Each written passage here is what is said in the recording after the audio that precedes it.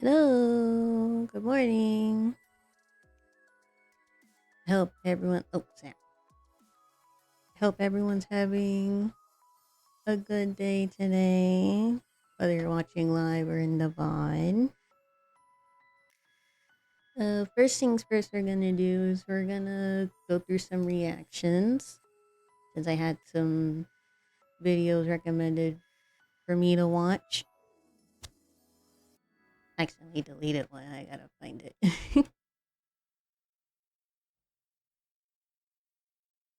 Yeah, that one. Now this one. Wait, this one.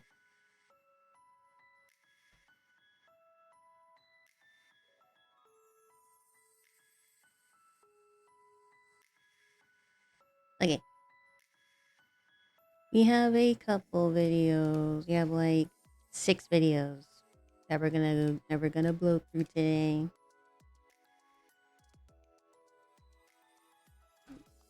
Make sure they're in order.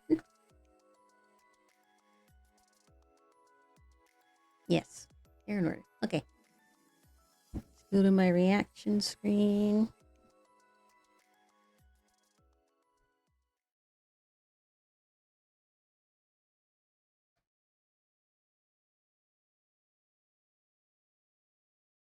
My PC okay?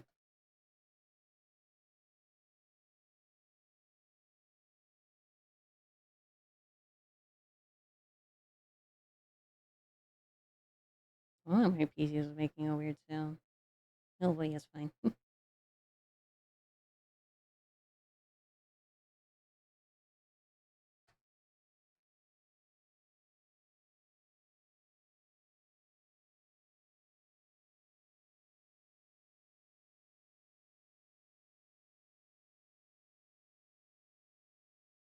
Okay.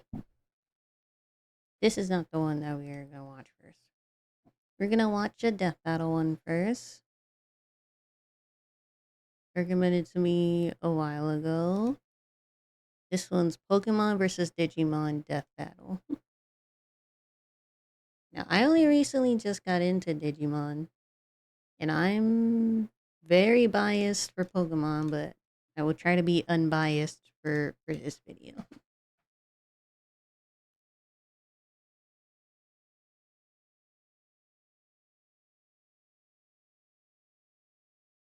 This is Pokemon versus Digimon Death Battle. This episode of Death Battle is brought to you by Lenovo GameState.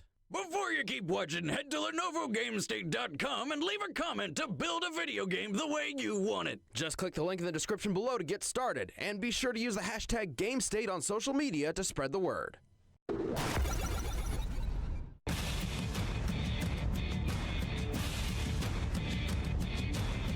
Since the darkest depths of the human psyche first created monsters, we've dreamed of harnessing their awesome power, like Red and his Pokemon Charizard. And Ty and his Digimon Agumon. He's Wiz and I'm Boomstick. And it's our job to analyze their weapons, armor, and skills to find out who would win a death battle.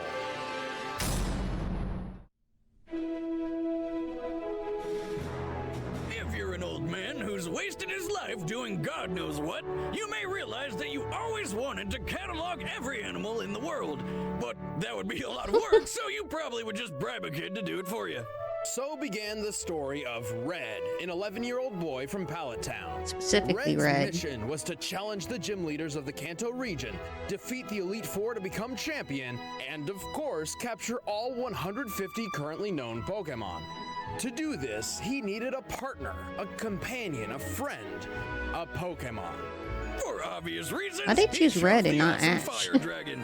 It wasn't really a tough decision. The thing is, my dad gave me the name Red, hoping that when I grew up, it would help me have the passion and energy of a red-hot fire.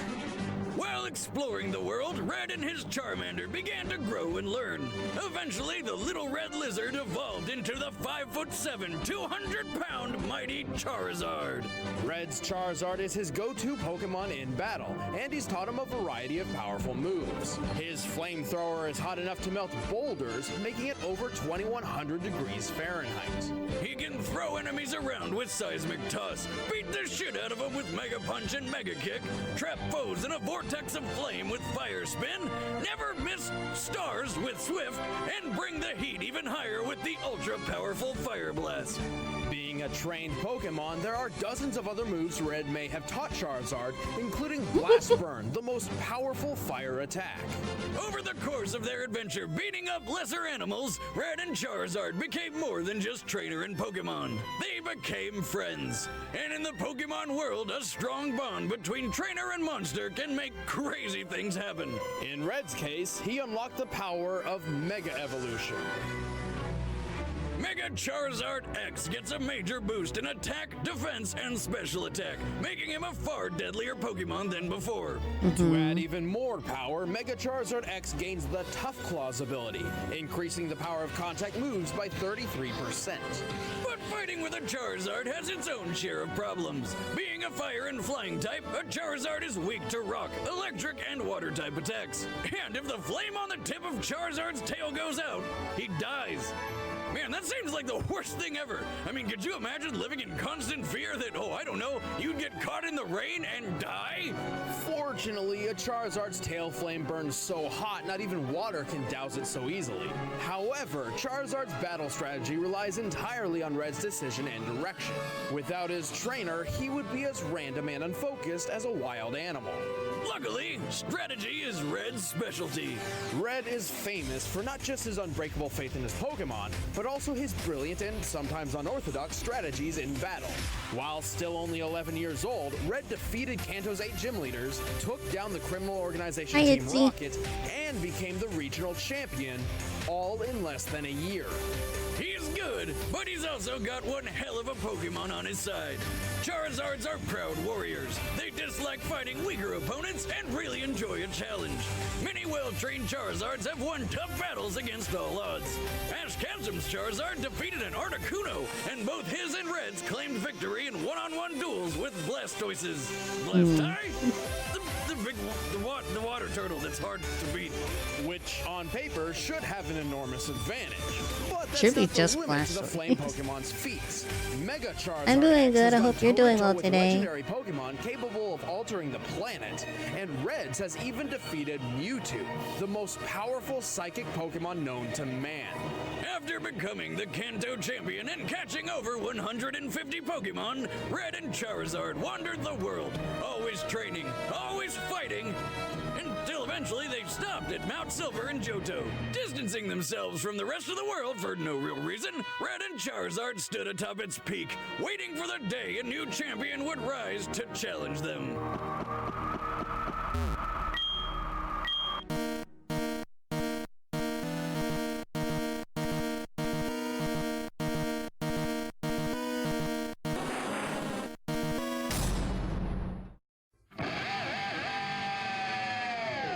One fateful summer day in 1995, Tai Kamiya Or Yagami Taichi in Japan. went to camp with his friends. It promised to be a summer of fun and youthful adventures.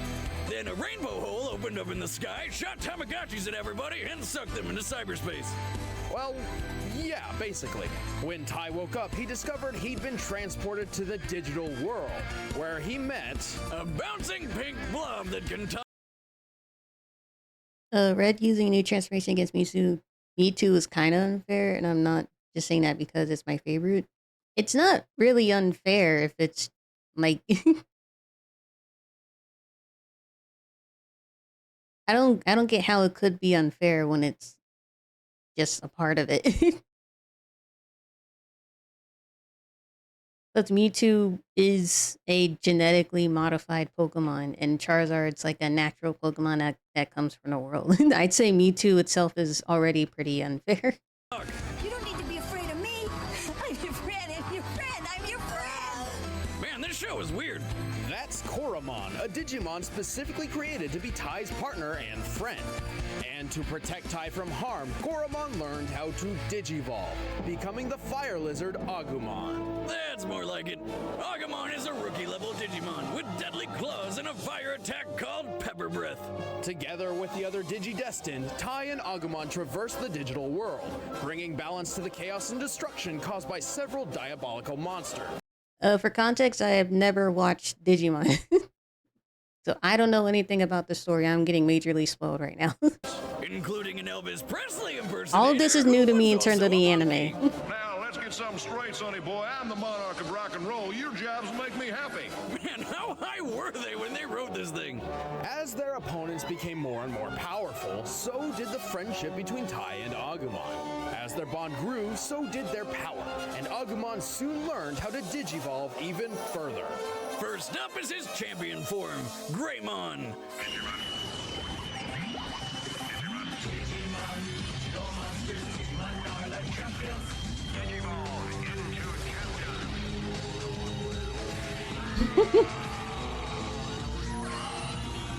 Agumon, Digivolve, too?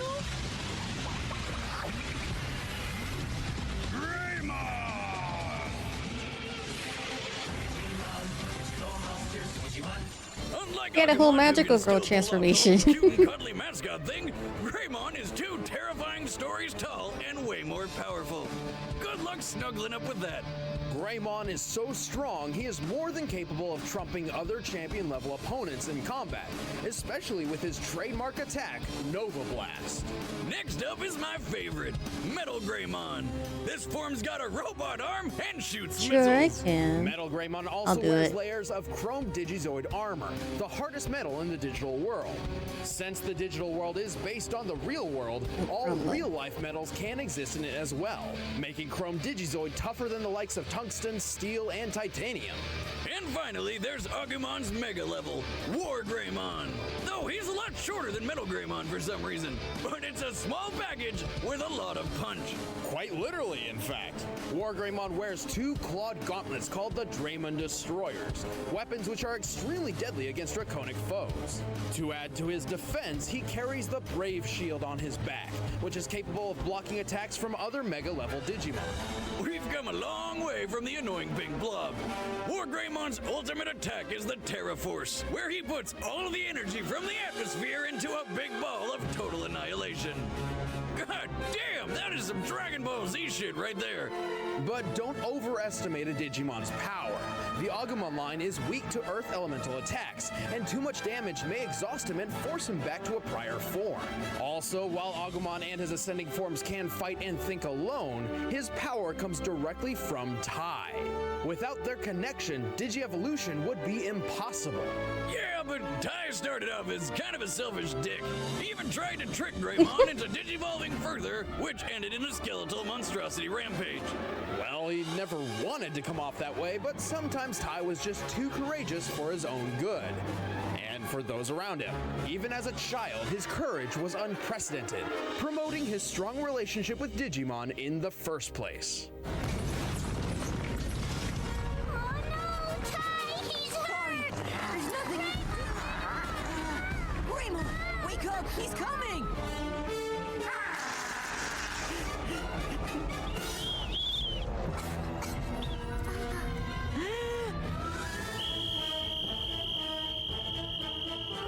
Over time, he learned the humility and responsibility necessary to successfully lead the Digidestined against Apoclymon, basically the physical embodiment of the recycle bin, and saved both the digital and real worlds from being deleted forever. And with the universe saved, they donned suits to become UN diplomats to Oh the my God. digital world. Drugs, man. Why is Agumon wearing a little suit? And who tailored that for him? Somebody had to put Agumon in like a little tailor shop. They had to get his measurements and they had to tailor a special suit for him. Who did that?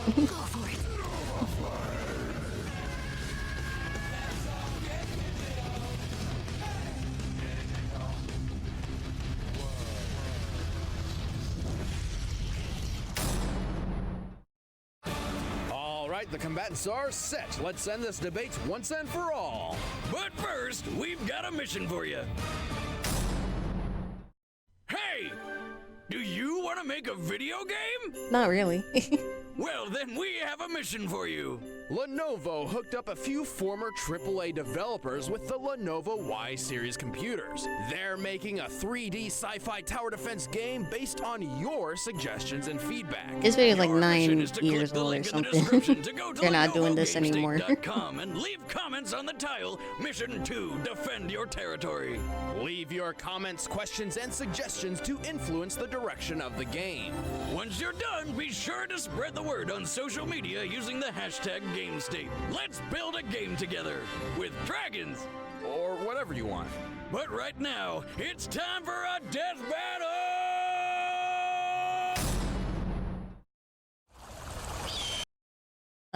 I'm gonna say preempted prediction. Yeah, Agumon has like a lot of different evolutions and stuff. But if he takes enough damage, they said he could be forced to revert back to a weaker form. And as far as we know, Charizard only has one form that he can go into and just revert back from. But he can't go back to Charmander or Charmeleon. Once he's a Charizard, he stays a Charizard.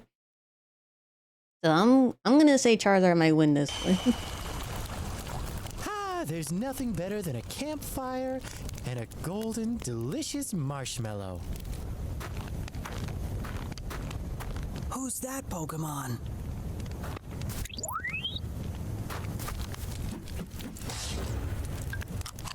Oh! You killed my marshmallow! It's still eatable, You can Agumon. talk? You must be really rare. Hey, Agumon, I got some. I choose you, Charizard. He's starting off with the Charizard, okay. Okay.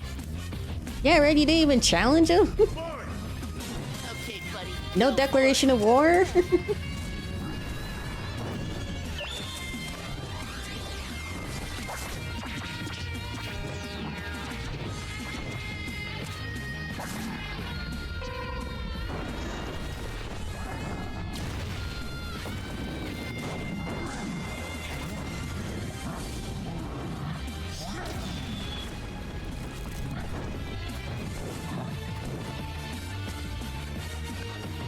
Agumon! Okay, buddy, let's kick this up a notch. Agumon! Digivolve 2! Greymon! Let's try. Mega Red. Punch.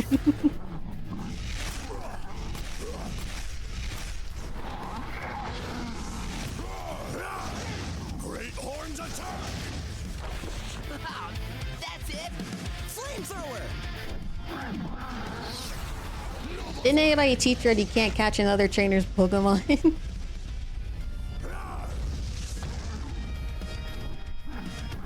Got him on the run. Turn up the heat. Fire Blast. Keep it up.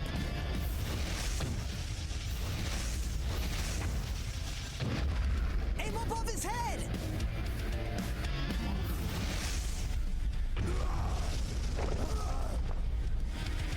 Rock Smash.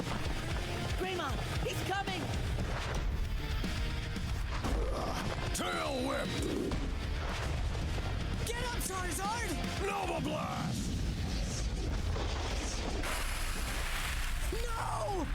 Huh, I guess that's that. It's not over yet. I believe in Charizard.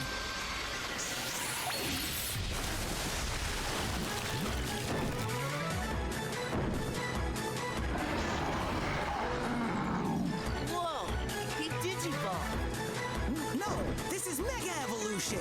Let's go, Mega Charizard. Dragon Claw.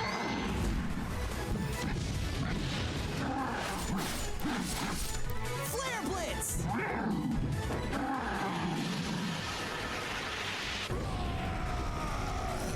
Die. Damn. Agumon, no! Agumon! Warp Digivolve 2!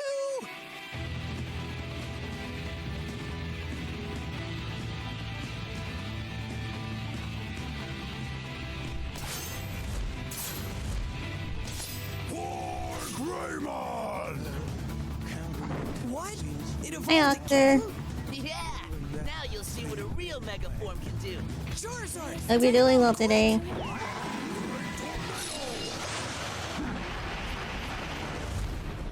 Fire Blast! Dragon Claw!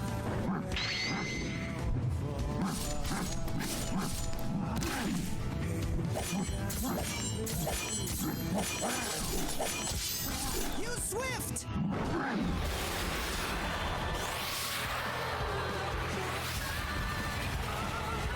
That's it! Set him up!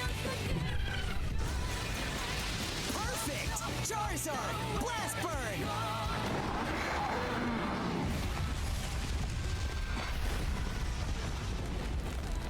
Woo-hoo! Yes! We did it! Stop hurting my friend! What? Oh, damn! Jesus Christ. We're not supposed to fight! Call off your dragon! My turn. Let's see. Please. Ty, look out! Oh, jeez. Charizard, you okay? Force!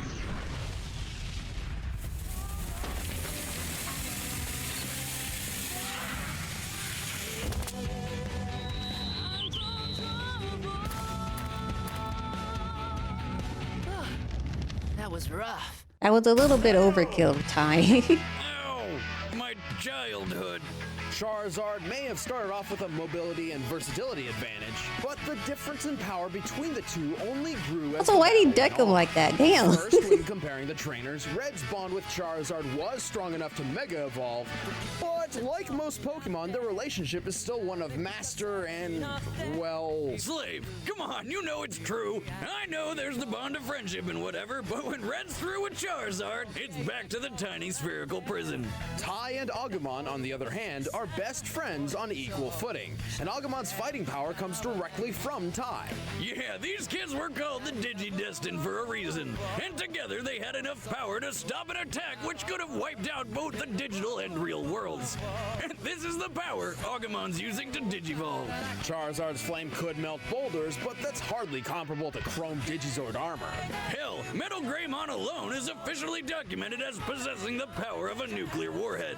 And War Greymon has weapons specifically designed to kill dragons. Honestly, it all comes down to a huge difference between Pokemon and Digimon itself: the escalation of evolution. Pokemon evolution improves monsters in increments, whereas the gap between Digimon forms is often massive and quite frankly absurd. In the end, Red and Charizard couldn't even hope for as much as a tie. The winner is the Digimon. Thanks so much for watching, guys. I'm Chad, I play Boomstick. I'm Tori, I'm a 3D animator. And I'm Ben, I play Wiz. You're so, like, nonchalant, like, I'm 3D animator. I tried just to animate this cool stuff. I'm just surprised I'm still on. I just killed Charizard. You're the worst. It's his fault. Blame him. Thank you guys so much for all of your support throughout the season. It's been crazy. Yeah, thanks for watching this awesome Season 2 finale. We're going to be out just for like a couple months. We'll be coming back with a Season 3 in March. But for the meantime, we want this guy to get some sleep. He works way too hard. I want to try use that time to get ahead, and we got a lot of great stuff planned for Season 3. If you want to keep up with us during the break, you can follow us on our own social media, as well as follow @ScrewAttack on Twitter or Official SA on Facebook, and we'll let you guys know the exact date when Death Battle's coming back. Speaking of social media, we've also got our voice actors, social media in the description below. You can check that out. And one of them, Nate Wants to Battle. You may have heard of him. He's around the YouTubes. He did some of the battle music. Nate Wants to Battle did battle music for Death Battle. It's great. It's perfect. We did battle music for Death Battle, Pokemon Battle. Thanks, Nate. We'll see you guys later. Thanks. Looking forward to sharing an epic Season 3 with you guys. Battle Inception. Thanks again to Lenovo for helping to make this episode of Death Battle possible. Make sure to head to LenovoGameState.com and leave your feedback on the title Sorry, I'm just letting you Mission finish 2 first. Defend Your Territory. Then spread the word on social media with the hashtag GameState. Okay. Like I said, I am biased, so I don't really like that Charizard and Red lost. I don't know why they chose Red and Charizard to begin with, but since Red only had that one animated series, they probably could have chose Ash, honestly. since they chose like a game character and not necessarily a protagonist or main character like Ashes. Ash is more on par with Ty in terms of like they probably could have chose for the verses. But their reasoning makes sense. So I guess I don't like it, but I'll accept that Ty one.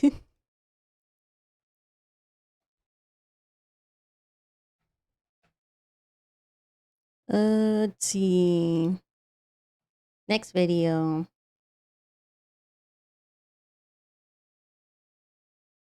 Your boy Eustace, most valid crash out in Disney history too. And it looks like it's Brother Bear or its sequel. Hey.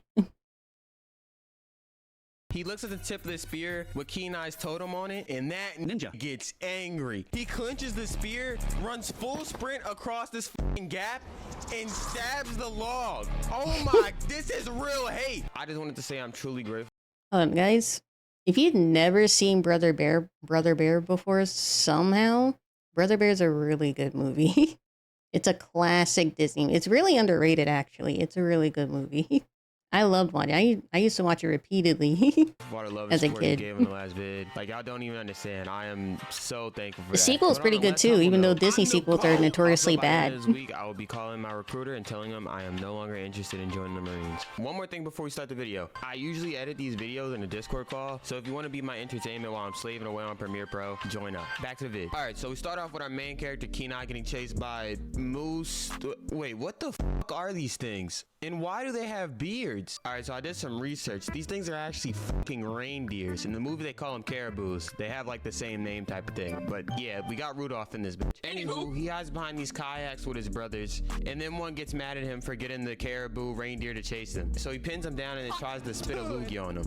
I'm not going to lie. If you did this to me, we're throwing hands immediately. Like, don't even let me up. You might die. But their older brother Sika pulls him off before the spit gets to him. He tells them to stop messing around and that they need to grow up. And Kenan, I'm not gonna remember this ninja's name for the whole episode. Do not at me. Anyway, he's just like, well, after the man ceremony, you know, it won't even matter anymore. Your boy Eustace, what's the man ceremony? Well, I'm glad you asked, friend of viewer. Where they grow up to be an adult. Basically, they have this like ritual tradition or whatever where you are gifted a totem when you come of age as a man, and this totem represents your characteristics. Like, one is love and wisdom and courage and yada yada yada. And now Kohan Cannon is of age and he's excited to get his totem. On the way there though, we get this cool montage of them kayaking, fishing, and you know, we get to just see the world. There's a lot of world building going on. I don't understand how there's every type of animal that exists on this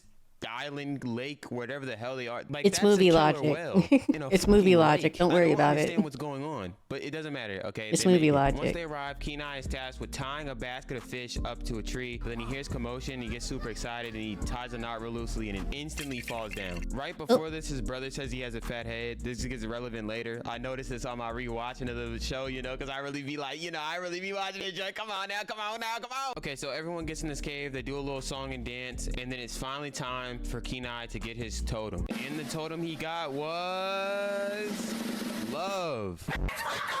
You know, when I was a kid watching this, I thought the love thing was pretty lame too. But now being old and looking at this, what the fuck did he think he was gonna get? One of the 7 deadly sins? Like he was gonna get the wrath or something? And also, love is pretty cool looking at it. No, he wanted something like strength or like bravery or something. He didn't want, like, love is boring. Love is weak. Like, I don't want love. I want strength. I want speed. I want I want something that's cool sounding, you know?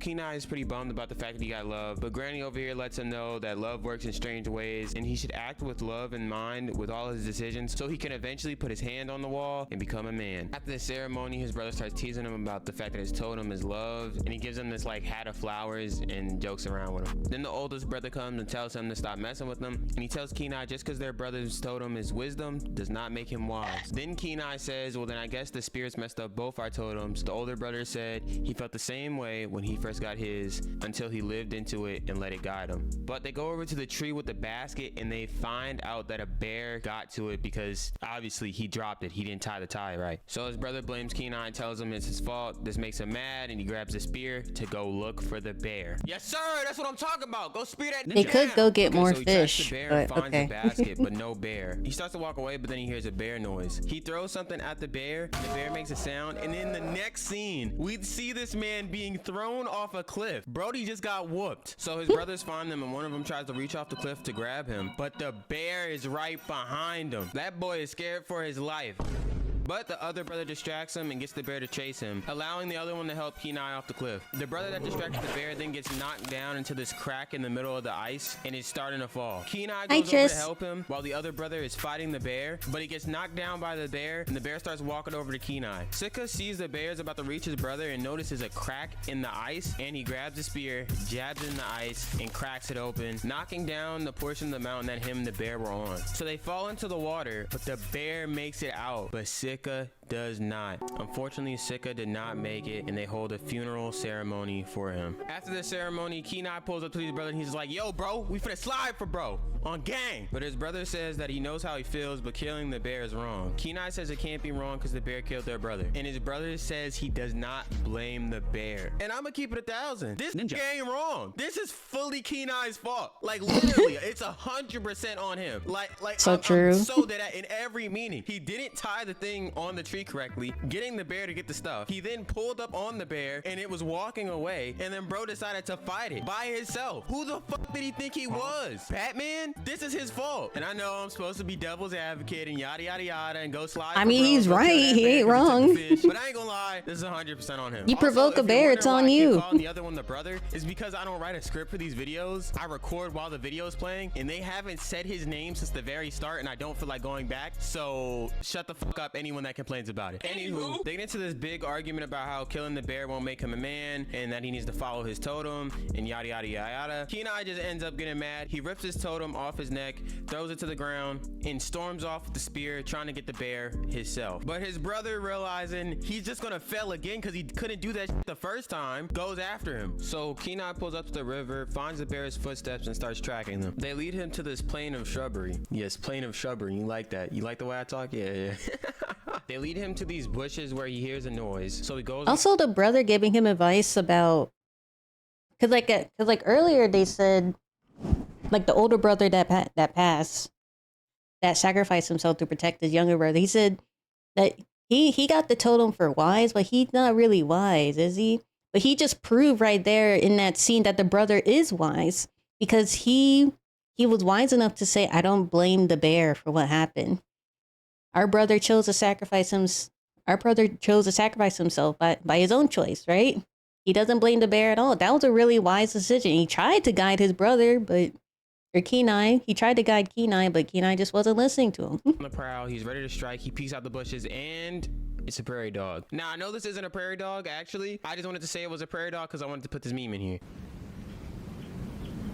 After seeing it wasn't a threat, he decides to chill. He throws a spear into the ground, and he sits down. But then the bear was actually there. That boy wakes up and he gets the sniff in there. He's just like, I smell bitch. And after hearing that, Kion decides to grab the spear and roll out the bushes. Bro thought he was a warrior, but the bear started running. He was already gone. So Kenai starts chasing him down, and this ninja must have a 90 overall with 3 fucking chase down badges, because he is right behind this bear running full sprint. There's a point where the bear reaches a dead end and Kenai gets there, and then the bear like climbs the mountain. And this Kenai, the bear was running away. He is doing this shit purely for the love of the game. The bear reaches a dead end on this mountain, and this ninja jumps from one mountain to the mountain the bear is on. You're not even being fueled by your brother's death, nigga. You just wanted to do this shit. I swear. Like, look at this smile when he saw he was up here. Like, he was waiting for a reason to do some shit like this. He's just using his brother as an excuse. Like, he wanted to do this. So now him and the bear are scrapping. The bear gets on his hind legs, but bro says, I ain't scared. He tries to jab him with the spear, but the bear grabs it with his teeth and then swings his ass around.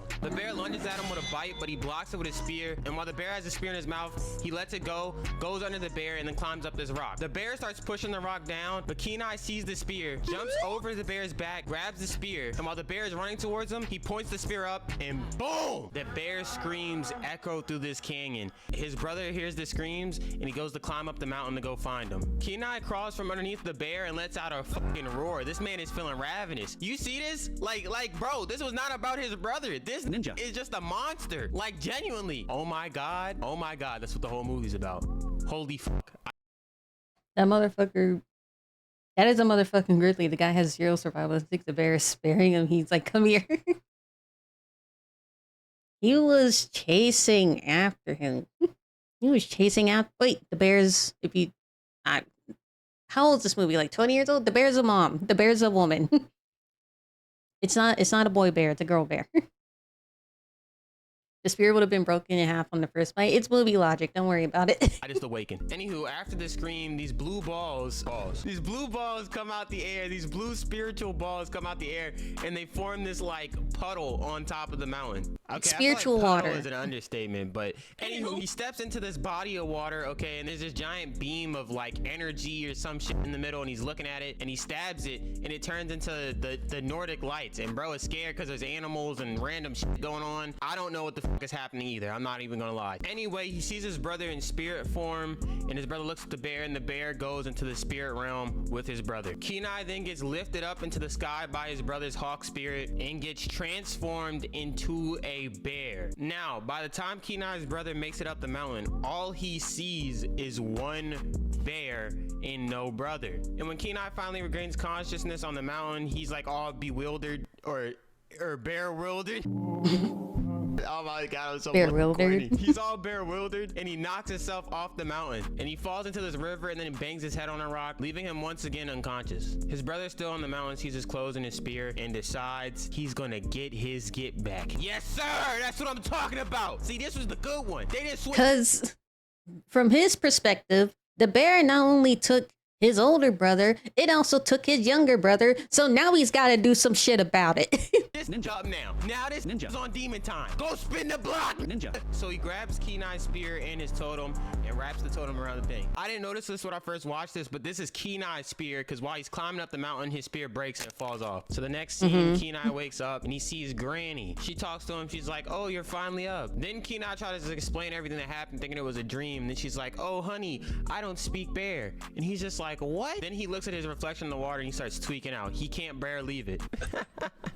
Bro, these bear How many bear I'm puns about are to have there a gonna field be? day. This is about to get unbearable. Anywho, Granny calms him down and explains to him that his older brother Sitka did this to him. Why the fuck are they saying everybody else's name besides the other brother? I genuinely haven't heard his name since the very beginning of the movie, and it's just pissing me off. But basically, she just explains to him that to get his body back, he must go to where the lights touch the mountain. And after Kenai realizes he'd hear all animals, we meet the funniest brothers in Disney history. Genuinely, like, these ninjas are hilarious. I wish I could really show it, but I think I would get copyrighted if I like showed the way their humor is. But like, you gotta watch the movie. These guys are hilarious. All right, it's two Canadian mooses named Rut and Took. Kenai says hi to them and they get super scared, you know, because he's a bear, and they end up running into each other and getting their like antlers stuck. After Kenai frees them, they call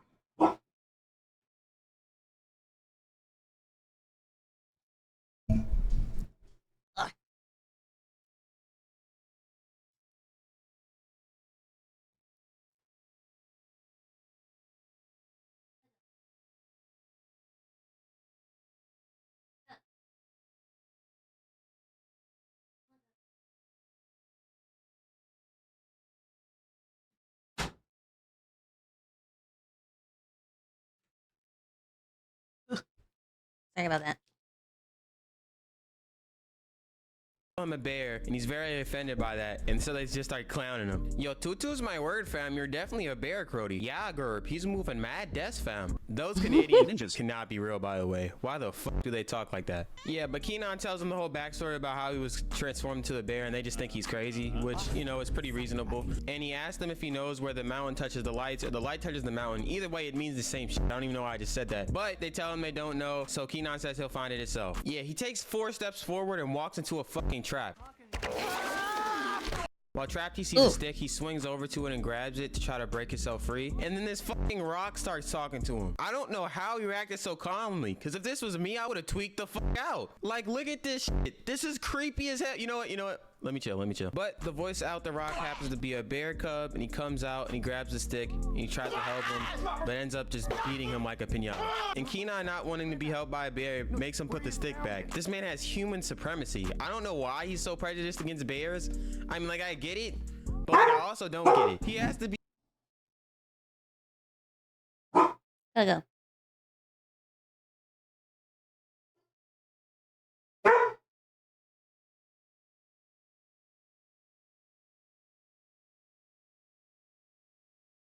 Yep.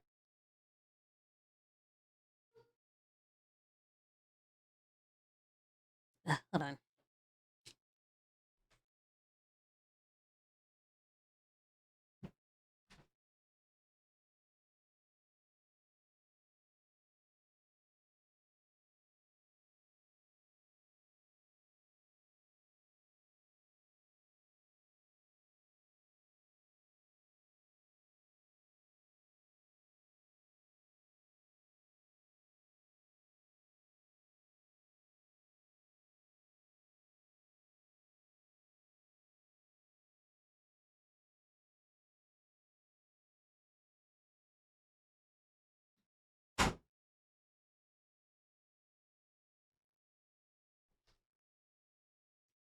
Okay. Sorry again. He literally stupid to blame all bears for the situation he put himself in. Anywho, he tries to get the stick for what must be hours because the time changes. So he finally allows the bear cub to help him and get him out of the trap. But Kenai has to promise to go with him to this like bear festival. It's like the bear version of Coachella. So he lets him out the trap and he gets knocked to the ground.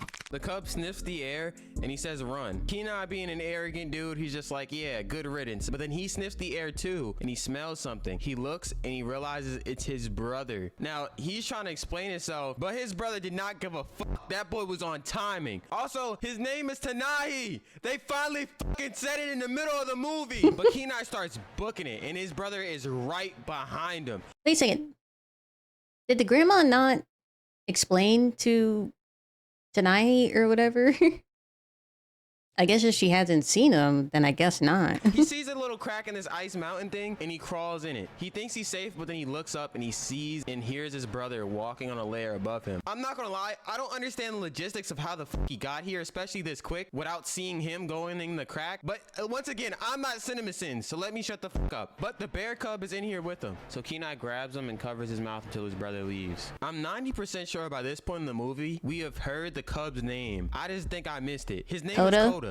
Yeah, I think. Coda. Anywho, Coda starts showing off his moves, saying that the hunter is lucky he didn't pull up because he would have did him dirty. But then Kenai says he's coming back and then he cowers in fear. I really like the like big brother, little brother like relationship they established like right off the bat. Like it's just really cool, I think. And it's like they do it so well. Like I've never had a little brother, but I can really feel the energy through the movie. Kenai then tells him that he's not going to the salmon run with him. Coda is really upset about that. And he tells him that the real reason he wants to go with him is because he got separated from his mother. Foreshadowing. But while Coda is trying to sell him on going to the salmon run, that's the bear festival, by the way. He says that they watch the lights touch the mountain. And Kenai's just like, oh shit, say less. We pulling up there, little bro.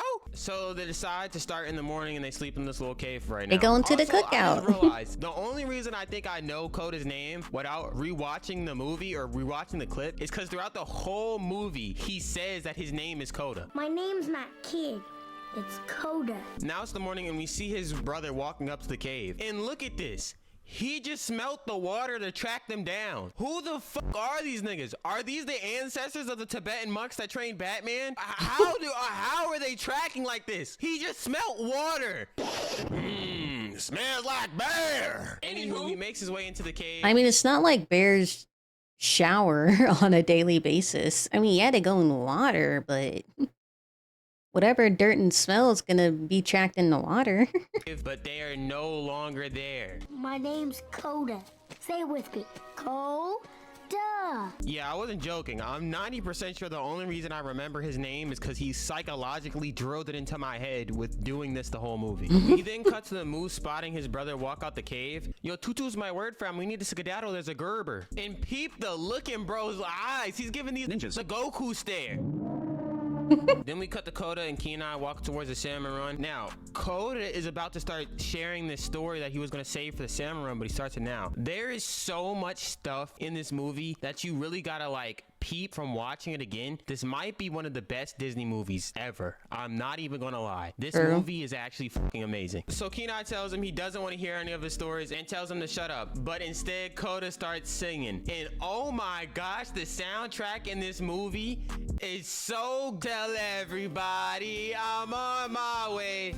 And I'm loving every step that I take. Anyway, we get a cute little montage of them bonding over the next like 3 days of them trying to get there. And you know, I ain't gonna lie, I love this movie, bro. This shit is amazing. I ain't gonna lie. It's just so cute. But somehow the moose catch up to them and tell them that the hunter is following them and that they need the bear's protections to get away from him. Yo, Niger Beak fam. We need your protection, Cordy. This hunter is moving mad Gerb fam. After Kenai realizes they're leaving big ass bear footprints all over the place, they he has an idea on how to trick the hunter. Is that a fucking mammoth? This is the next scene.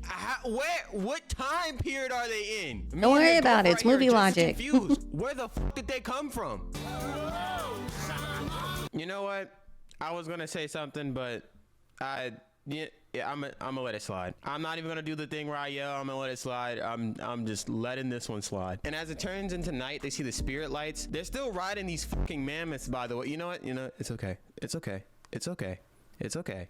Okay, and Koda says he has grandmas and grandfathers up there, and Kenai says he has a brother up there. He also says if it wasn't for him, then he wouldn't be here right now. So Koda thanks his brother for bringing him here. I just want to say this. He asks his name, and they say his name. I'm gonna do a fucking T-chart for each name said, because I swear the brother that is currently hunting them is only mentioned 3 times in this whole fucking movie. By the way, Sika is right there. I just thought that was pretty cool. So they wake up, and Kenai asks Koda where they're at, and Koda has no fucking clue. So they get into this little argument, and Koda calls Kenai's head fat, and Kenai tells him he needs to grow up, and Koda's just like, fine, I'm gonna just go on my own. And Kenai's just like, fine. And then, you know, Koda walks off. Then Kenai realizes he's supposed to be mature and follows him. But Koda finds this cave with all these markings and handprints on it. I'm assuming that this is like either another tribe's place or like one of their old places, but it has all these drawings and all this shit on it. And it also has drawings on the ceiling of the cave. I don't know what kind of conjuring demonic fucking shit they had to do to pull that shit off, but I'ma let that slide too. Then Kenai stumbles upon this picture of a bear and a hunter with a spear. But Koda comes up behind him scared and says, that monster is so scary. Look at his pointy stick. And Kenai realizes from his perspective, the humans are the monsters. And look at his face. You could really see that wave of realization that just came over him, that oh shit moment. And he's a fucking bear. How they animated a bear with such expression is insane. Like, how is there so much more emotion than an old 20-year-old Disney movie than modern Disney movies? OG Disney is top tier. And after this, Koda and Kenai make up and they're back together. Then Kenai asks Koda if he really thinks he has a fat head. This really came full circle from his brother saying it to Koda saying it to him finally acknowledging it. Oh my god, like the movie's so good. What the fuck, man? Then we have this scene with these two like mountain goats and they're like butting heads with each other to try to impress the female mountain goats. It's a really funny scene, but once again, I have no clue how I could even put this clip in. So y'all just gotta watch it. But it's a really comedic moment just for the sake of having a comedic moment in. It doesn't push the story along or anything. That's probably what makes OG Disney movies so good, is because not every second of the movie is just some random bullshit to push the narrative along. It's just good vibes and a good story put together. Anywho, Koda realizes where he's at and he's just like, okay, it's just beyond this. And they look over and it's this fiery gas pit like some Lion King shit. Like, look at Kenai's face. So as they're walking through, Koda scares Kenai and then Kenai tries to scare him back. but it doesn't work. So then Kota says, Kenai, watch out. And he's just like, ah, good try. But a fucking spear gets thrown at him. And guess who it is? It's Kenai's brother. And look at his face. Oh my God, that boy ready. He on demon time. But how? Wait, did he always have that mustache? Is that like a subtle way to show how much time has passed? He managed to grow a mustache with how long he's been tracking them? How the f did he even find them? What was the point of the mammoths? This ninja has to be like Bloodhound from Apex. Yo, shout out all my Apex players. He's literally growing facial hair from chasing them. He looks like a whole different person. Yeah, I was about to say. He runs towards Kenai. Kenai slams on the ground, putting gas all over his face, knocking him back. Kenai runs out of this little fiery gas area, but he looks back. Man, looking back on this movie, you see all like the subtle details and the subtle hints in like the story.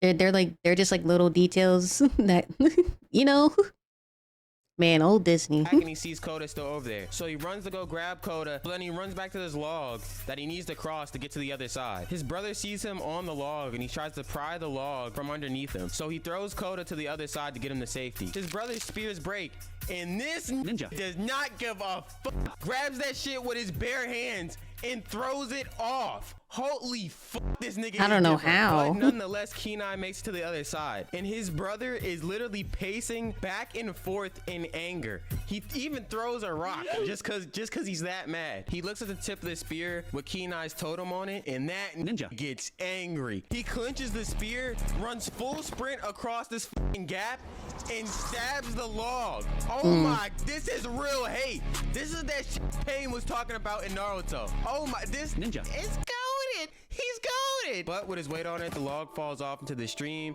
and he's now going down the river. So as Kenai and Kota keep walking, Kota asks, why do they hate us so much? And Kenai says, cause we're bears, we're killers. And Kota's saying, what you mean we? I ain't no killer ninja. You speaking French? And Kenai's just like, you'll understand when you're older. But then birds fly past them screaming fish, and this knocks Kenai into a river filled with bears.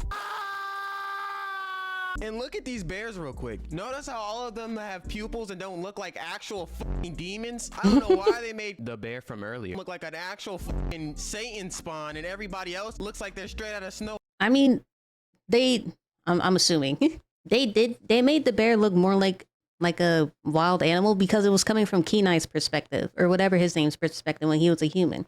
And now that he's a bear, he sees the bears as more not threatening and more friendly because he's a bear now. He's not seeing them as a human. He's seeing them as a bear, as a fellow bear. White. They knew what the fuck they were doing. Anywho, we find out Kota knows the bears because this is the salmon run. Then we also see the mountains where the lights touch the earth. By the way, the thing was lights touch the earth, not lights touch the mountains this whole time. I just kept fucking it up. But anyways, Kota keeps explaining to the bears how Kenai is weird and he doesn't do bear stuff. He does more so human stuff, you know, embarrassing him a little bit. Come on.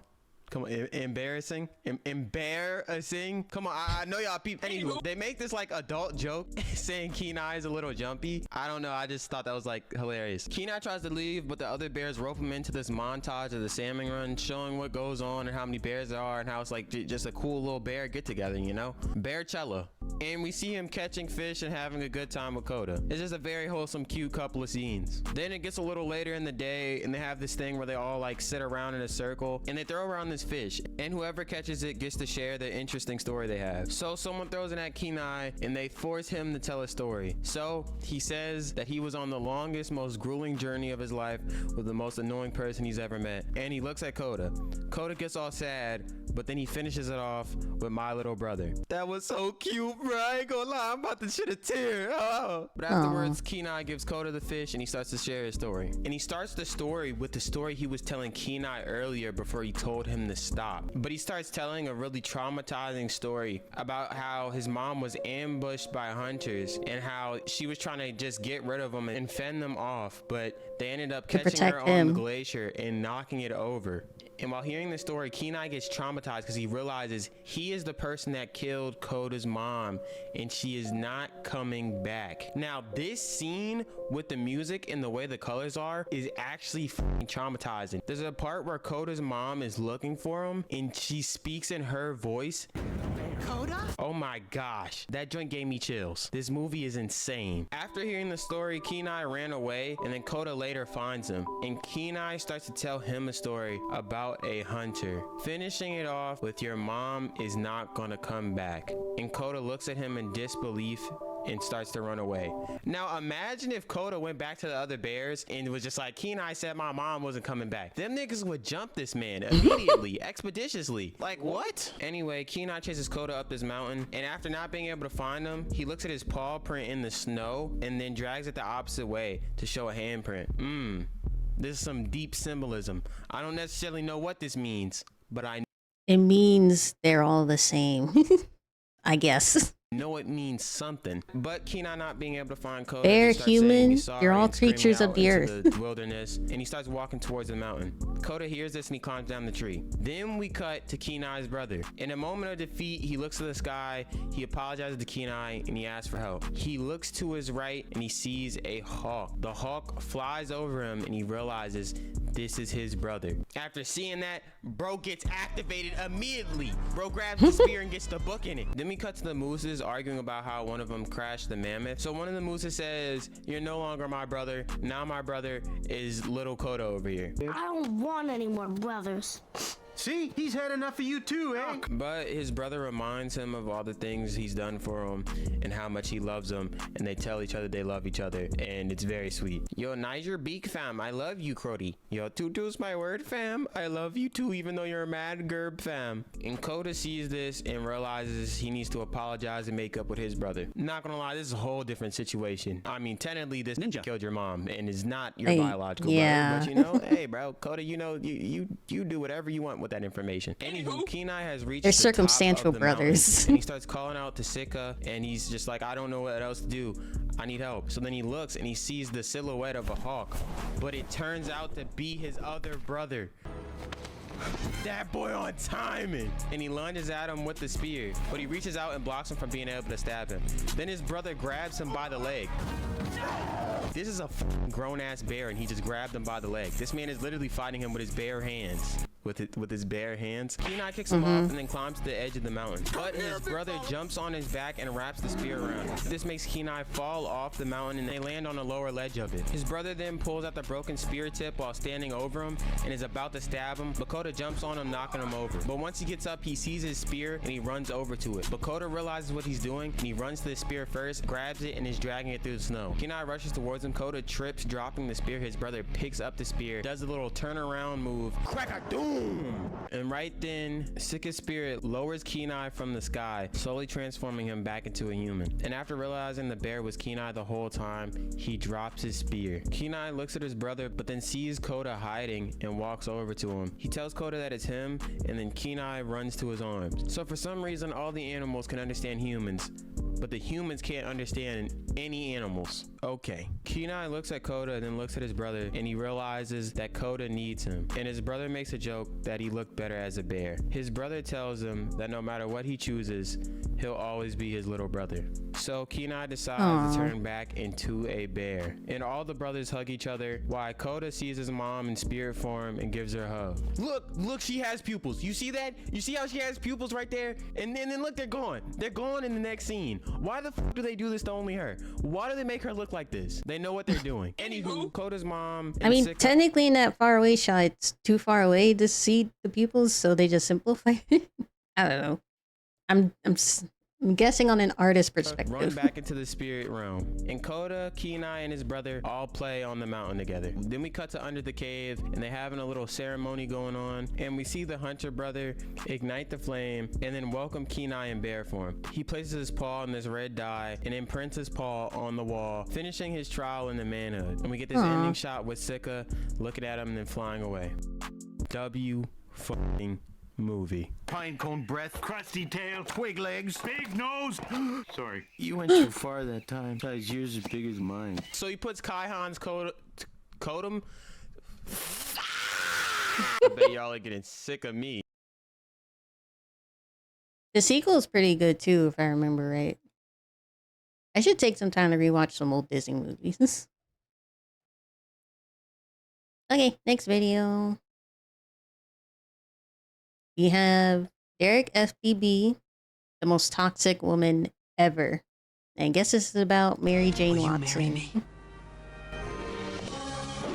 Oh my I goodness. already expressed my love for Spider-Man in my previous video. But what I didn't tell y'all is there's one character from the Spider-Verse that I absolutely despise. She jumped off a roof. The worst she could say is no, I guess. It's not any diabolical evildoers like Green Goblin, Carnage, or worst of all, the Wall. But possibly worse, Mary Jane Watson from the 2002 Spider-Man movie. You're probably wondering why? Why? What did she do that could be so bad? Well, I'm gonna show you. I'm going to What go did she through do? every toxic and manipulative thing she did to Peter Parker. And not just him either, but all the men she was with. And by the end of this video, you'll finally understand why she's the most toxic woman ever. Oh boy, yeah. First, I'm gonna start it off with the original Spider-Man movie, Spider-Man 1. You would expect this being the first movie for it to be a little more calm, but no. She's a bad person. So first thing we see from her is that she stops the bus for Peter. You know, very nice act, you know, selfless act. And you realize she's dating the bully. And that pretty much negates any act of kindness she does for Peter or anybody else who gets bullied by him. And it's like, oh, maybe she doesn't know. No, she knows. He does it right in front of her and she doesn't care. You think a little, Flash, stop. It's gonna do anything? Then after Peter gets his powers, we find out she doesn't have the best of dads, so it makes total sense now. And Peter, being the good guy that he is, you know, he just tries to chop it up with her to cheer her up a little. And it was working too. I mean, look at the face. You could tell she was falling in love. I gotta go. Or not. And eventually... Okay, it's been a while since I've seen the Tobey Maguire Spider-Man movies. Mary Jane was dating Flash, and Flash was actively bullying Peter, and she didn't try to do anything other than saying, Flash, stop. She breaks up with Flash on graduation day of too. Okay, she broke up with him. Okay. That's like equivalent to telling your grandma she has cancer on her birthday. That's foul. But I can't lie, that's not the worst thing she's even done yet. Because then she gets with Peter's best friend Harry. But him getting with MJ was probably the worst decision. She gets with Harry. She does not care about him at all. The first thing she does is let Peter know that she's dating his best friend. And then she tells Peter, we should go out for lunch sometime. Don't tell Harry. What? Okay. Kinda really sus, but it's not cheap. Okay. Girly. You date Peter's best friend Harry. You tell him, which is, yeah, okay, cool thing to do.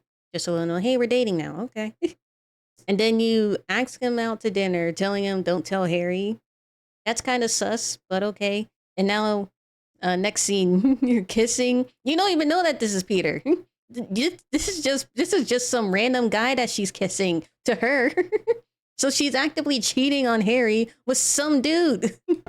I don't think people realize how messed up this kiss is. Okay, so one, she doesn't know the dude, so she doesn't know it's Peter. So as a viewer, you shouldn't feel happy for Peter. She thinks she's kissing some other dude. Two, she's cheating on Harry. And three, she doesn't know the dude. Again, that's nasty. And this is all to say thank you because he saved her once? You're telling me the homeless Why would you just kiss somebody random like that? Make out with me just because I gave him $1? And the worst part about this is that right before this, she was still flirting with Peter, so it seemed like she was gonna cheat regardless. Peter asked how her and Harry were doing. She said, why so interested? Like, and the most messed up part is there is not an ounce of remorse in her face. We don't get to see her reflecting on her actions. If anything, she's open about how much she loves Spider-Man. She was on the phone with Harry talking about,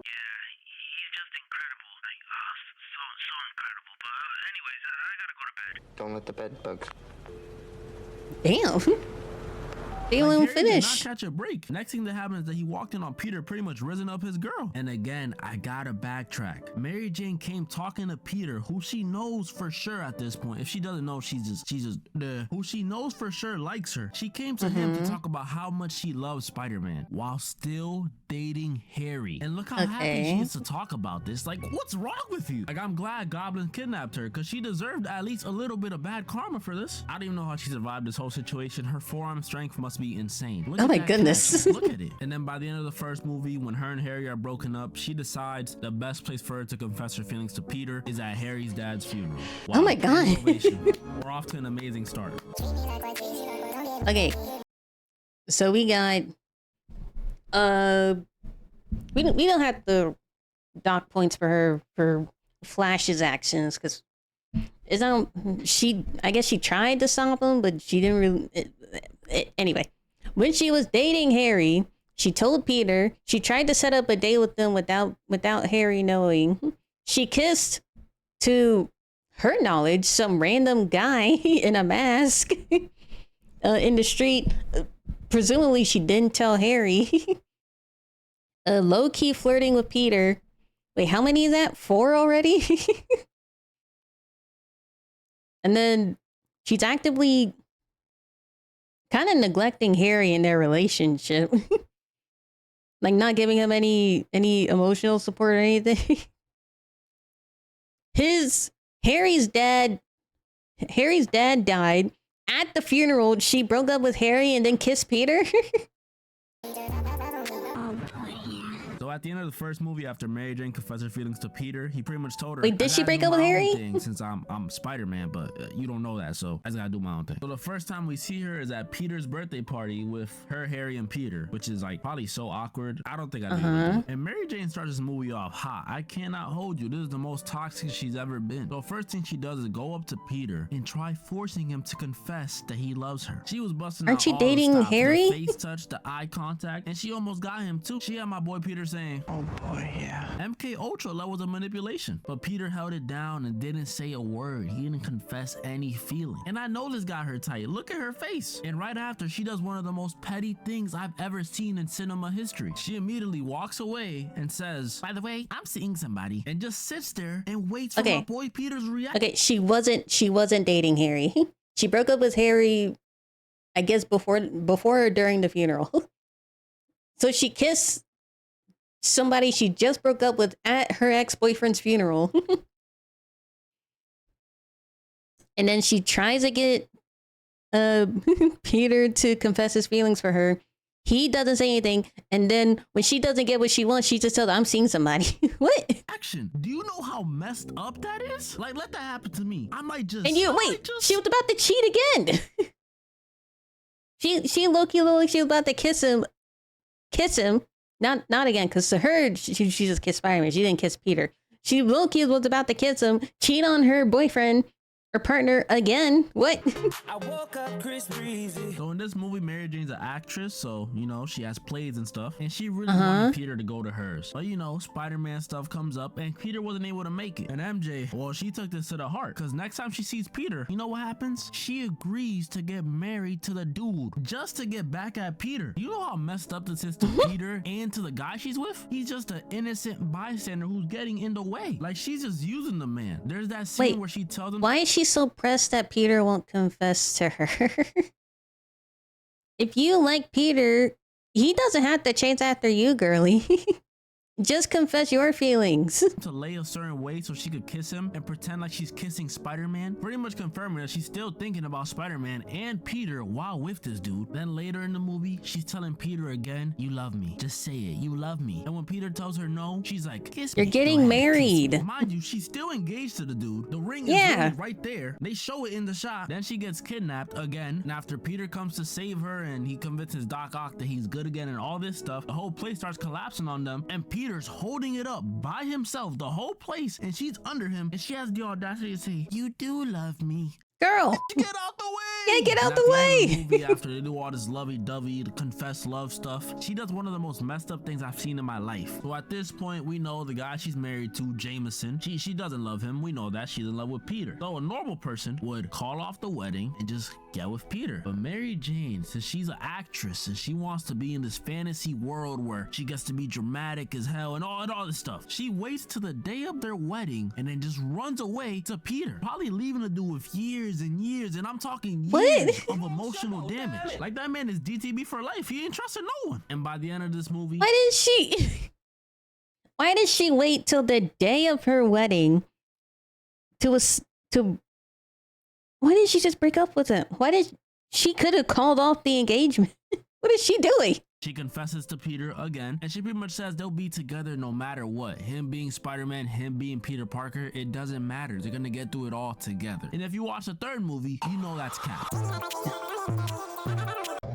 So you just lied? From a cinematic standpoint and from the Mary Jane standpoint, this is probably the worst one. Still my favorite though. So at the beginning of this movie, Mary Jane's still an actress, but now she's like big, like Lizzo. fame-wise. And her and Peter are truly in love now. Like, nothing could go wrong. Peter was even ready to get engaged and everything. But then, you know, it's Mary Jane, so nothing could ever be normal in a relationship. She gets fired, which wasn't her fault, okay? That's normal. But normally people who get fired don't start to envy their partner, because that's exactly what Mary Jane does. She starts to get mad at Peter for being Spider-Man, when in the last movie, she literally just accepted that he was Spider-Man and there are things that come with being Spider-Man. So now she's jealous? But let me slow down. I'm not gonna act like Mary Jane is all bad, because Peter was tweaking in this movie. He really kissed Gwen Stacy in a crowd full of people, knowing his girlfriend is right there. Like, he just said bye to her a second ago and he still kissed her in front of everyone. And I thought he would apologize. I honestly did, but he just said, oh, that's just a girl from class. This man is the worst gaslighter on the planet. Mary Jane is still a L though, because when she was mad at Peter, she had the audacity to tell him that's our kiss, when she was doing the same thing in the last movie with her fiance. Mary Jane eventually actually forgives Peter, not being petty at all. She comes to him saying she wants to be there for him, and she knows he made a mistake and she forgives him. And like I said, Peter was tweaking this movie. He literally hits her with a, okay, I don't need your help. And since Peter was being so rude to Mary Jane, she thought that the only way to get back at him was to go back to her old ways. So she cheats on him with Harry.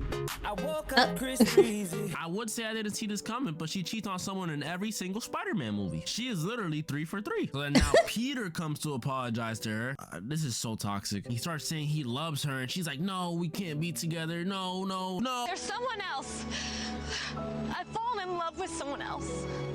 But you said we were together forever. But it turns out it was Harry who was behind it all, and he just wanted to demoralize Peter. But she did actually cheat though. That was real. So now to get back at MJ, yo, this back and forth never stops. Peter takes Gwen Stacy to the bar where MJ works and just starts dancing with her. Definitely the most cringe sequence in the movie. Gwen Stacy honestly deserves so much better in every single movie. If it's not her back getting broken or her best friend dying, it's this. And I know I made that Chris Breezy joke a second ago, but Peter actually slaps her. I forgot about that. Don't applaud. Again, Mary Jane gets kidnapped, and again she saves herself. No, domestic abuse, no matter what situation, no matter what circumstances is never okay. Don't applaud that. I'm telling you all that forearm strength. And both of her exes team up to stop the villains. Harry dies though, so I guess she chose the right one. So the movie ends with Peter and MJ, I guess, forgiving each other or something. I don't know. It's pretty vague. They just kind of hold hands and smile at each other. And I could they really shouldn't. They seem really toxic for each other. See though, the 2002 MJ is clearly the most toxic woman ever. But it's not just her. All Mary Janes are like this. There's a 1994 MJ. She was crazy. She literally jumped off a building so Peter could prove that he loved her. And then there was that one time she got sent to another dimension and she eventually came back, but it turned out that wasn't her. That was a water clone, which makes sense because the bitch wasn't crazy. The real MJ actually got remarried in the other dimension to a dude named Paul and forgot about Peter Parker. Then there's the new MJ, Zendaya, who I wasn't gonna mention at all, but as I was recording this video, the trailer for her new movie came out, and clearly she's the worst one of all. I really thought that has nothing to do with Spider-Man. No, she was getting tag teamed in that trailer. Mary Jane being a that had nothing to do with Spider-Man. That shouldn't even count. I said earlier though, MJ is the most toxic woman in the universe. My fellas watching this, try to avoid women like this, because even if you give them the world, the second they go to another dimension, they'll leave you for a guy named Paul. And moral of the story,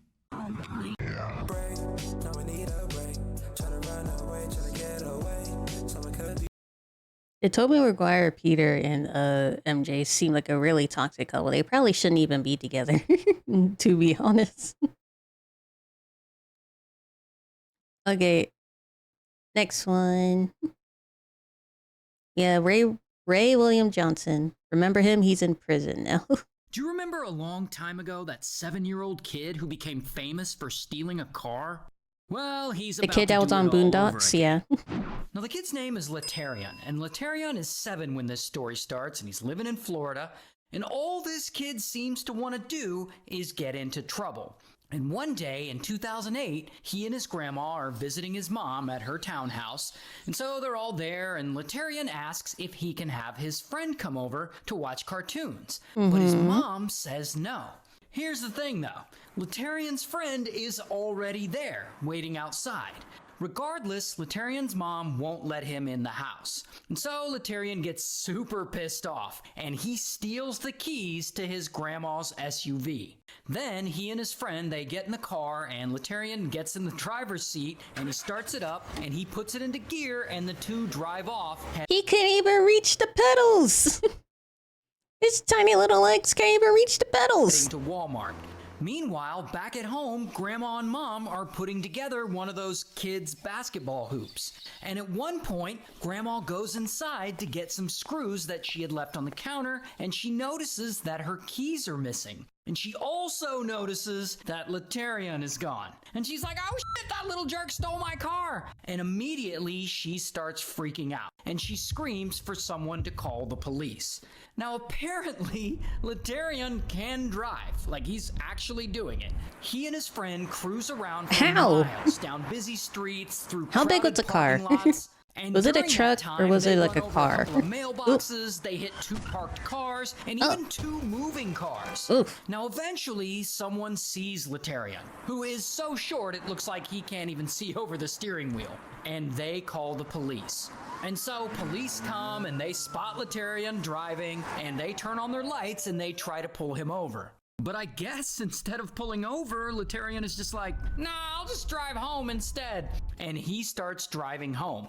And at some point, while driving home, skirt, kaboom, he crashes into a curb and a sign, and he snaps one of the car's axles and wheels. Here is actually a picture of his grandma's SUV later. It looks like this was is a in big the car. impound He yard, and you couldn't can see even that reach it's the all gas wrecked. pedal. And so grandma's ride is totaled. But luckily, the 2 boys aren't hurt. And so police, they get Laterion, and later that day, they escort him home. And a local news crew hears about the accident, and they show up to his house. They want to interview him about what happened. And this is where he ends up doing an on-camera interview with a local news station. And the reporter asks him why he stole his grandmother's car. I want to do it because it's fun. It's fun to do bad things, to drive into a car. So did you know that you could perhaps kill somebody? Yes, but I wanted to do hood rat stuff with my friend.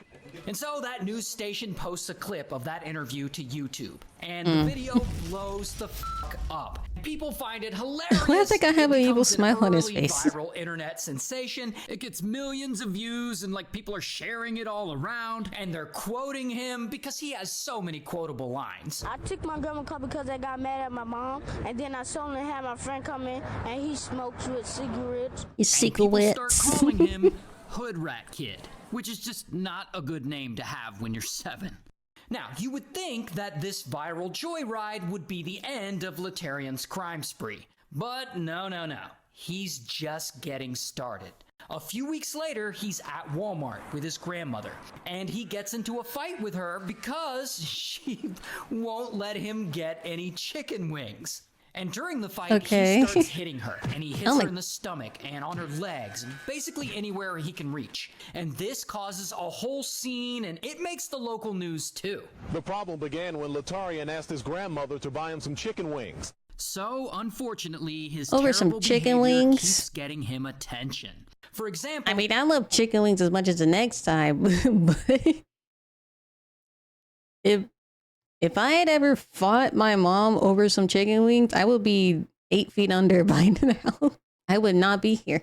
I'd be dead. Well, that same year, he, his grandma, and his mom are scheduled to appear on Judge Judy. We're going to the Judge Judy show. Encouraged by show producers, Latarian Milton's grandmother says she plans to sue her daughter, blaming Latarian's mother for allowing him to steal her SUV, then drive off. Wait a second. She was helping you make a basketball hoop for your grandson. What do you mean allowing him? It's not like she encouraged him to steal the car. What? Thankfully, after a lot of public criticism, the Judge Judy show ends up canceling on them. But Laterion's not done getting attention yet.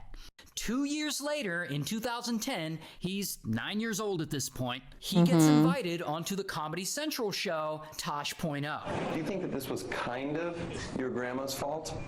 I know, but she should have kept her keys in her purse. She should have kept her keys in her purse. Why are they encouraging him? This is the worst thing you do. Oh my god. Don't you think you should just not take her car? No. Not only that, that same year, that animated show, The Boondocks, creates a Hood Rat character based on Laterion. Lamilton, what about the... But they weren't glorifying him. They were actively putting him in a bad light and and showing that's not a good thing what he did. Yeah, it was funny, but they weren't encouraging the kid. They were actively making fun of him. people you could have hurt? I don't care nothing about those people. I wanted to do hood rat stuff with my friends. Now, eventually, all this attention stops. His 15 minutes of fame ends, and Laterion goes back to being a regular Florida kid living a normal life. And a few years pass, and he goes to middle school, and he graduates from middle school. Here's a picture of him holding his certificate of completion, and good Oh, he for him. graduated? And then the Good for local him. news comes out, and they interview him again, and he seems to be doing much better. Doing wrong is bad, but doing good, I could be a success in doing dumb stuff. And so it looks like Laterion has learned his lesson finally, and that he's gonna grow up and he'll never get into any serious trouble ever again. Until he screws up real big. Because it's now 2017, and What Laterion happened? is 16 years old at this point.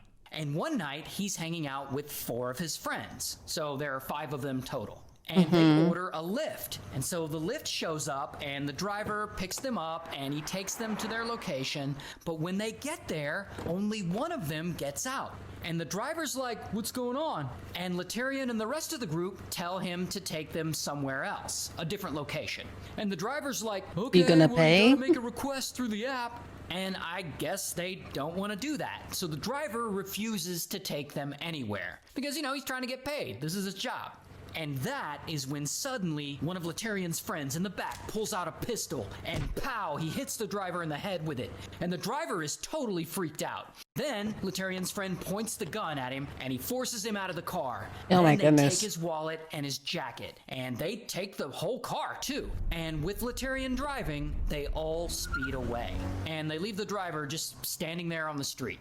Now, the dumbest part about this crime is that they not only stole this poor guy's car, but they stole the lift after Laterion ordered that very lift. Which means the driver has all of his account information, like his name, his phone number, etc. And so the driver gives the phone. Yeah, wait.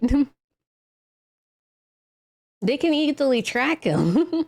Also, the guy probably has a camera in his car, like a dash cam.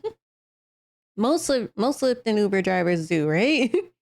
So they could easily track you down. They could easily identify you.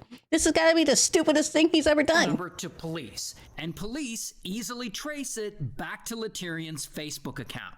And so they find him, and bam, they arrest him. Here's his mugshot.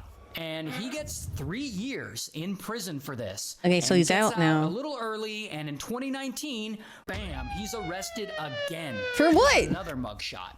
This time, he's sentenced to 1 year, 9 months in prison for grand theft. Then he gets out, and in 2023, when Did he get he's arrested 22 again? years old, bam, he gets arrested again. Oh my God. Here's his mugshot again. And this time he was involved in some kind of physical domestic dispute. I'm not really sure. But from here, I couldn't find any credible information on whether or not he got sent back to prison or what he's got going on now. Regardless, I hope he figures himself out. A repeat offender. I don't know why, whenever there's a repeat offender like this, why do they keep giving them short sentences?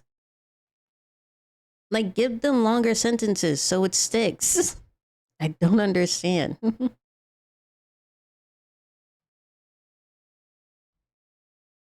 Okay. Next one. This is the third part to Elaine's Charizard and Ash's Greninja. So this is the final in the trilogy, I believe. And it's their final fight in the Kalos League.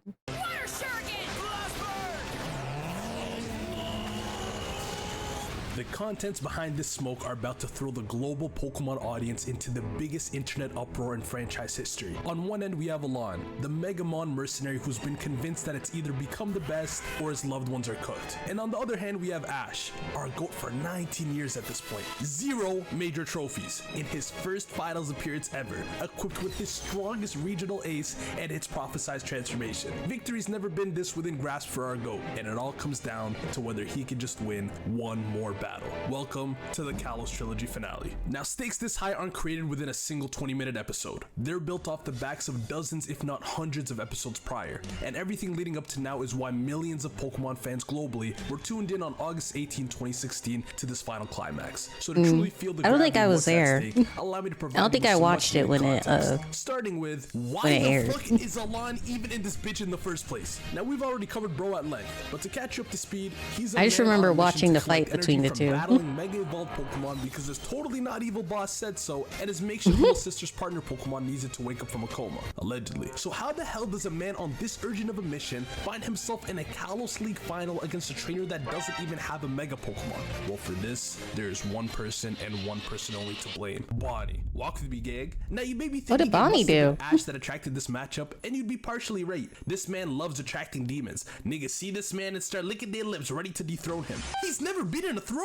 But peep what happened here. Last these two met, Alon had just finished whooping the ketchum out this man, and Ash fell unconscious from the physical strain of holding that bond phenomenon. And after Bro heals up a bit, he uttered the words, "I'll train hard to get strong enough to beat you, and then I'll win the Kalos League." Pay close attention to this sentence. I'll train hard to get strong enough to beat you, and then I'll win the Kalos League. Insinuating, let me master this form, run me my fate again, and then you go about your business, and I'll go about mine at the Kalos League. But Alon didn't bite, and I let out a sigh of relief. Until... You're gonna enter too, right, Alon?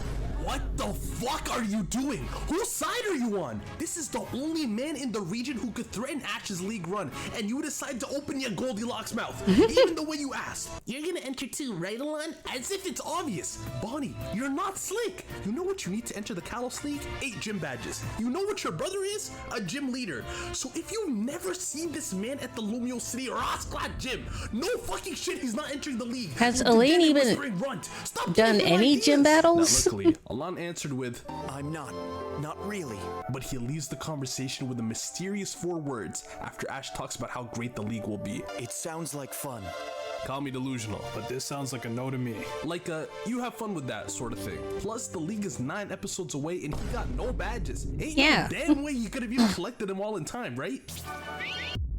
Right? And it is true that during these 9 episodes where Ash was fighting enemies, as well as his own demons, there was little to no indication that Alon changed his mind, let alone went through 8 gym leaders and registered for the league. But that's because he didn't do it in these episodes. The writers snuck it in a movie. Look at this nigga, just casually facing Karina at the Shalor City gym. Neither of them have anything to do with the fucking movie. This is the early screen time. The narrator is casually using this battle as a prologue to the movie to explain what Mega Evolution is. And I'm looking around like, does no one else realize what the fuck this scene insinuates? I couldn't even watch the film in peace from all the anxiety, because he is coming. And although the writers are sick in the head for not showing us the result of the match in the same movie, they do show us some aftermath in an episode before the league starts. And just peep how this nigga Alon was talking to Karina. Matter of fact, first of all, look how we did Lucario. Alright, here's your gym badge. Fucking smurfing ass. Now that you've got 8, are you gonna enter the Kalos League? 8? She's supposed to be the third. Wait. Yeah, GG, What do you bro. mean He 8? don't even care about the order. And then Wait a second. He fought them out of order? And how fast did he do this? Was he just speed running gyms? He goes, yes, because there's a certain rat taming trainer that I have to squash. Okay, freakas. The exit will be right behind you. And don't get me started on his freaky little frog. Oh nah, this is a sick nigga. All of y'all in this room should be held fucking liable, because now there is a rabid smurfer on Ash's tail. And you might be wondering, heh, Karina's an example of how Alon stacks against a trainer Ash has already faced, but what about the opposite? What happens when Ash faces one of Alon's ex-opponents? Well, after some digging, I found that in a different movie, Ash had a another battle with movie? Astrid, who you'll remember appeared briefly at the start of Alon's spin-off show, simply to showcase how utterly broken his Mega Charizard was. In Ash's case, to be fair, his battle with her lasted about as long as Alon's with Karina. The only difference was... Oh. All this being said, when they both pulled up to the league, I ain't gonna say I was stressed, but I was starting to get a little bit shaky, you know what I mean? And their first conversation for show ain't help. Ash grabbed his attention and went, "So you made it. I guess you can resist the idea of lifting that trophy, huh, Alon?" Trophy? I didn't know there was a trophy. No, I'm just here so I can whoop your ass again. Wait, what? I mean, hopefully He I can doesn't get even some want mega evolution the- along the way for old Lysander and the Hedgehog, but nah, that's the main reason.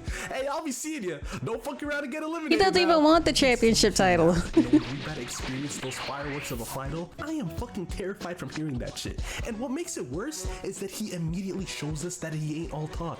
They may have both made the finals, but there was not a single step along the way that Alon did not completely outclass Ash. After the matchups were settled in, I know that ain't who I think it is. we see Alon is matched up against Trevor, and they're about to kick off the tournament. Oh, I with a missed it. 3v3 Who was it? Spearheaded by a Mega Charizard versus Mega Charizard matchup. And let me just put it to y'all this way: Trevor's Charizard didn't land a hit. Alon dodged his first attack, splashed water to defend the second, dodged another Dragon Tail, parried a Fire Spin with Flamethrower, and when Trevor sent his Charizard up flying above the smoke, this sick ass nigga looks up and smirks before saying, Straight ahead, angle 53 degrees. Use flamethrower. I'ma stop you right there, big fella. Not a single protractor in sight, yet you spewing out degrees like my math professors. Calm your ass down. And so not only did Alon's Charizard not take a hit, but using the same sunlight that Trevor's Charizard put on the field with Drought, he landed a sun-boosted flamethrower that one-shot him. Holy shit. Damn. Holy shit is right. And seeing as Alon was making quick work with Coconut Head,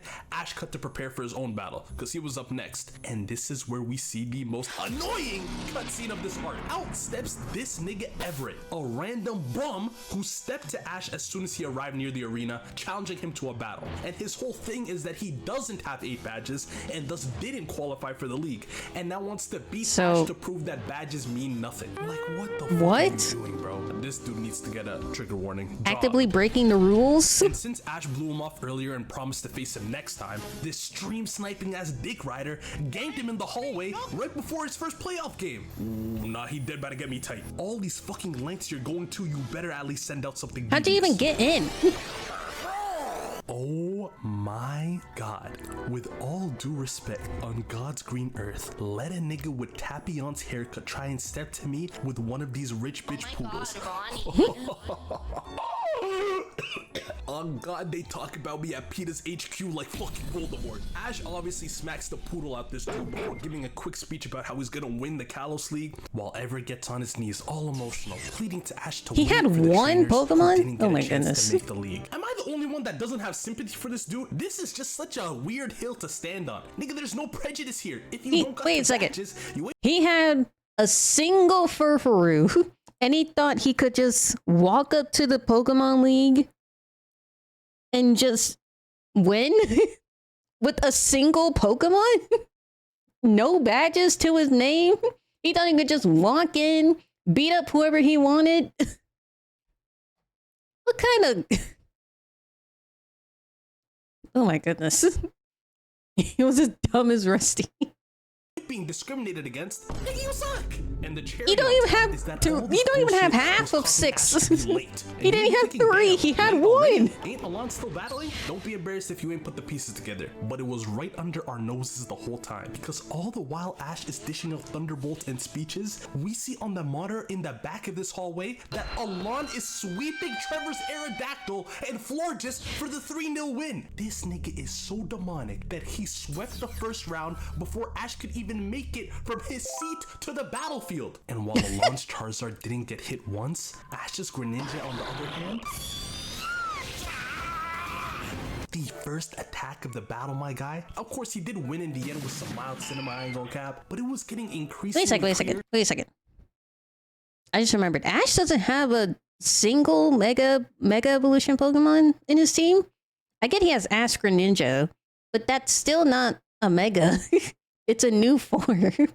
They didn't give Ash not one Mega Pokemon. that there were levels to this shit, and those levels were soon gonna show themselves. So quarters are skipped over pretty heavily, other than seeing how Lucha get his get back against Ash's Absol. But if there was ever a stark contrast between Ash and Alon's levels heading into the finals, it'd be from the semis. We already know what happened between Ash and Sawyer. That shit was no joke, and it came right down to Remember that.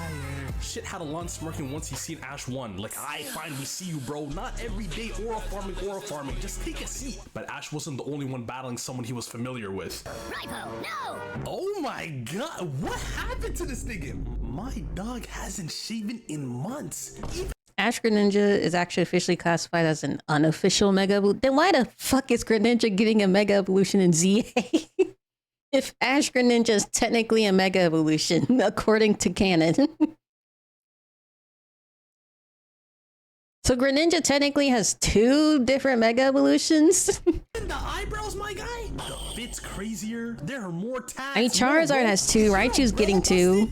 Nah, my homie been on the streets, and it's all because of Alon. Ever since your ass did me dirty, I ain't been the same. I ain't shaved, I ain't showered, all because of one little mistake. What an amateur. Charizard ain't no damn dragon type. Blame the writers of Pokemon. I'm still trying to wrap my head around it. I don't think I can wrap my head around it. Yeah, I don't think I can. They've been calling me the sorriest dragon tamer at Pump. Speaking of ZA, what are they bringing back? Ash Greninja in ZA? Probably not, because Ash Greninja was in Sun and Moon officially. So I guess not. Okay. Culture. I'm even below Hiccup and Toothless, bitch ass. Do you know what that does to a nigga's mental? Is it even gonna get a reference, maybe? They didn't show us the full battle. I don't know. When they flashed that scoreboard, I'd seen everything I needed to know. Remo down to his last Mon, and Alon only having used his Metagross and Charizard. And that swirly-eyed Rock Goblin tells us something even crazier. Alon smacked this thing with his Charizard before even Mega Evolving, meaning he hugged that 4 times weakness to Rock for the fuck of it. He is a bastard, I'll tell y'all, plain and simple. And once he did Mega for Remo's Garchomp Garchu, shit was even worse than their first matchup. I'm talking he grabbed this nigga out the Dragon Rush, tossed him into the sky, sauteed him with a not very effective flamethrower. He grabbed him out of the Dragon Rush? Dragon Rush. Charizard simply Dragon Claw smacked that boy into the dirt. This is the last we see of Garchu, and that is the last frame we ever see of Remo. Not even a Jesus Christ. To it. Sycamore looked down upon him like, damn, we really lost this nigga. Like if Sawyer's positive, confident, glazing attitude compared to this mess doesn't show you the different effect of these two have on people, I don't know what will. And with this, the road wait, why did they attack the cameraman like that? That was rude. Finalists giving their teams one last speech before the curtain call. Alon was like, all of our hard work leads up to this. The blood, sweat, sacrifice. As long as we execute the game plan, we'll be fine. And before you know it, Chespy will be healed. You're right. I know Ash is preparing just as hard. What do we want? To beat Alon. When do we want it? Now! Win on 3. 1, 2, 3. Win! Wait a second. Does he not have a fully evolved Fletcher? All of Ash's teams always confuse me because why is he running into why is he always running into a league with at least one Pokemon not fully evolved? He's actively handicapping himself. The battle, man. So we kick shit off with Pikachu and Tyranitar. We don't even know 4 of Alon's Pokemon at this point, but good to know he just casually leads with a pseudo-legendary with weather effects. Alright. Tyranitar used Dark Pulse, which Pikachu dodged, but after a rock fell into the river and caused a rain-like splash, Ash realized that, hey, water conducts electricity. So he Iron Tails the water to get Tyranitar all wet, then blasts it with Thunderbolt. Damn, smart cookie over here. He follows up with Electro Ball. He's got strategies. And smashes it into shards towards Pikachu. That shit got some Stormtrooper aim until Ash got Pikachu to block back with Iron Tail. Then Tyranitar closes in with Crunch and Pikachu sticks his Iron Tail in his mouth until Tyranitar wagged him around and tossed him into the air, opening Pikachu up to acrobatically hit him with an Electro Ball from the sky. Yeah, big fella, your time has come. And your time has come to subscribe, if you want. Great performance by the rat. That shit even had Clement tweaking. Why the Zygardes? Not counting PJ's team is fully evolved. That was the fully evolved Fletcher? That looked like the second. That looked like the mid evolution. It must have just been really small. If he does that 5 more times, he'll be the champion. Calm your giddy ass down, bro. What if though? Also, I never count Pikachu. Talonflame, that's the same. Thank you. I never count Pikachu because Ash is never gonna evolve Pikachu. We been know that. But I never count Pikachu when looking at Ash's full team. Didn't he go in one of the leagues with like I don't know. Wasn't Was it back in Kanto when he didn't have a fully evolved Bulbasaur or something? Ash got a little too excited. When you knock out a Pokemon, we all know it's now on the opponent. He had to switch Ivysaur or first. some But what does shit. Ash do? Alright, Pikachu, you can take a rest. Ooh. And then when he sends out his Noivern, did this man just give me a free switch? Let's go, Weavile! Yeah, this is why we don't do that, big man. This one went as expected. Mismatch of fucking doom. They humored us with a little bit of some back and forth, you know, pulled our plonkers a little bit. Like people in Weavile use double team. Oh, look, Noivern got echolocation. He can find the real one. Maybe Noivern has a chance. Goofy. Weavile dodged his Dragon Claw and sprayed an Ice Beam till it caught his wing. You already know this little ice was enough to put man in the red. Then dove down on him with Night Slash for the knockout. Yeah, let's just sack one of our few checks for the fucking Draconic Beast pulling up at the end. Dumbass. So as Ash is comforting Noivern, Hawlucha popped out like, Hawlucha, what are you doing? Good, Holmes? Because, you know, they've been locked in since he was a bat. You know, real twin shit. Found his egg, taught him how to fly, scrapped his Zapdos together, and Ash said, "Alright, you're up next, buddy. It's a good matchup, I know, but Ash, get a fucking grip of your team, lad." And to start, Hawlucha can't land it. Yeah, why is Hawlucha coming out on his own? The river and gets him slipping. Ash then gets Hawlucha to do something interesting. Stay right where you are. Now, Hawlucha's always enjoyed battling by taking hits to start, and since there's already some impact absorption from sliding around, this is actually a perfect situation to do it. So Hawlucha starts heating up like he Gear 2 Luffy, and from that you already know. Fighting versus Dark Ice, barbecue chicken alert. Fair play, bruh. That's called knowing your players, man. Real man manager shit. But then Alon made an interesting choice. He replaced one Mon that's 4 times weak to fighting with another. That's actually 3 in a row now. So Bishop starts with Thunder Wave, which is just crazy, because we really a coin flip away from that not doing shit in what would have been a cinematic ability reveal. But nope, he's got Unburdened in a world where nobody uses items. Just looked decent at first, but then so as true. Hawlucha struggling to move, Alon pulled out a lethal combo. Dodging high jump kick, which is already enough to make somebody want to jump off a cliff. But then as Broski is probably just a mere tackle away from death, he says, Guillotine, go! "You gotta be a sick individual to bring any of these moves to a playoff match. And to risk Guillotine? that move while my man is already on his deathbed due to 2 opponents." Out of pocket for that shit. Both of them recall their Mons at this point and send out their birds. And this was just a good old-fashioned peak aerial battle. Hella clashes, hella chasing, hella nosedives, all coming together in a beautiful clash of Sky Attack and Break. Surprise, surprise, a double knockout, officially making it even at 3 Pokemon left at halftime, with 1 that's already battled a little each. And get a load of the peanut gallery. All tied up, it's getting tricky. I got a parlay on Alon. After how he did me, I know it's gonna hit. Fuck, my shit's already cooked. How the fuck did Noivern not get a kill? Well, fun fact here, no, Ash has never beaten Alon in a battle. I told you Ash don't bet on Ash. Not too much of my ball now, sis. Just cause you spend your days with Timon and Pumbaa and don't know real battling, don't mean you come in here looping Ash with them bums. He gonna win this shit. My man. That he wants to battle with everything he got, and for the first time since his lab days, we see him crack a smile and think to himself, "Wow, his fiery spirit just makes you want to obliterate him even more." Come on, bro. So next matchup is Why'd they always spouting shit? He starts with that classic Thunderbolt, but Metagross agilities around, surrounding him, and slams him with a Metal Claw before pelting him with another rock. Alon's always talking shit. Out the rubble, but then Metagross uses a Meteor Mash that lands a direct hit and sends him across the newly grassy map. Mind you, Pikachu's already put in work against Tyranitar, and now he got another Pseudo to deal with. Metagross then charges up another Meteor Mash, but Pikachu shuts that shit down with Electro Ball, which is OD crazy, because it left Alon looking like this. And I can't even blame him, because if I'm using agility and you're still doing damage with Electro Ball, you gotta be on some different shit. Pikachu then lands on him and slams a Thunderbolt that dead lasted like 20 seconds. I ain't seen shit like this since Drake's Dragonite, bro. Eventually, Metagross is able to shake him off, but this rat is 1 of 1 in the air, bro, and brings down the hammer with an Iron Tail for the knockout. Damn, Pikachu. And beating a Metagross with Iron Tail of all moves, that is phenomenal. Ash, you are moving me. I will love it, and I think I deserve it. But Alon shut the excitement in the arena down real quick with his next Mon. Charizard, let's go! Whoa, your Charizard? It's the first we've seen. You still have one more, don't you? Cooking early with a nice quick attack. Yes, sir. Right to the belly. Then he hits a Thunderbolt while Charizard still hasn't Mega. That's big, super effective damage. Come on, man. He let out his Charizard when he still has 1 more Pokemon left? Bro, he's tired. Charizard launches a flamethrower, but Pikachu slams an Iron Tail at the ground to block it. They then clash with Dragon Claw and Iron Tail, but you know what? No, Standing Pikachu. ovation for you today, Pikachu.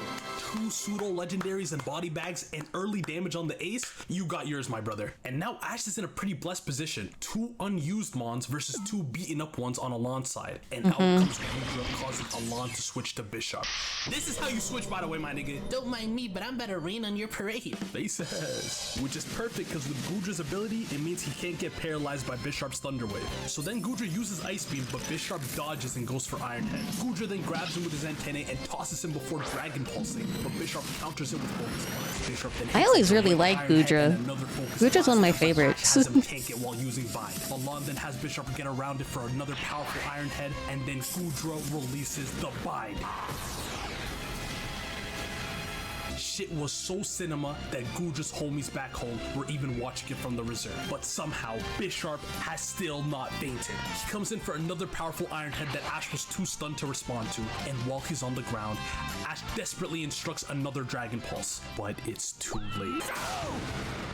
This is a devastating swing in momentum, ladies and gentlemen. Out of all those pseudo legendaries, which is your favorite? The And classic Goodra, the man who Dragonite. beat Luxray, I love the man who Dragonite. Ash pulled out of retirement for this league. The man who's here when Ash admitted to I thought maybe Professor Oak could send me one. essentially here instead of guys like Infernape, Charizard, or Mega Charizard couchers like Crocodile. Now leaves the league without a single kill. He couldn't even get one clean one against Sawyer. My guy was Wait a totally second. That would have been so amazing. Why didn't he bring his own Charizard?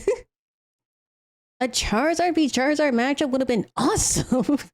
a battle against the Slurpuff and barely managed to draw. And at this point, I'm starting to realize something very peculiar. Alon's team is connected in a way you may not expect. Theory mode, you gotta take the wheel. Now, this is the first time we've seen Alon's full team. We know he got Charizard back at the lab, but Metagross, Tyranitar, Unfezant, Weavile, and Bisharp. None of these Pokemon are native to Kalos. Stick with me now. And I thought, maybe through his travels he found them around, but I fear it was something far less natural. All of these Pokemon are available in XY via the Friend Safari, the Safari Zone system that relied on having 3DS friend codes added. Y'all may say coincidence, but I'm not. This man Alon He got ain't friends? just a cold-hearted trainer. He is an industry plant. This man don't got any friends nor connections to be pulling all these mobs. I was about to say. But who does have a lot of connections?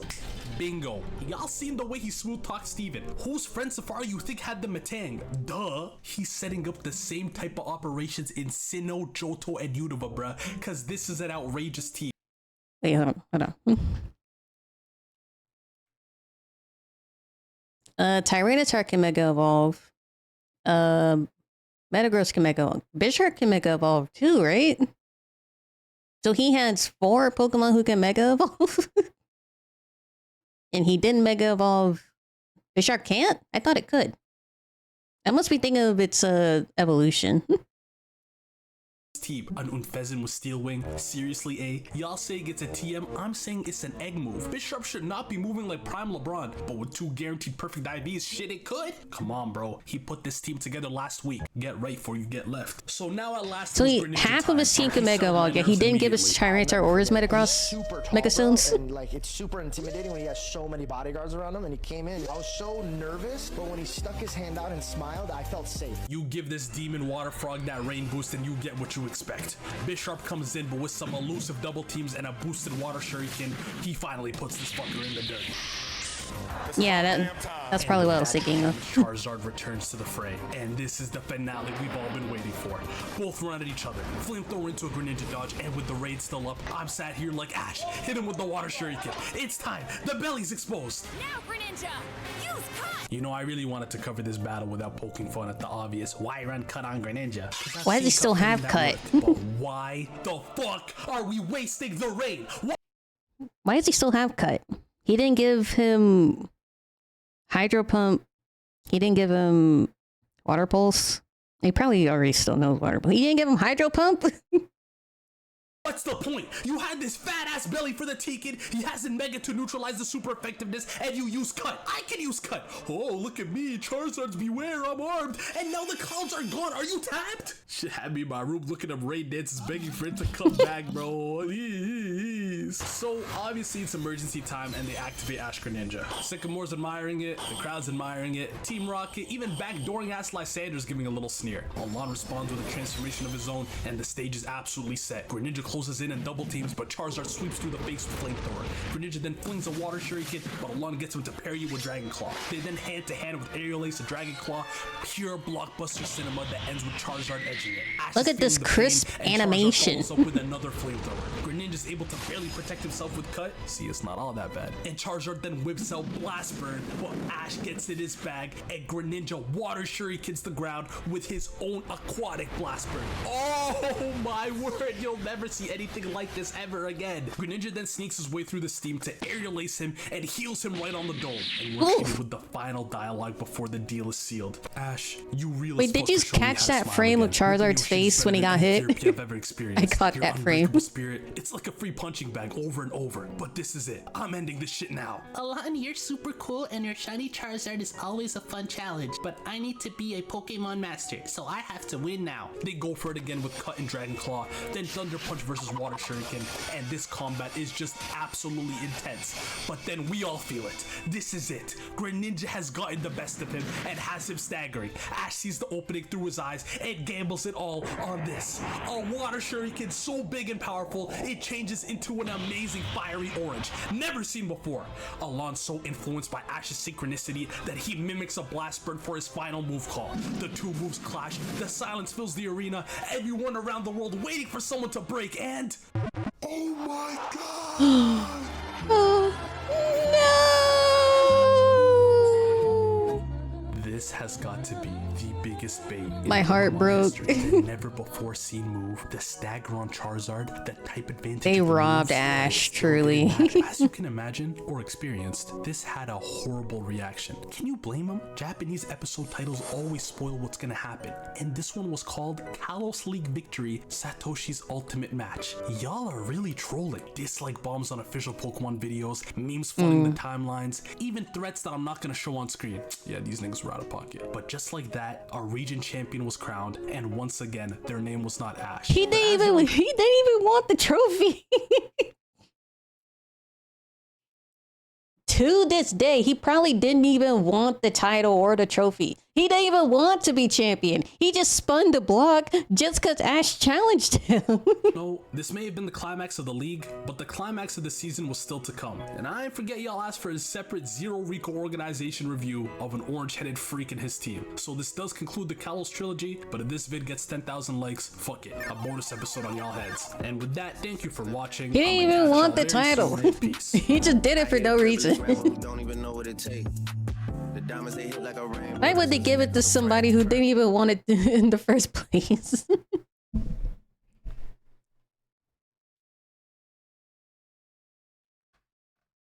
Okay, last one. Yes. This is the last reaction that we are doing. Then we'll get into gaming. This one is Suburban Will, the Gen Z culture war problem. A day ago. I don't know about you, but it seems to me that every day the world is becoming more and more divided. Last time, I talked about the divide between men and women in what some people call the gender war. But after reflecting on that video, I've come to realize that there's also a much larger battle happening at the same time. Gen Z is trapped in the middle of a culture war, where people are constantly fighting for little victories over each other all the time. And this isn't really a Gen Z thing, but I do think that the non-stop cultural warfare has been something uniquely haunting our young adult years. We're walking into a fight that we never started, but everyone is forcing us to pick a side. While we're still trying to figure out our lives, others are trying to convince us to blame our struggles on someone else. But before we continue, Raid Shadow Legends is back, and this time oh, they're it's teaming up with Raid. Paramount I haven't seen for a the Raid new ad in a Teenage while. Mutant Ninja Turtles collab. Raid is a cross-platform game with a ton of content, and they keep adding more. From now until November 13th, you can get all 6 new TMNT champions, starting with Michelangelo. Kinda takes me back to my childhood. Just log in for 7 days, and he's all yours. He spreads debuffs, trash talks his enemies, and dodges their attacks. They're also coming through with Wrath, Leo, Donatello, April, and of course, Shredder. And And if you collect all 6 champions, you also unlock a special bonus reward. But that's not all. You can also use these 6 promo codes to claim a free legendary champion to boost your squad. And on top of that, you'll instantly unlock a huge starter pack that comes with the epic champion Tagore from the Orc faction. And once you reach level 15, you'll unlock another champion, Thane. So what are you waiting for? Join my clan Suburban and download Raid using the QR code on screen or the link in the description. Shout out to Raid for sponsoring this video. And now back to business. People are dissatisfied with the way life is currently, and they want things Don't play to that change, alarm. but they don't exactly know what's causing these problems. So instead, they pick scapegoats to blame things on. It's easy to look at something and say, if this thing wasn't in my life, things would be better. For some people, those things are minorities, immigrants, women, and other marginalized groups. And for others, they're figures like politicians or media personalities. So on both sides, they celebrate when these so-called threats are removed. Some would even prefer if by force in order to send some kind of message. However, the target is ever changing. The solutions to our problems are far more complex than simply removing a person or a group of people. So we remain forever dissatisfied with the way things are going. We constantly feel like we're under attack and use that as justification to attack others. That's what this culture war is. As Gen Z continues to grow up, we're facing our own set of challenges that don't always seem fair to us. Despite being a generation with more education and resources than those before us, many of us are struggling just to find our footing in the adult world. Jobs won't hire us, but then complain that our generation is lazy and doesn't want to work. Money is tight, but bills are high. And on top of it all, we're lonely and sad because men and women can't get along. It feels like no matter what you do, the expectations for young adults only get higher. But at the same time, the opportunities are becoming more scarce. We're tired, frustrated, and angry. But no one out there is looking for solutions. They just want new soldiers to help fight for their cause. And the young Gen Z mind is the newest weapon in the culture war. Man, this sucks. I got ghosted by my date and rejected from my dream job all in the same week. When are things gonna get better? That sucks. What now? Listen, That was a I video, already that wasn't told your you I door. have the rent by. Who are you? Oh, well, I'm Chad Tridington. And it sounds like you're tired of the status quo and want things to change. Excalibur? Well, yeah, I do. Can you really help? Of course. I'm here with all the answers to your problems. Well, What? I got stood up on a date What's up with this this week. badge? You know why dating is so hard these days? Well, it's that darn feminism. Really? I thought women's rights were a good thing. Of course not. Women making their own decisions is never good. That's why we used to not let them vote. I guess that really makes sense when I don't think about it. Do you know why it's so hard to find a job too? I guess that Well, makes that's sense when I because of turn my brain diversity. off. They're giving all the jobs to black people. Really? Is that true? Who cares? Everyone knows all black people are lazy and unqualified. That's why they need DEI. Well, I have no way of challenging that statement, so it must be true. Exactly. Now let me tell you about immigrants. For Gen Z, a lot of us did what we were supposed to do, but we don't feel like we're where we're supposed to be. So we're left sitting here confused and searching for answers. Gen Z didn't start the culture war, but we've inherited it. We grew up and suddenly found ourselves in the middle of an ongoing battle. We don't even know who we're supposed to be fighting or what we're fighting about. When I was reflecting on the gender war, I realized that for a lot of younger Gen Z guys, when it comes to women, they don't even know where the hostility comes from. They just know that they grew up and suddenly all the girls hated the guys. You're confused and hurt because you're getting attacked in a fight that you didn't start. And that's the thing about the culture war. Because we're fighting battles we have no actual stake in, everyone feels like a victim in some way. You don't know how you ended up in the battle, but you know you need to defend yourself. And yet these people in the culture war aren't interested in offering us solutions. Instead, they want you to feel like you're constantly under attack so they can justify sending hate in the other direction. Because they came for you first. So why wouldn't you retaliate? You're only defending yourself. There's this weird selective outrage where the same people who endorse something one day turn around and condemn it the next. People will attack you and then blame you for hitting back. We go back and forth with each other every day and then pretend like we don't know who threw the first punch. So Why when she hit me bad with the same things paper happen, ball I just we threw get at to her? point our fingers and say, Our side would never do this, when in fact, your side has indeed done that too. Culture warriors don't have values or principles. Instead, they try to score moral victories over people by constantly contradicting themselves and moving the goalpost. It's mentally exhausting because you feel like you're being gaslit. It's obvious to anyone where the inconsistencies are, but the burden of proof is on those willing to call it out. And even when you throw their own words back at them, they just lie about it anyway. I've noticed a big Yeah, they part of the always say it's culture out of war involves context. being a contrarian. People will take the side of something insane just because they don't want to agree with you or admit that you're right. Someone could say, I support helping blind old ladies cross the street. And some random guy will be like, well, I support hitting blind old ladies with buses. What? Why would you What? support Why would something you like say that? Because it's not fair. Why should blind old ladies get special treatment? Because they're Because blind she's and blind old. and Well, I don't old? agree with it. Okay, well, even if you don't agree with me, why would you support something that's actively trying to harm them? Well, I don't really agree with hitting them with buses. I think helping them cross the street is actually a good thing. Okay, so Then why'd not you just say that? Because then I will have to admit that I'm wrong, and I can never be wrong. Why not? Oh, of course. Everyone's wrong sometimes because it's bad for my ego. Seriously? Yeah. Gen Z as a generation has grown up in a more progressive climate. Since we were kids, we've been taught things like smoking is bad. Men and women should be equal.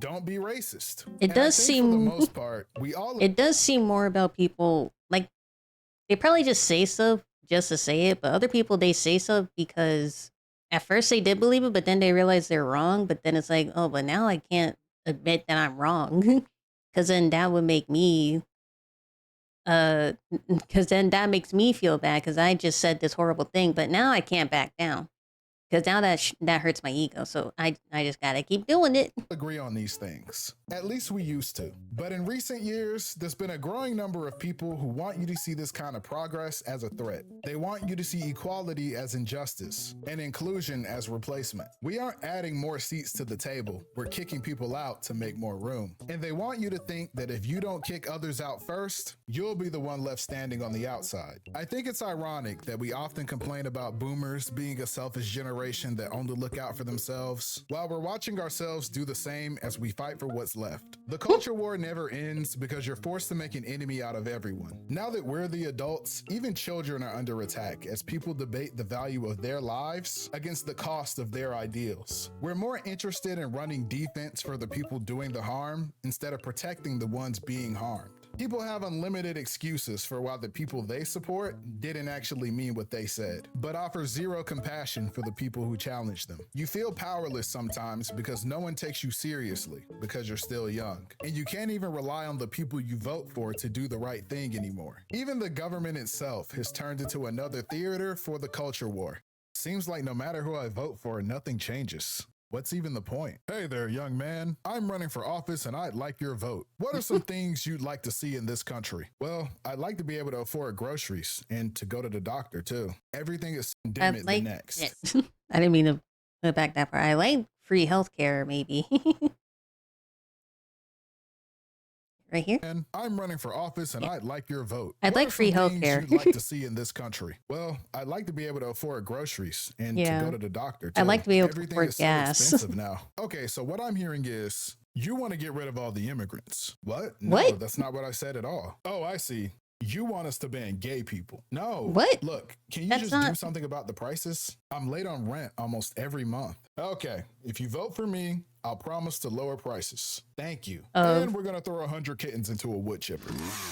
What? Why would you do that? Why would you do Own the that? libs. Okay, I don't want lower prices if you're gonna throw 100 kittens into a wood chipper. But the woke left is gonna be so mad when we do it. Yeah, because that's bad for everybody. Exactly. That's why we need a woman in office. Wouldn't you agree, young man? I mean, yeah, that would be great, but I'm really struggling just to make ends meet on my own. Can you help? In our time of need, our country needs its leaders to step up and do what we do best. Absolutely nothing. Do either of you have any real policies? Young man, I can tell your issues are very important to you, which is why I promise to dedicate $20 billion. Really? To the Cool. military. Come on. Okay. I try to keep my personal I mean, politics cool, out of my but videos. it's So not much so that priority. sometimes people think I'm a centrist, but I'm not. If you haven't guessed by now, I'm pretty left-wing on just about everything. So yeah, I'm woke. A lot of people have the idea that seeing both sides of every issue is automatically a good thing. One person could be like, we should throw 100 kittens into a wood chipper. And another could be like, actually we shouldn't. And the enlightened centrist will be like, yeah bro, low-key both sides are valid. It's okay for once in your life to be able to stand up and say, hey, I think this is wrong. I know the culture war constantly forces us to pick sides, but they say if you stand for nothing, you'll fall for anything. I just find it a bit annoying when people sit on the fence in the face of something obviously wrong. On one hand, you could have a burger. Sure, it has tomatoes and pickles that you don't like, but maybe you could just Yeah, it's not a problem until it directly affects them.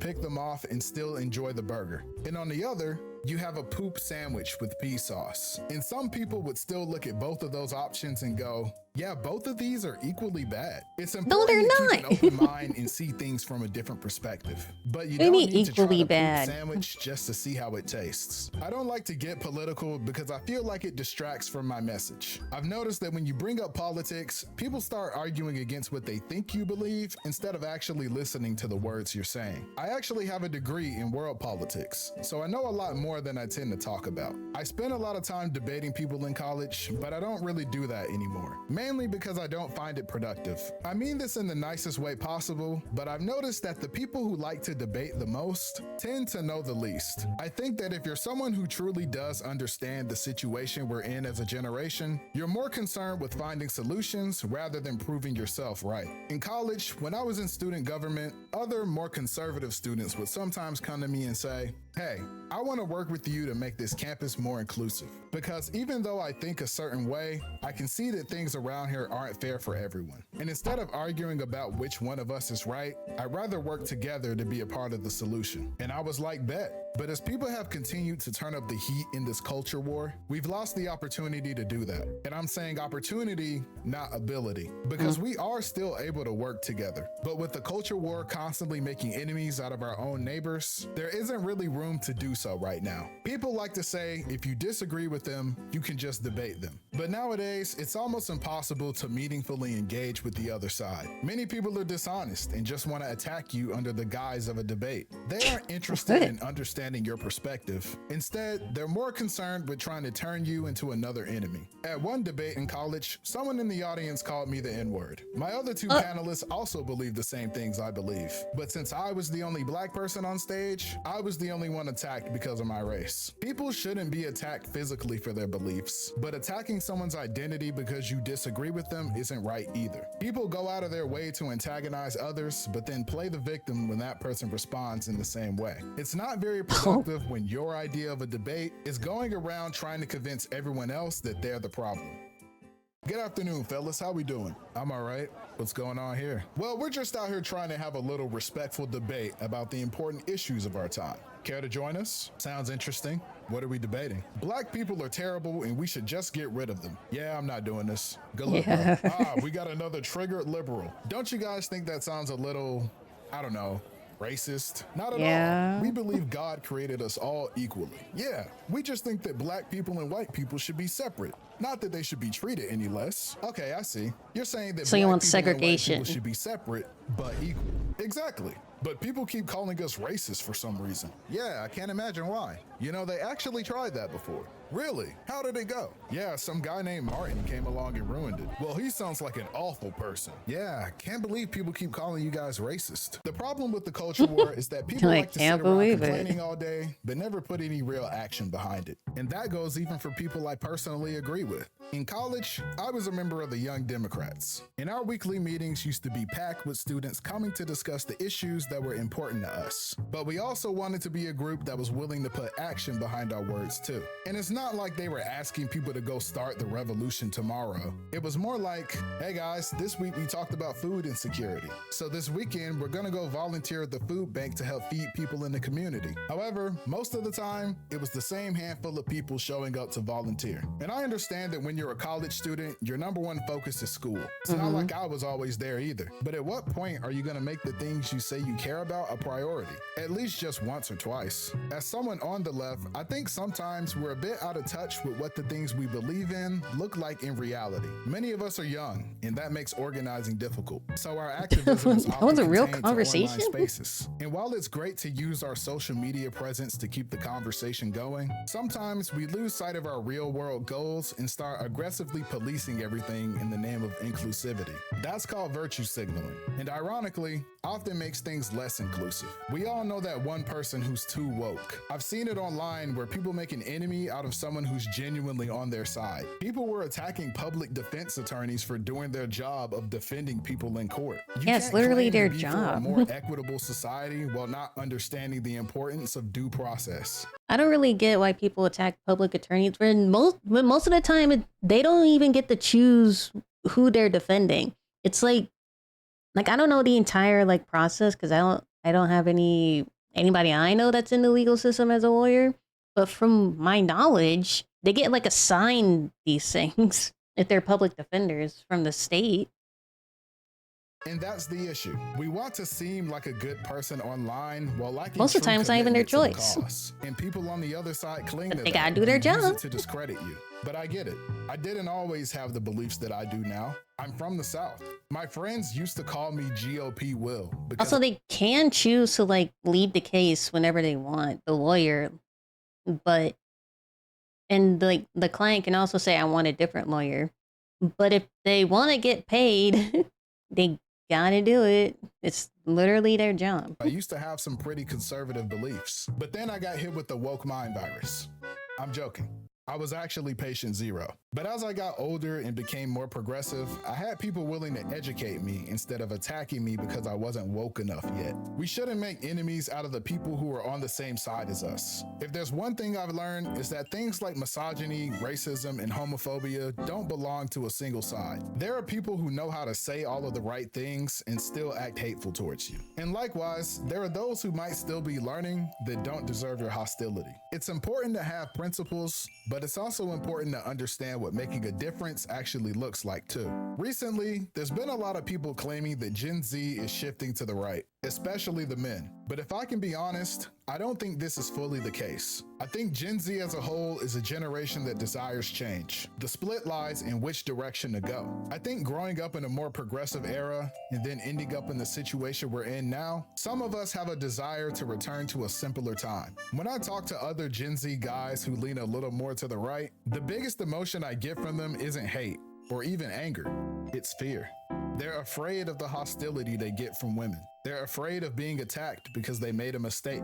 They're afraid of losing everything they've worked for because they did something wrong. Everything feels so serious these days, and we should take ourselves and our issues seriously. But I think the shift to the right isn't really 20-year-olds adopting the ideals of their parents. We live in a different world now. Instead, I think some people just want to relax. Even the research shows that it's hard to accurately report on the politics of our generation because so many of us self-censor how we truly feel. I genuinely believe that most of us do support things like inclusion and equality. The average Zoomer is more aware of people's cultural sensitivities than the older generations. But because some of us have questions about those things or a different perspective, we live in fear of being judged. I've seen people get attacked for simply asking a question. However, there are a lot of bad actors. Hold on, I think I'm crashing.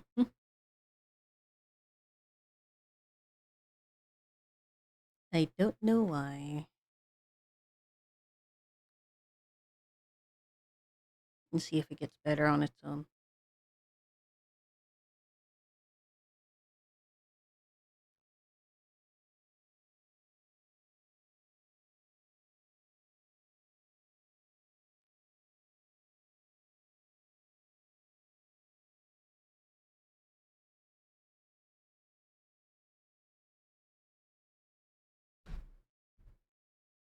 My network should be fine. It's weird.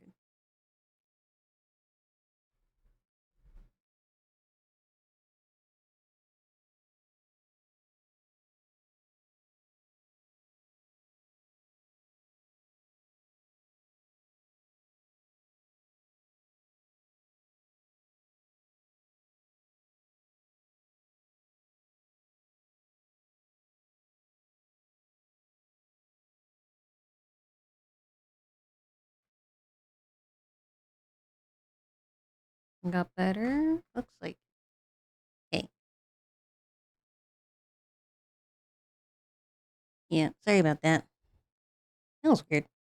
And these people take this desire for simplicity and turn it into prejudice. Men in particular are starting to feel like outcasts in their own communities. There's an idea that men are no longer necessary in society and thus should be ignored. We've grown up seeing an expansion of privileges for many different groups, more opportunities for this group, greater protections for that group. And what I hear from other men is that they feel like they're falling behind in school, in the job market, even in their social circles. So when the conversation seems like it includes everyone but you, many guys are willing to overlook the bad if it means they get some good. When it feels like nobody keeps a seat open for you at the table, some people end up sitting with the wrong crowd. I'm not making excuses for the bad behavior that comes from the worst of these groups. I think there are already enough people whitewashing the harm being done by these people. And that's another issue. Just like I said, there are people on the left who are out of touch with what they truly believe. The same goes for the right. There are a lot of guys out there who are completely disconnected from the type of person they are in their head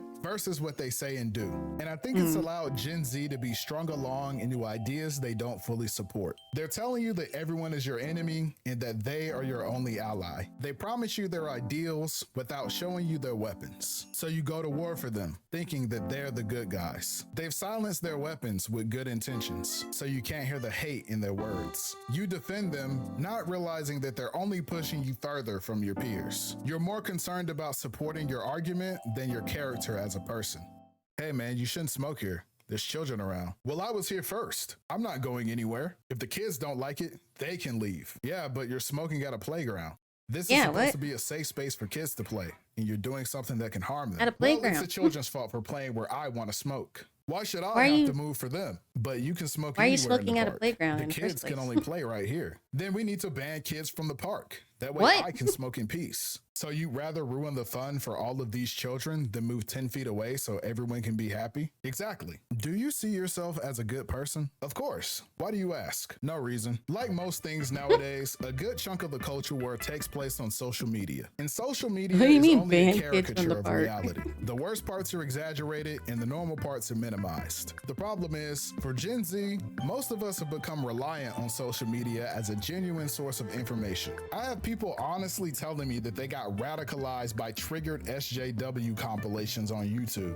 Like, seriously? An internet meme radicalized you. Even Hey, the you wonder why I mainstream woke news is late? providing coverage based on posts you see online. And like a caricature, this leads to people developing a very distorted and misinformed worldview. Since Gen Z is getting their information from the internet, that gives content creators a great deal of influence over the way we think. It shouldn't, but it does. Teens and young adults often look to the creators they admire to not only reaffirm their personal beliefs, but also make sense of the world around them. And this makes content creators some of the biggest agents in the culture war. Although I hope we can all agree that we shouldn't be getting our opinions from people on the internet, I think we value the authenticity of a regular person's perspective on things. The problem though is that many content creators also continue to feed into the culture war. I've noticed that a lot of creators who used to simply cover things like video games, anime, and entertainment have more recently pivoted into covering politics on their respective platforms, introducing their audiences to more of their personal was beliefs through Aspen their and content. Rev. So much so that even when they return to covering their usual subjects, their commentary keeps that political context. Times are hard, and we often look to our favorite creators for a break from our problems. But many of these creators are also trying to recruit you to their side of the culture war through bad faith arguments and mean-spirited commentary on everyone who has a different perspective or experience. I just feel like if all of your content is informed by you looking at tweets and Reddit posts, you probably don't have the most well-rounded perspective on the issues you choose to comment on. Like I said, social media is a caricature of reality. It's not the full picture. So when the only conversations you're having are the ones taking place online, it's no surprise that others see you as a misinformed grifter. Another thing is that it's an obvious echo chamber as well. You often see a lot of these same creators sharing audiences and reacting to and providing additional commentary on each other's content. Yeah, I used to watch Rev. I watched Jasmine like every now and then before, but now I don't really watch either of them at all anymore. And when one of them gets called out, they often run defense for each other as well. They're on the same team, and they want you to be on it too. And when you sit in these online echo chambers, you don't realize that most people don't think this way. But when you try to push back against them, they endlessly move the goalposts so that you always lose and they always win. And that's the problem with these people, chat. The other side is always making a big deal about minor issues. Nobody cares about the race and gender of a fictional character. They need to stop putting this woke agenda in our video games. Now, on to the real issues. Look at this character, chat. She's a minority and a woman. We should care about the race and gender of a fictional character. They're trying to erase us. Suddenly, representation is very important to me. This wouldn't be that much of an issue if these ideas stayed within these communities. But due to Yeah, they always care so much about it being a video game, but they don't really care when it ends up being real life, right? their large influence, their negativity Pixels is also on a affecting screen aren't gonna others. thank you. When you constantly tell your audience that the people they play video games with, watch anime with, and go to school with are their enemy, they go and create division in those spaces too. The same people who try to gatekeep their communities from tourists are often the same people who get offended when you try to stand up against them in your own community. Even our interests become a battleground for the culture war. I've also come to realize that between myself and these creators, our audiences have some overlap. And to be honest, this used to make me nervous. I rarely agree with these people on anything, but despite that, many people, regardless of their beliefs, also resonate with my content. And it's made me realize that I have a unique opportunity as a creator. I'm not here to tell you what to believe or who you should watch, but I have the chance to offer another perspective to the audience that we share. One that hopefully encourages a bit more empathy for those different from you. I used to feel powerless against all of the hate that I see online sometimes, like I had to just sit back and hope for the best. But I realized that if other creators can make videos offering their perspective,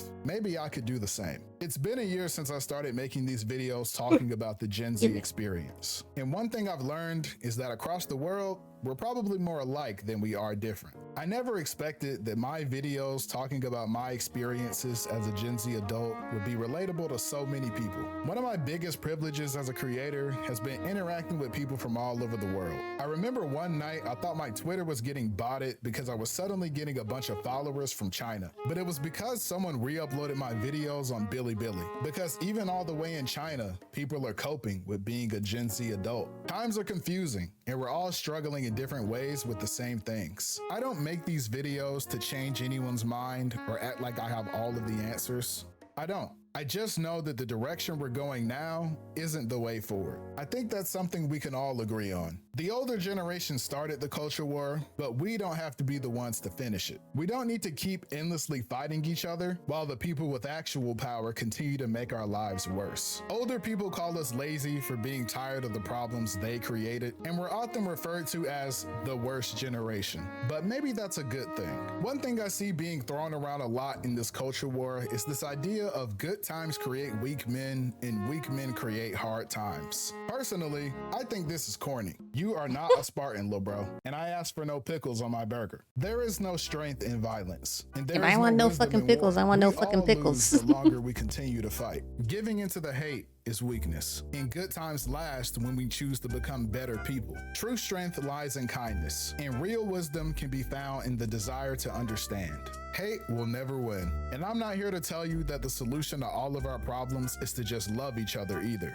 The culture war is like mud, and there are people who dwell in the mud, and you'll always lose when you try to fight them on their home turf. Mud makes it really hard to move forward, so I think that if we avoid it, we'll get to where we're going a lot faster. Alone, our problems seem almost impossible to solve, but when we work together, the task becomes a lot more manageable. Just don't be someone who only receives help without reaching back and helping others too. We never asked to be in this situation, but whether it keeps getting worse is up to us. So remember, hate will never win.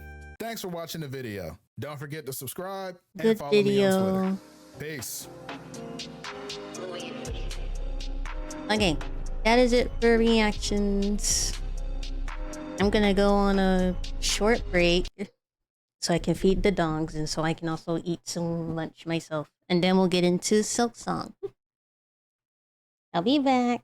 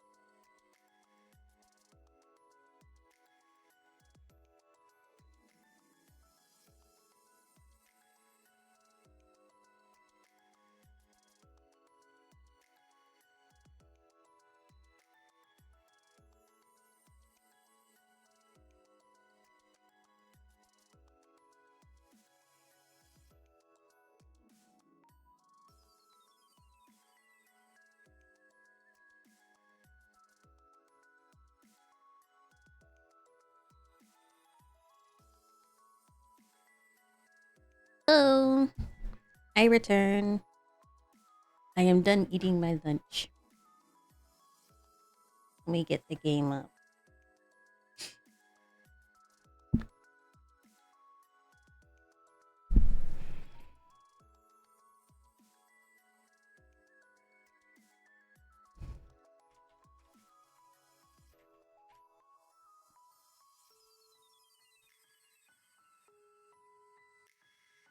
Hi, Virgo. I'm about getting Silk Song up right now. I hope you guys also took the chance and opportunity to like get some water, use the bathroom, get food or snacks and stuff. Cause I just ate lunch. Nah,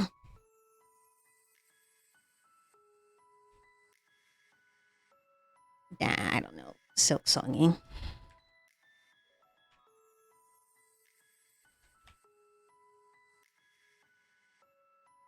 How's lunch? Lunch was good.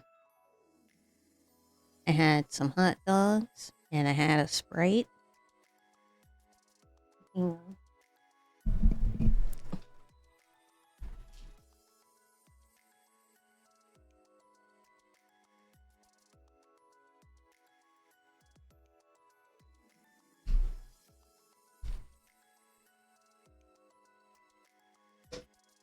I left it at the table. Let me close Google.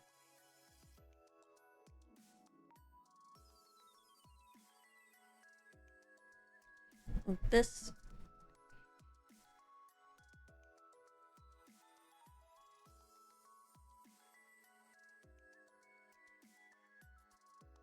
It is indeed 3 days until Pokemon ZA. Alright. Gaming.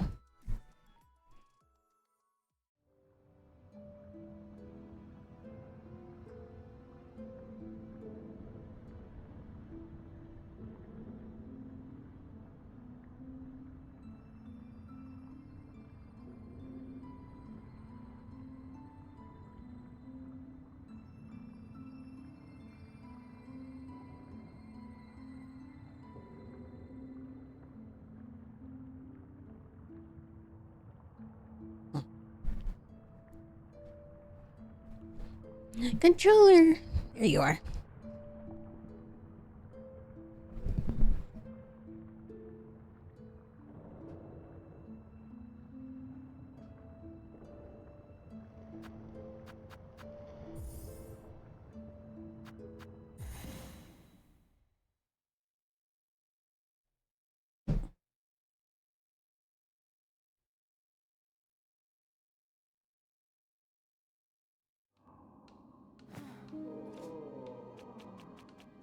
Love my model, by the way. Did I design it myself?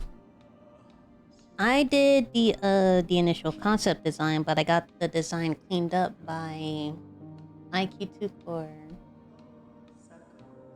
by another designer. But yeah, the initial concept and looks and everything I did design. I just got it cleaned up after in an official reference sheet from someone else. Let me see. Let me turn off my color mods.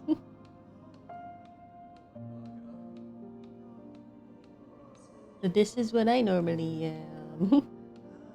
First time in my short hair. I got a bunch of other hairstyles too. This is my braid. And I got long hair. I got my short hair with pigtails you saw. And I got pigtails and I got ponytail. Let me switch to my braid. I got a bunch. I know you can't see all of it with the overlay I'm in. Let me see. Here we go.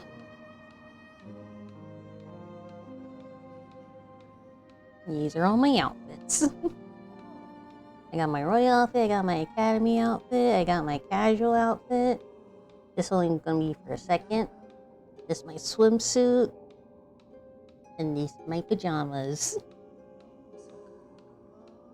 And I'm saving up for another outfit to give to my model. I was hoping I'd save enough to like get it like done and debuted by this Halloween.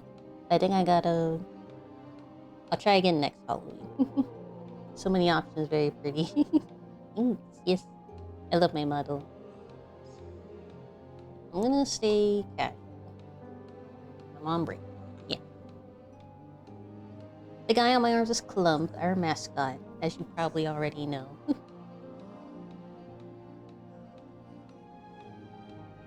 He's my adorable Eldritch Abomination son.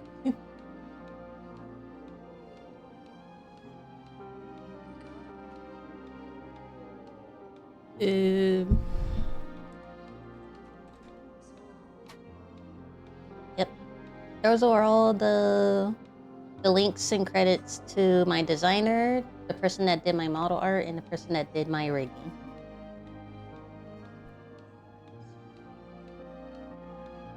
I know this cute little guy. He's adorable. He's the best little Clump.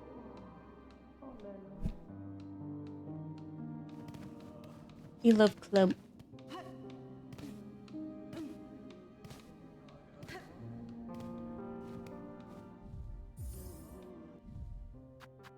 Okay, so yeah, I unlocked my last tool slot. I don't have a second tool though, so I guess we need to find another tool. There's also still 2 more little fleas I haven't found yet. So what I'm gonna do, I'm gonna go around these earlier areas, the Marrow and Bone Bottom. Check out these like little spots I haven't gone through yet, if I can.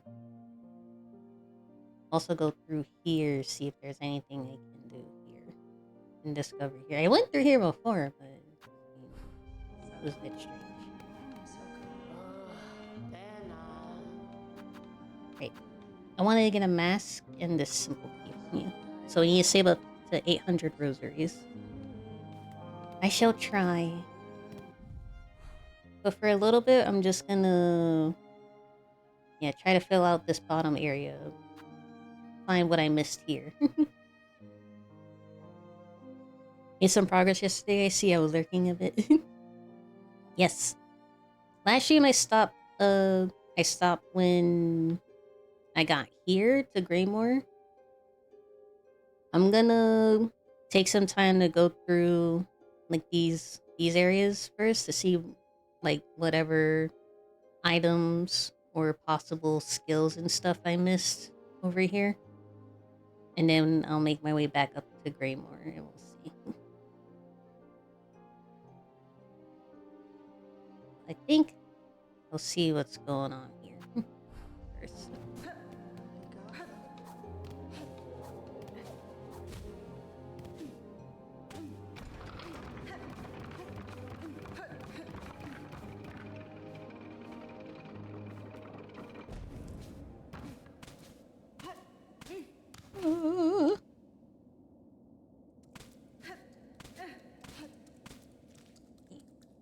Did I change my... yeah, I changed the game in time. Just make it. I missed. At least I can catch myself now with my umbrella cloak.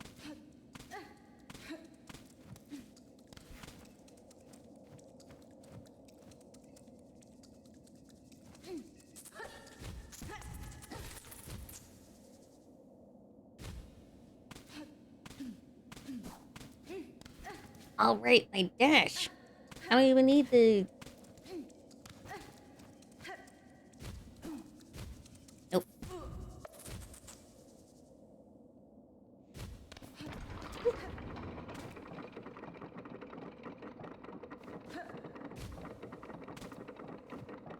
You went down.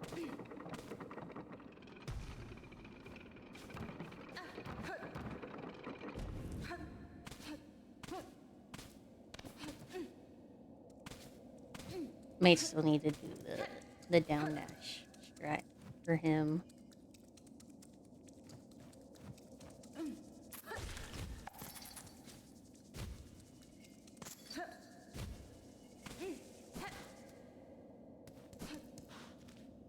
I can go through this guide faster now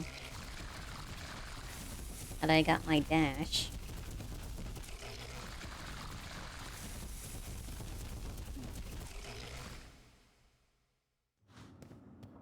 There's a lever up here. I need a key for this. Yeah, let me just... I need new pins. Key there.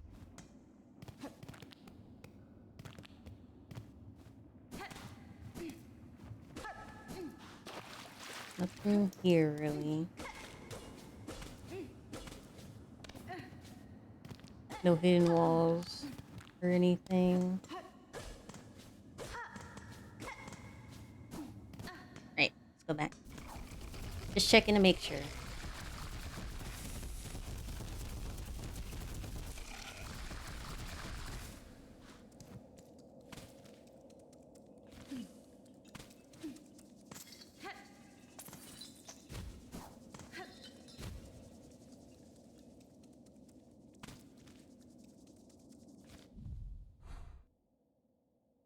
There.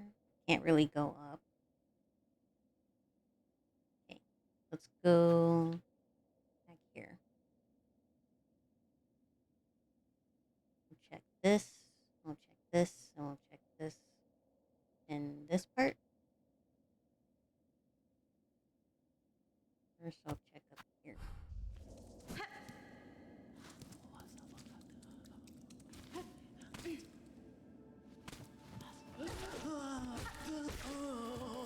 We need rosaries.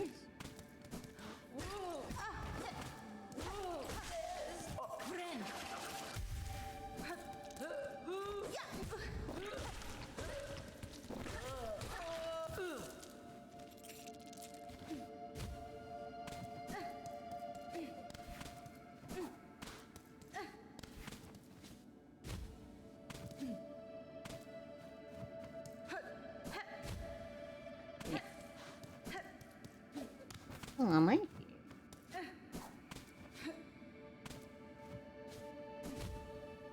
Oh, I missed.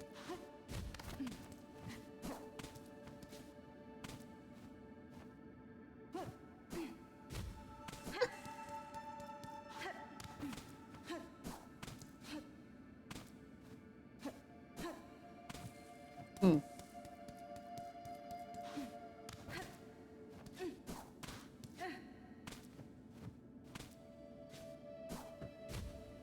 Hmm. We'll make it.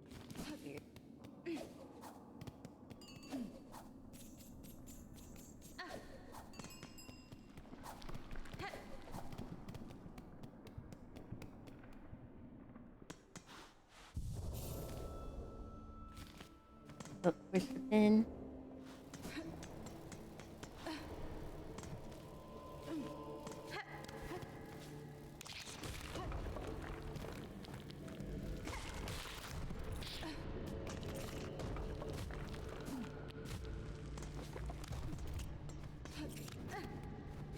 Oh.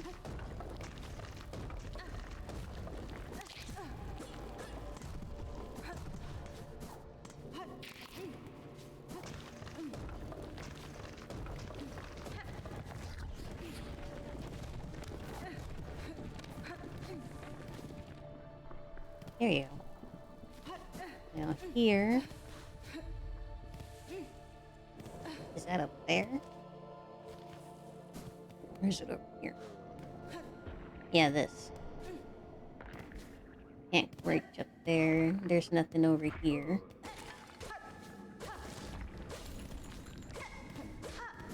Okay. So this place can't yet. I'll go to this one down here next.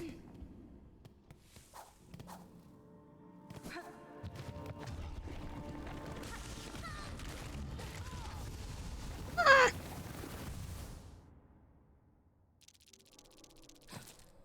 My rosaries.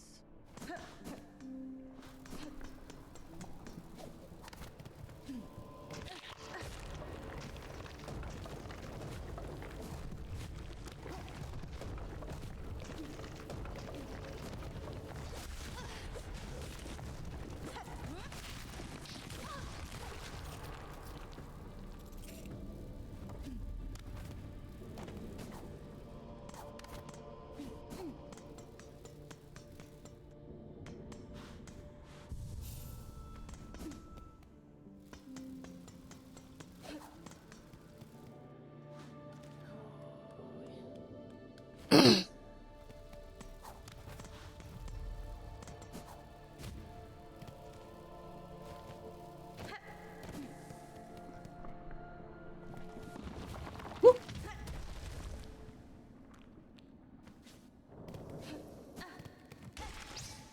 Entity.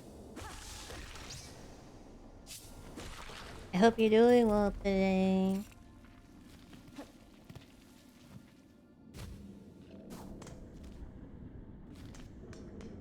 Great. That's locked.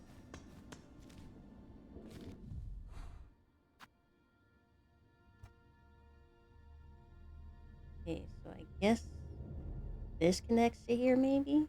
I don't think I can go up here, though. I'll check. Not what I meant to do.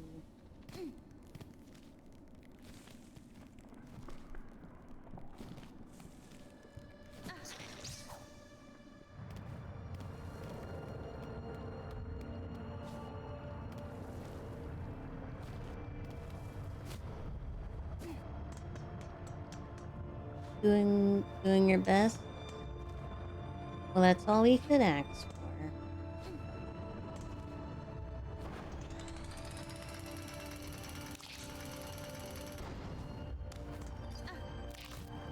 Okay, can't go up there. That's a dud too. Right then. Since this is already here connected, we'll go to this one. See if I can go there. My bunny ear's not working?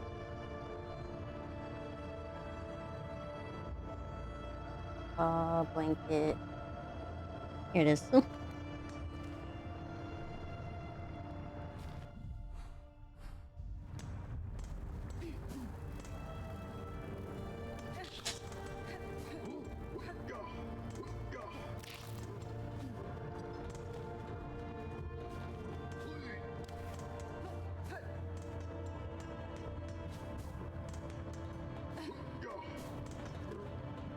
Okay.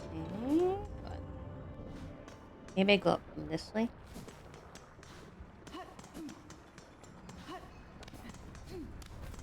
Oh, there's a mask.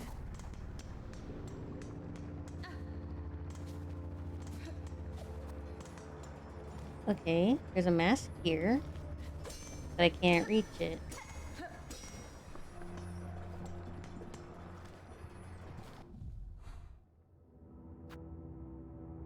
Okay, so I'm blocked from both sides. What's this one? Is this a door? Probably. Okay. Here's Bob. Why aren't my things working? Here's Bob.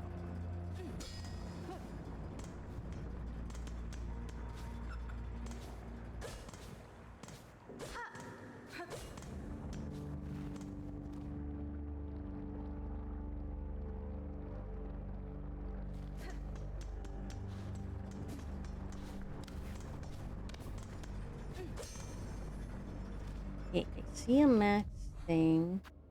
I'm blocked from... Maybe there is a way I can get up here? Let me see. I'm gonna check again.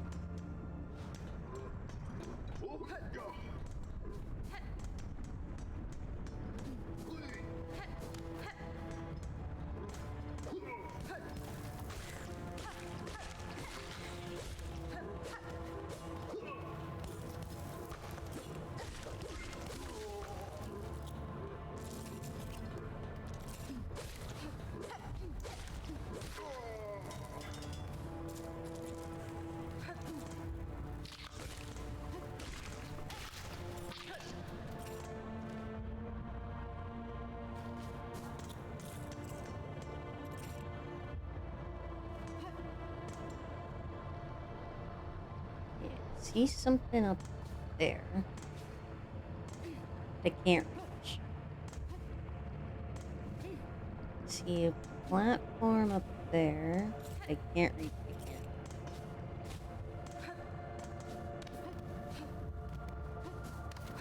This way? Oh.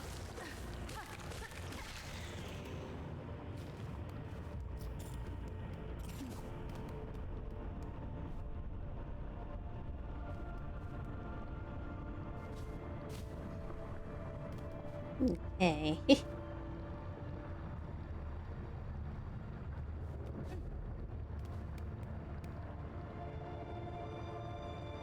I see silk is used a lot. Is there a swinging item? I'm curious. Probably? I'm not sure.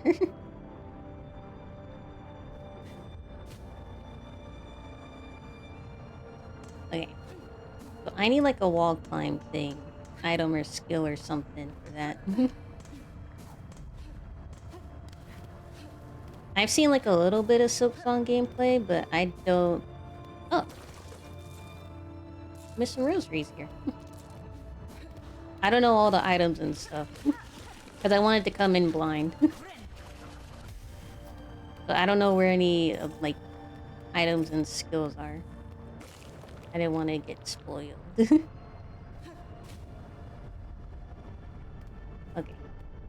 Can't do that yet.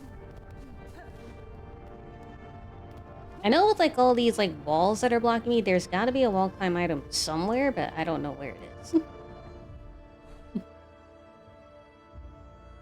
Whether it's an item or a skill or something, I know there's a wall climb thing. There was one in Hollow Knight. There's got to be one here. Let's go up here.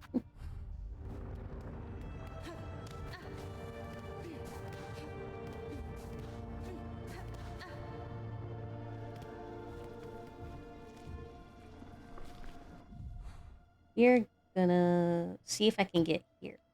Or here.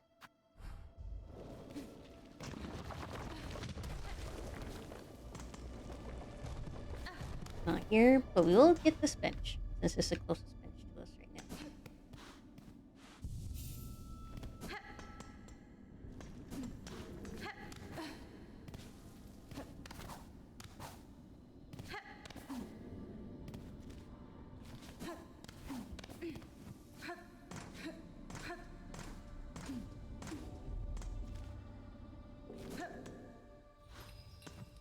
What's in here?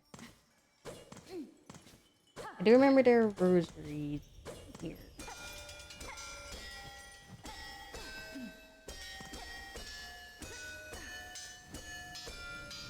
That's it? Nothing?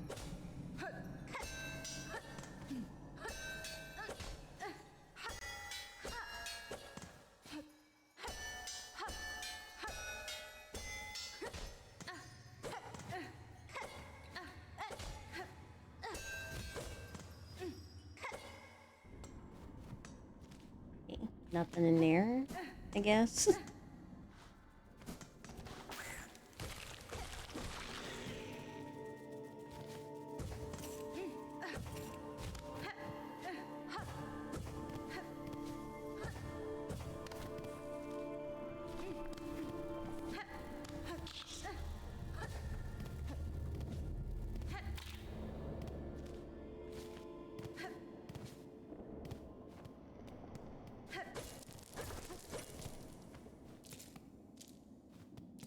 What? No, jeez.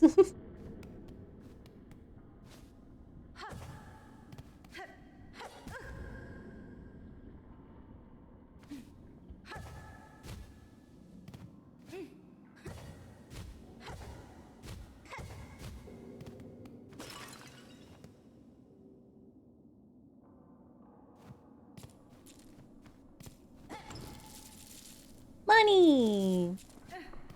Nice money. That's all there is in here?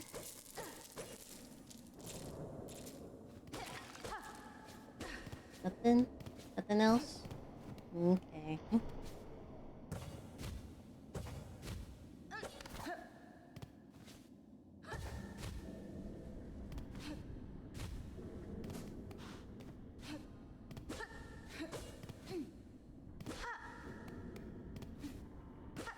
That was it? Okay.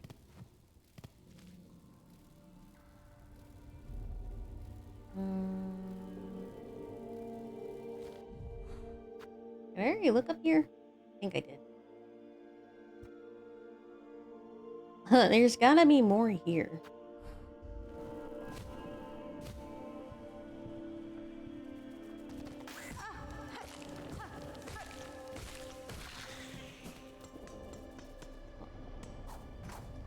The bench shows that there was more. And I definitely missed something in that room.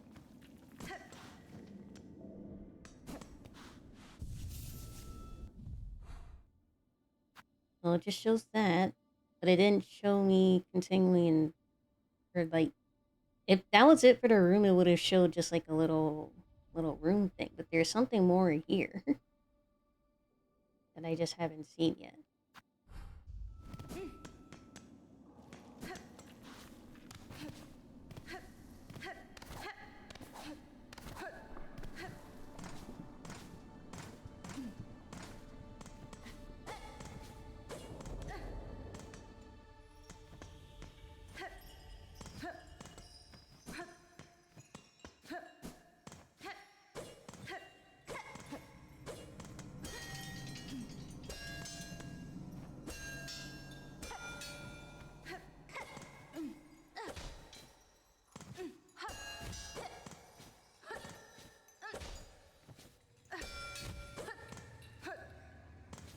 I don't see a switch, I don't think.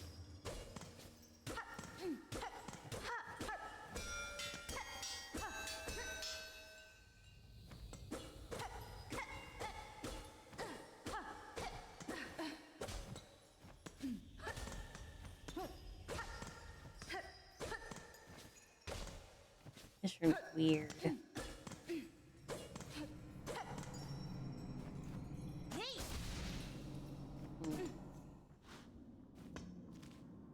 Okay. It's really weird game, but whatever.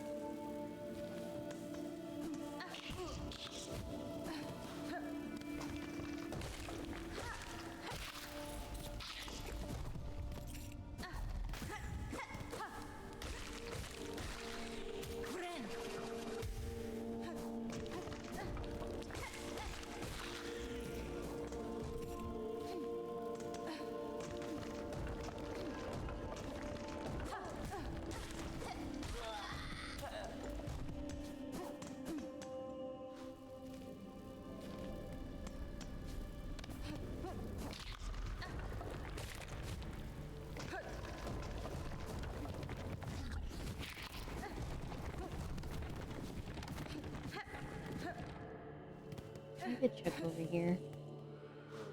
I was just making it.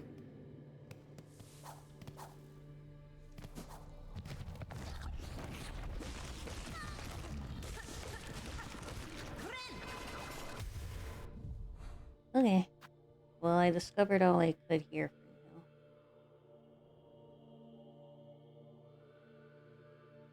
for now. Let's...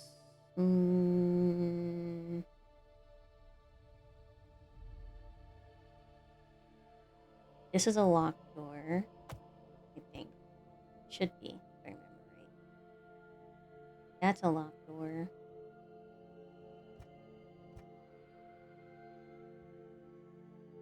I couldn't get up here. Well, maybe I can get up here now. Let's see. We'll check that. We'll check this over here. And we'll figure out this. I think I have to go down here. And then maybe it connects to here. We'll see. Where? We'll take Belly. Oh, did I check here? Had to double check.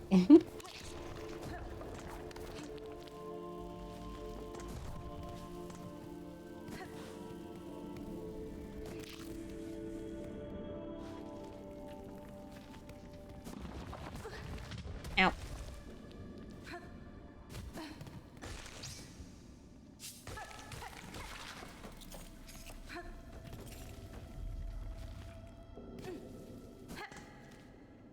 Right, the lever here is stopping me. And it might connect to the one that goes up down there. Yeah. Already checked. Let's go back to Belly.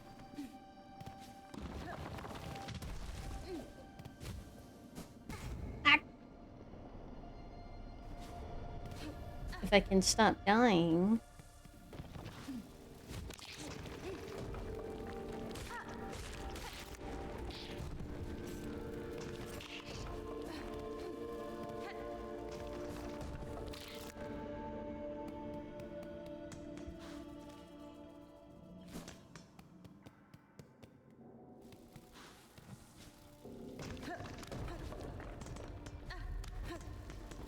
This way. Bench.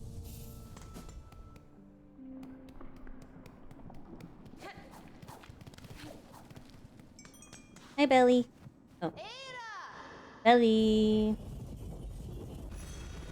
There you are. Where do I want to go? I want to go to here. So, Garfields?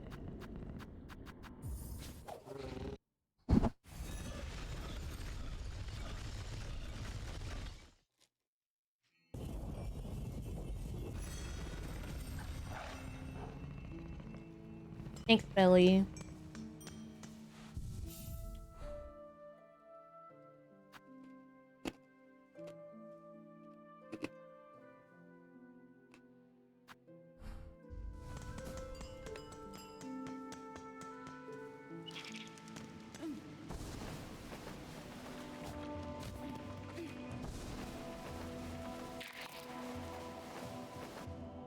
Oh, wrong way.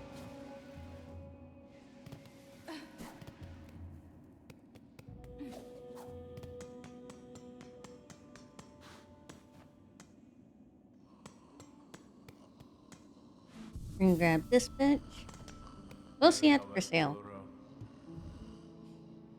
Weighted belt. A tool pouch. It could add some pockets for you, let you carry more tools and shards while on the road. That'd be nice, wouldn't it? That would be nice. You drive a hard bargain, sir. Mort.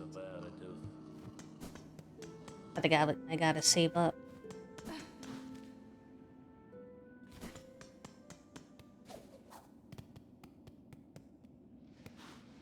Great. Go this way.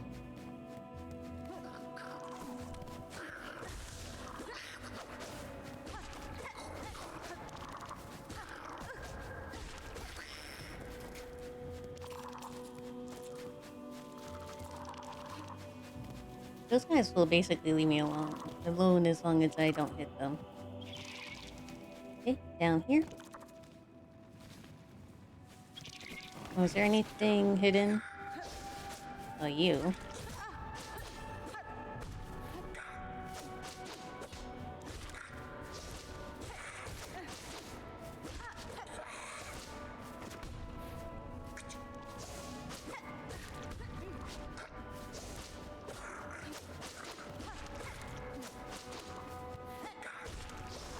Oh.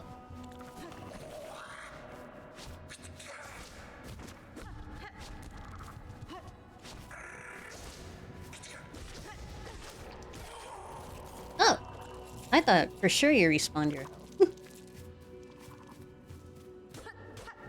Nothing over here.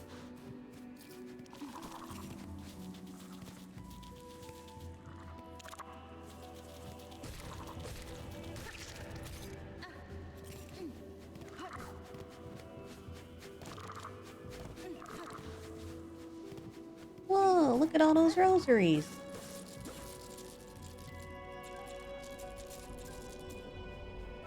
A whole 20, huh? Okay, that's unbroken wall. Just making sure. Bless you, Coke. Big sneeze. Oh, jeez. Scare me like that.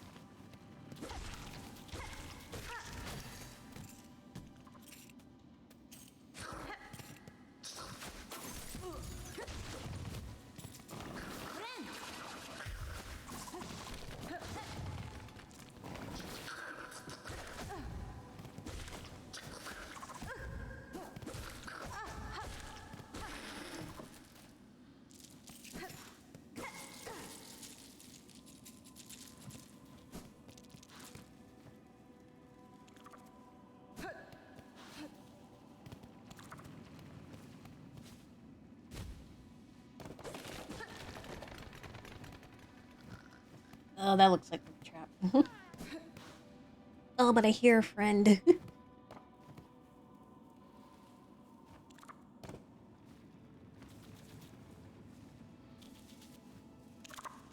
Oh, something to hit. Get over here. Please. There we go. Now let's go get friend.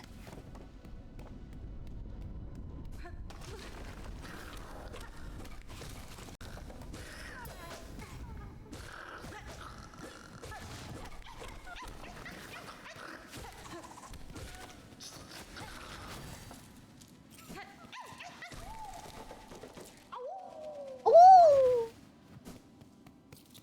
I thought for sure it was gonna be like that spine trap. Not a cage.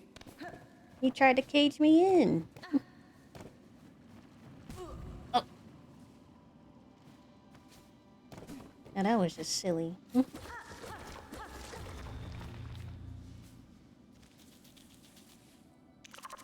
Over this way.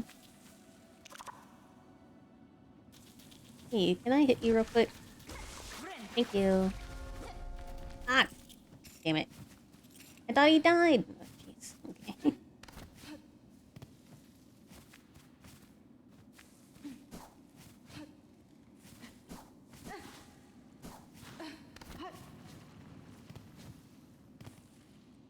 don't even have anything for me.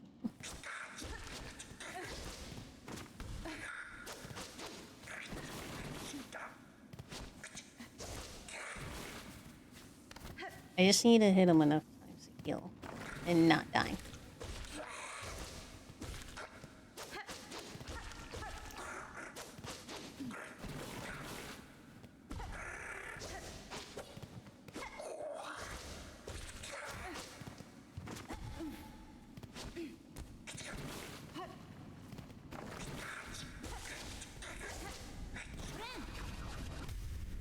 Okay. Now I'm good. And that doesn't connect to that one, it looks like. I'm just back here. No. Where does this... I need to go up here? Was I able to? Let me see.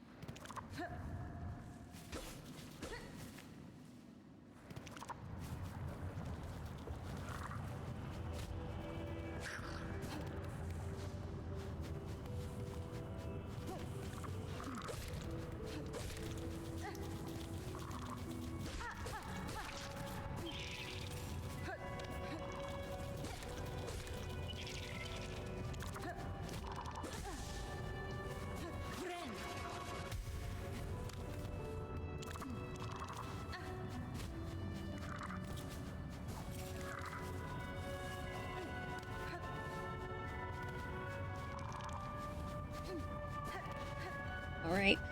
I couldn't. This was too high.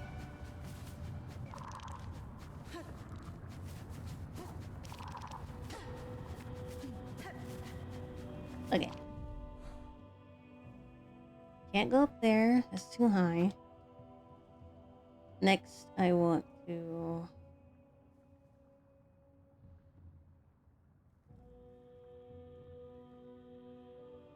Or check and see if I can go to these areas. So we gotta go the long way around, it looks like. We have to go this way, then go back up this way.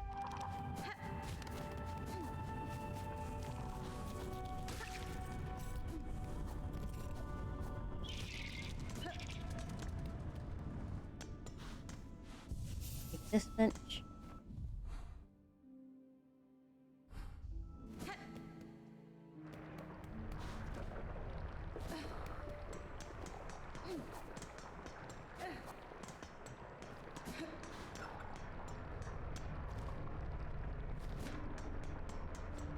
Fleshy coat.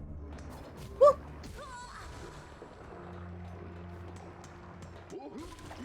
I think I have my fire charm on.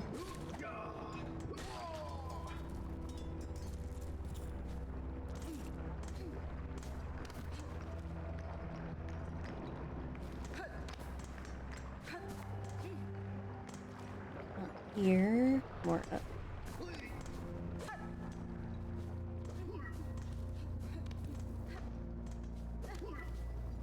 Oh, you catch up fast.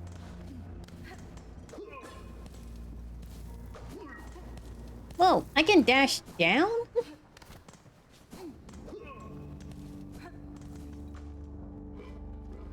How did I not discover that until now?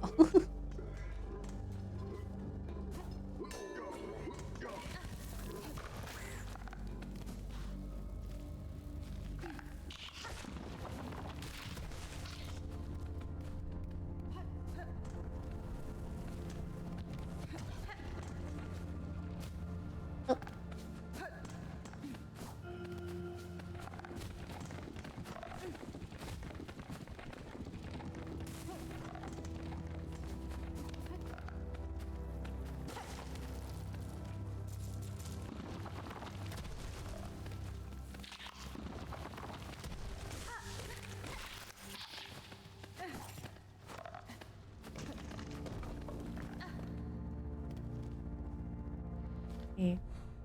Bench right there. We'll grab this bench.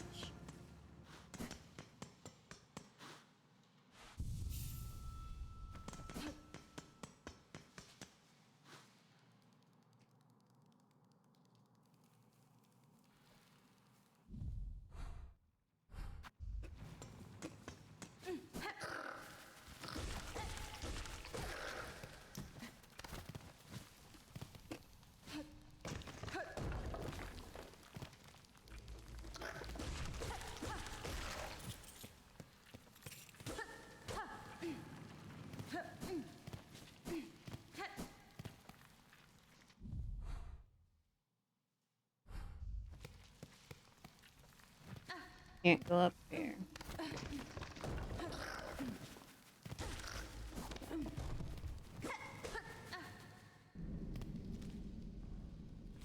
See if I can go this way. Woo!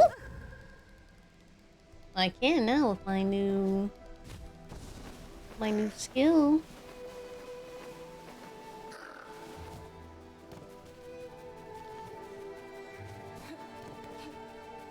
But I can't reach up here.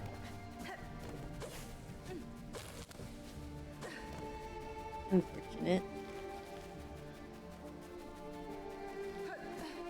Yeah, it doesn't really change anything. Still can't go up there.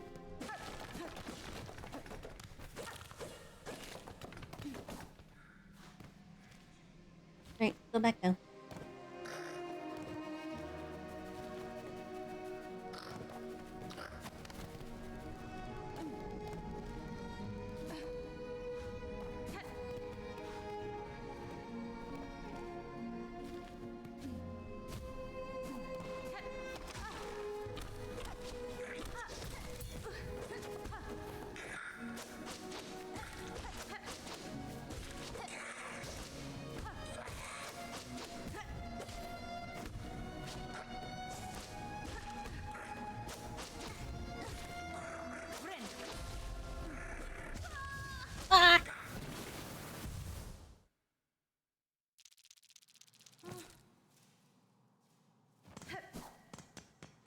Those are my hard-earned rosaries, pal.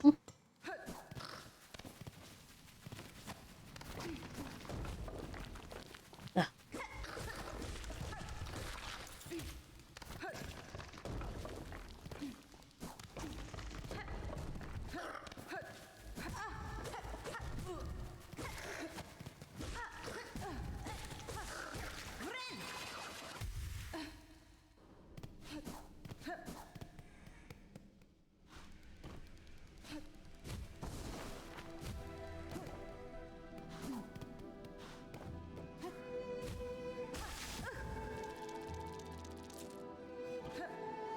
Why do I always die?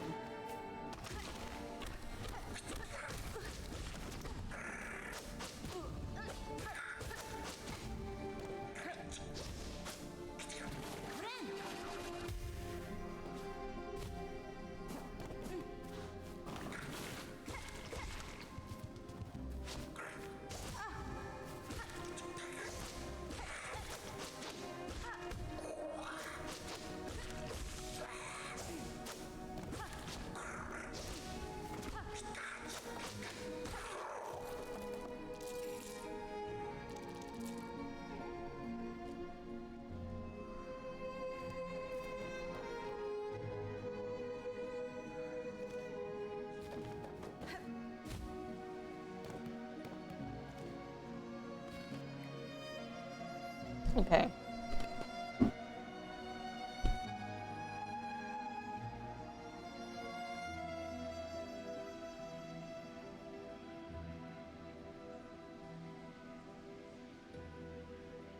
I'm expecting a boss.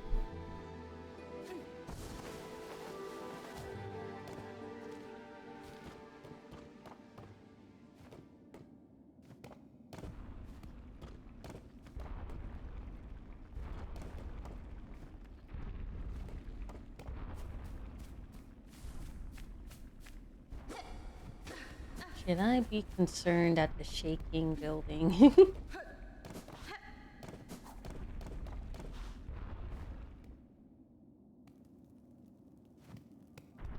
Chapel of the Beast.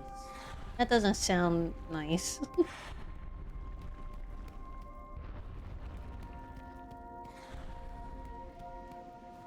Oh, of course.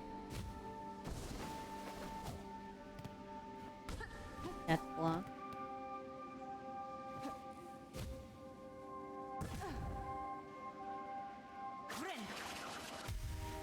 Alright, hardcore.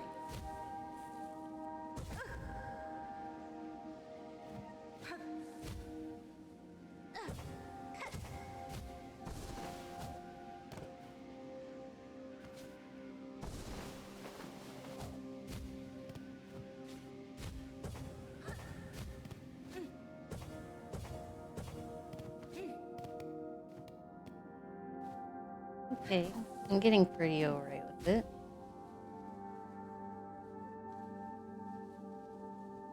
Woo. Ow!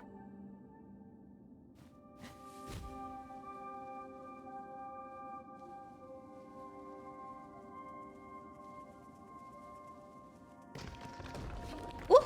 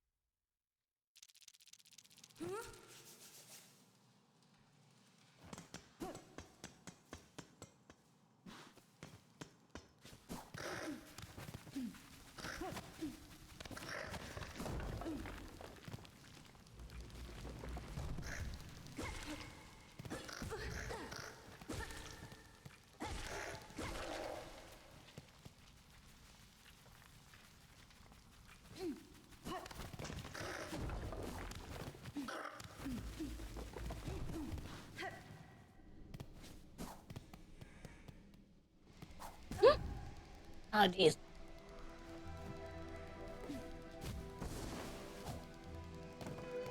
up, Joe? I hope you're doing well today.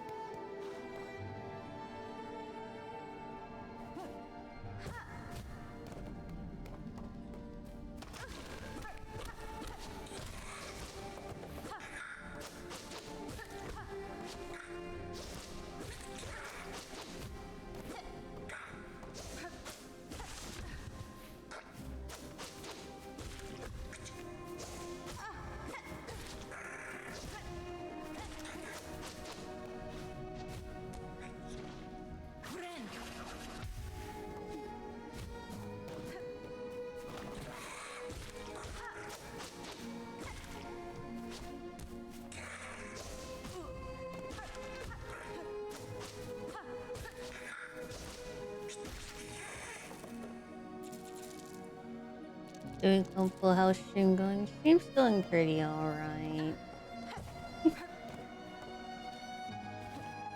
Other than I just died. Other than that. Alright.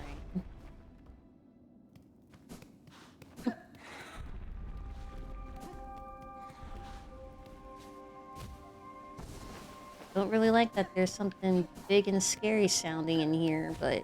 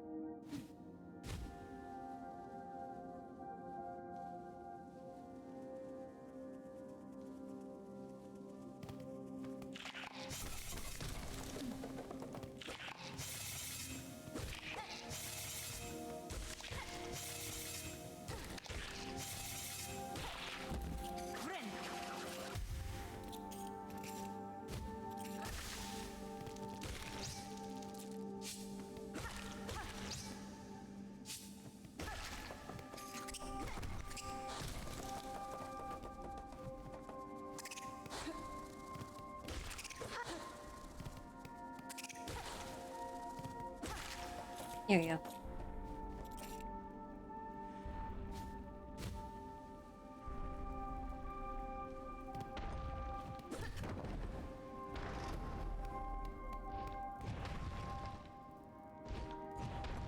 That doesn't seem very nice.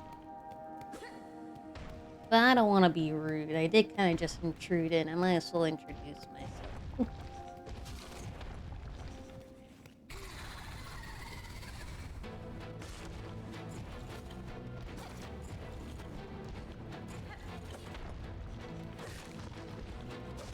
Oh, jeez.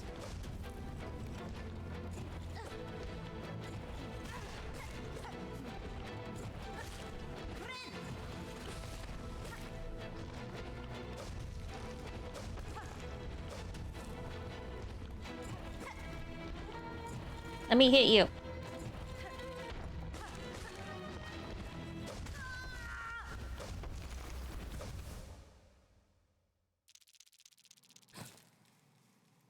He moves around quite a bit, doesn't he?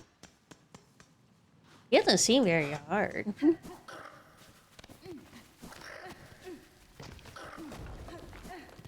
I think the slowness threw me off a little. Dude. You mind?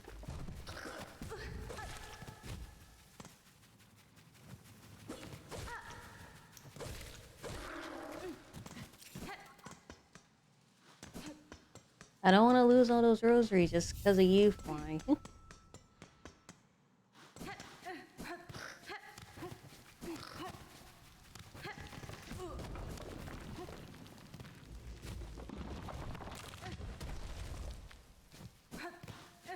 Did not know if there was a rock like that there.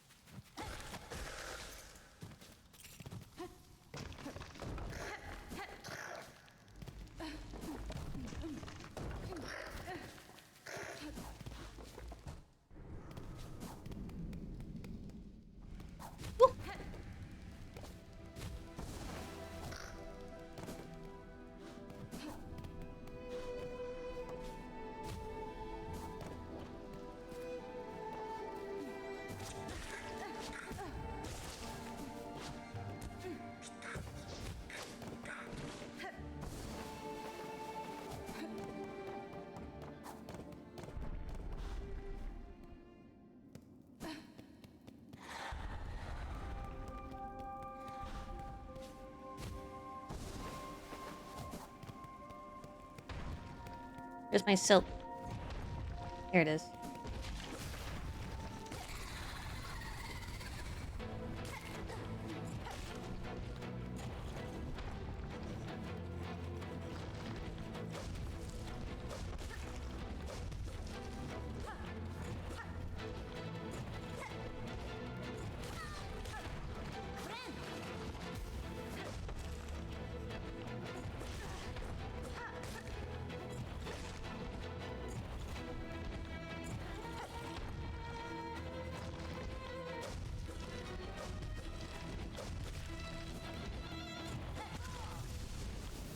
I'm trying to hit down, but I keep hitting to the right or left.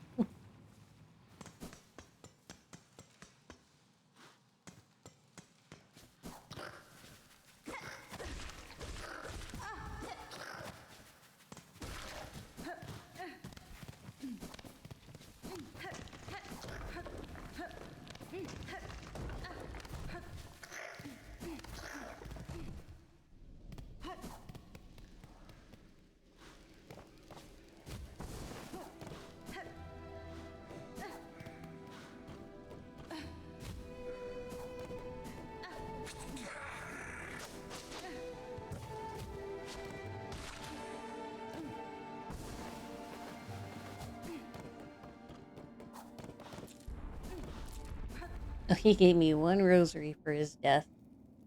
Thanks, I really appreciate that. Very kind of you, Aunt.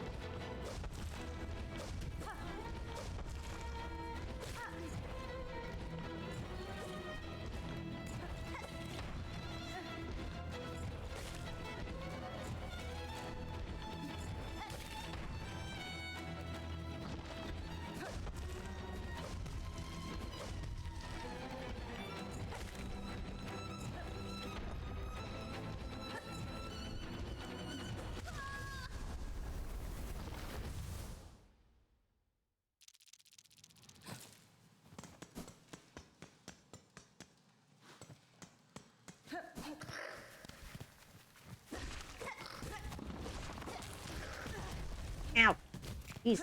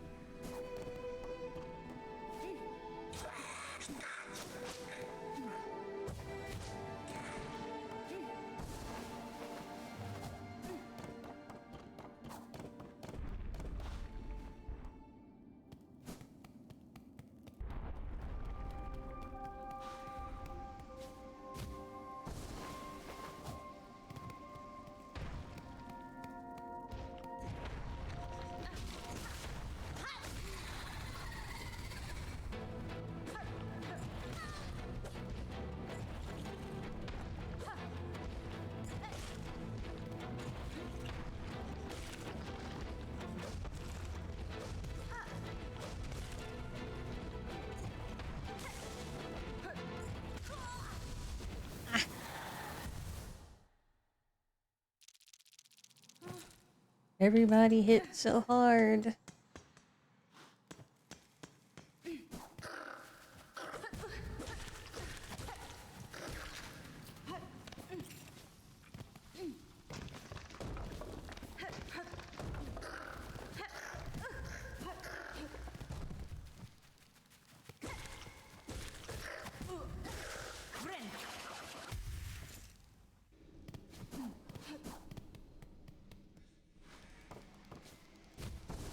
You gotta hit him harder.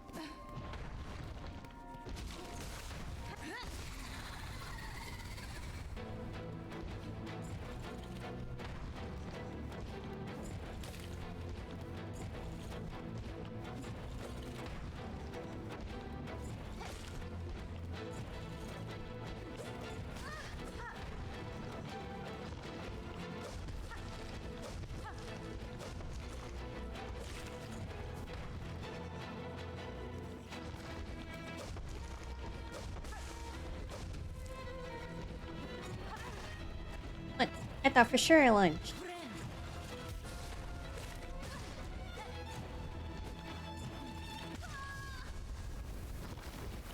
You gotta dodge it.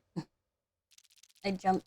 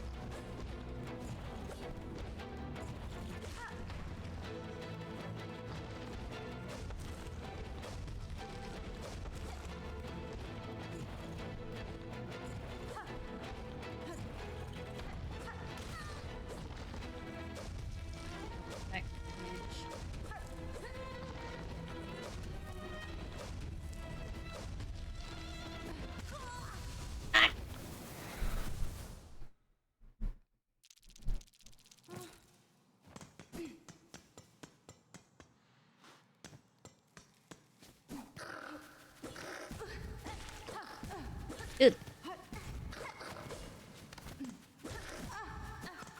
Okay, what? I'm not losing all my rosaries to a bug. That's not even a boss.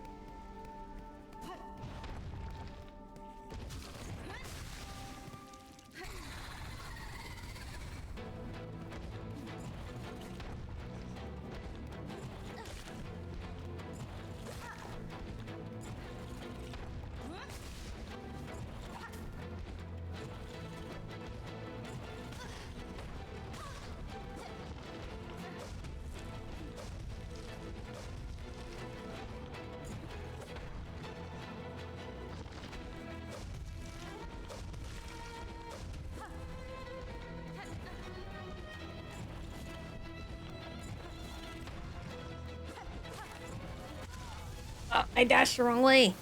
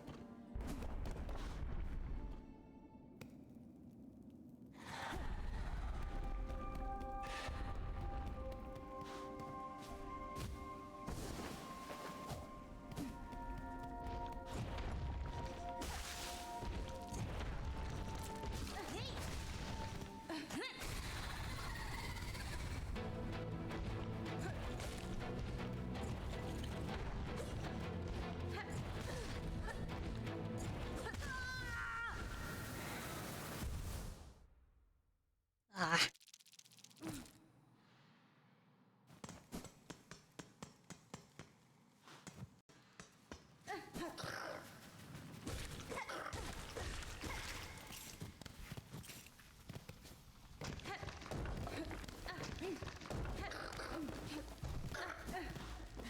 It's not even that he's hard. I'm just making stupid mistakes.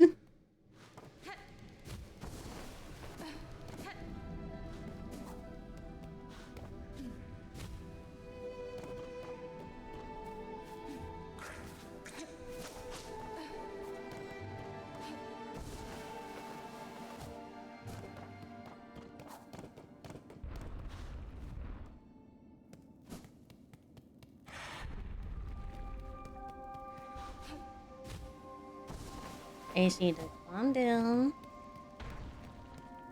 and relax.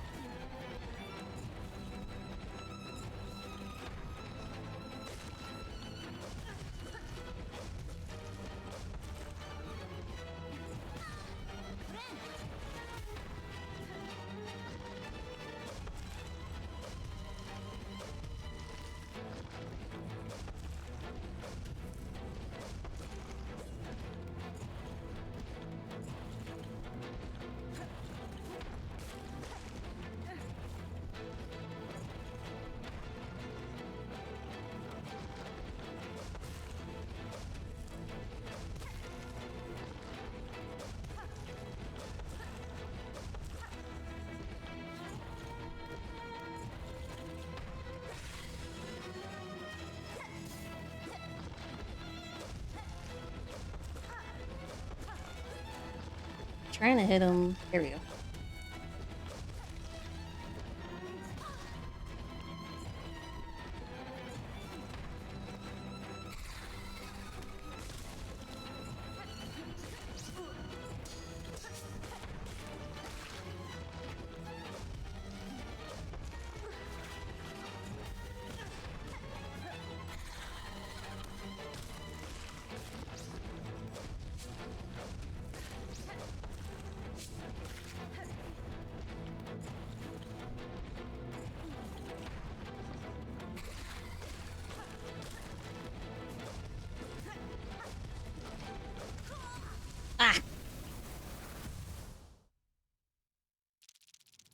A lot further that time.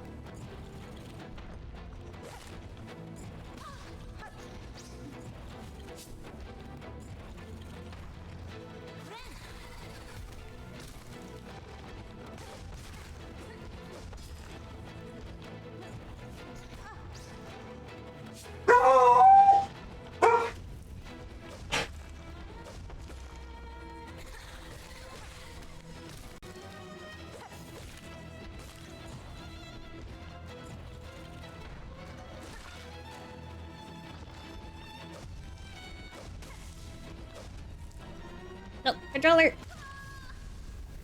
Controller, why?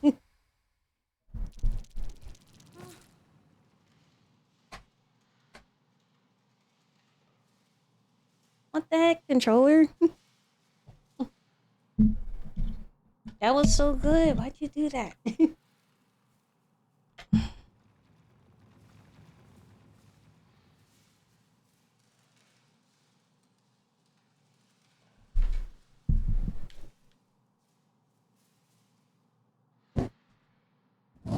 Ugh. That was a good run too.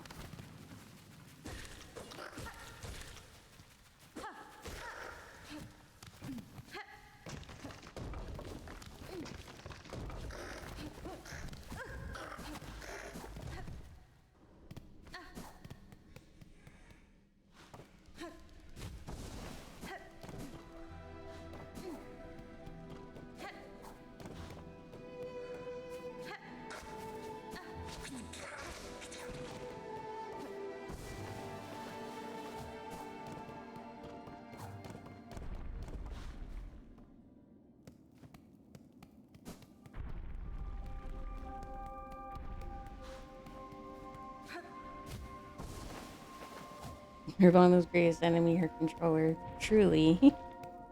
The controller's a true final boss.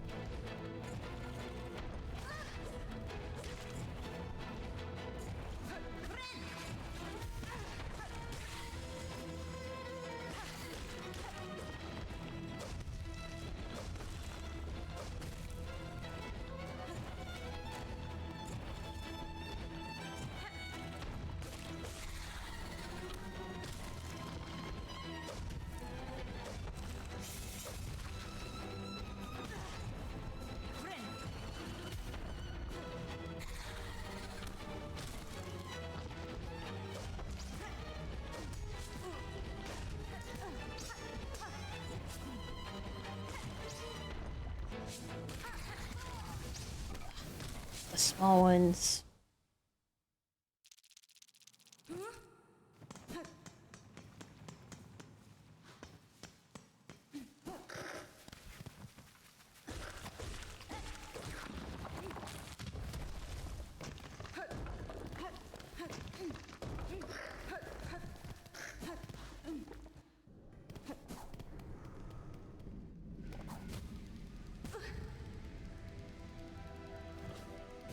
Where is he getting the tiny ones?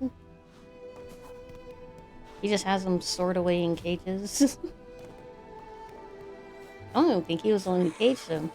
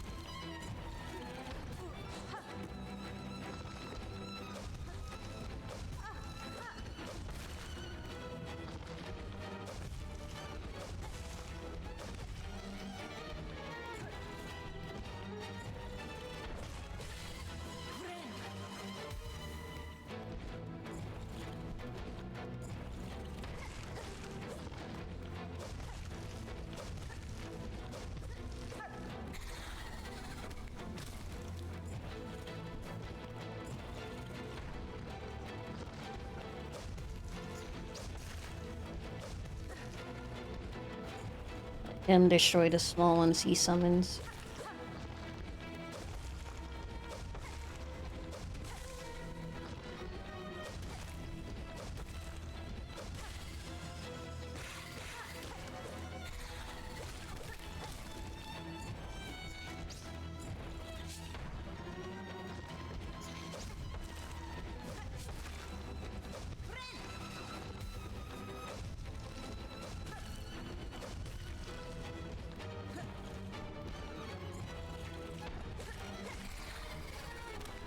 And now he's summoning two, okay.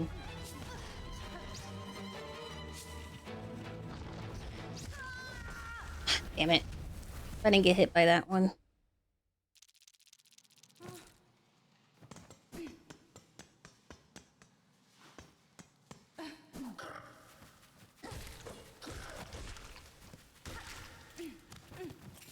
Staggered him twice, at least. I don't know how many times I need to stack them.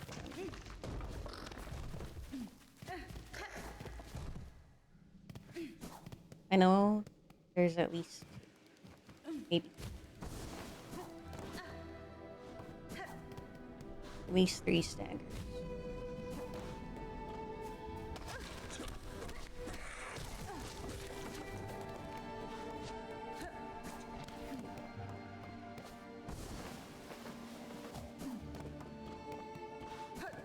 When he summons the small ones, I should just let him destroy them.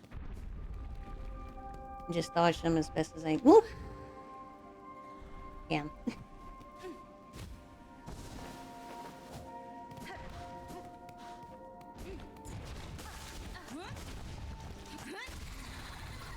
Got 2 free shots in that time.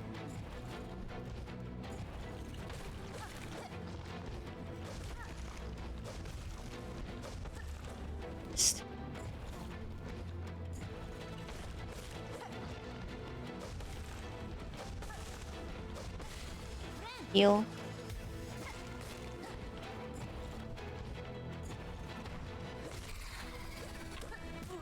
Ow.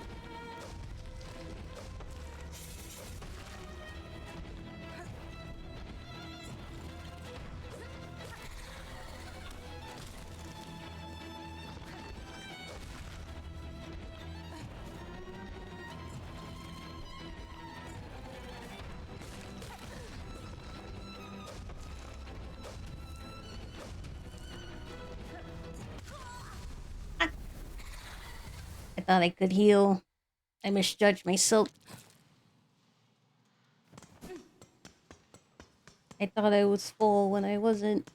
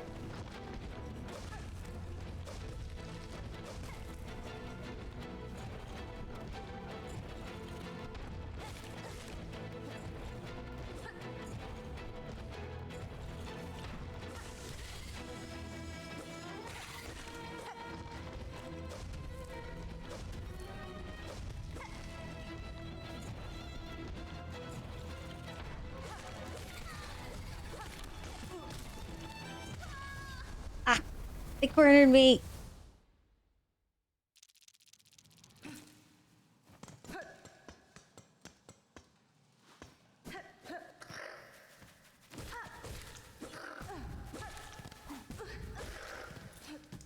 Please stop.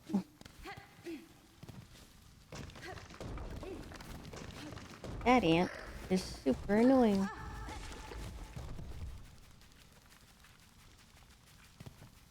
Stay away from me.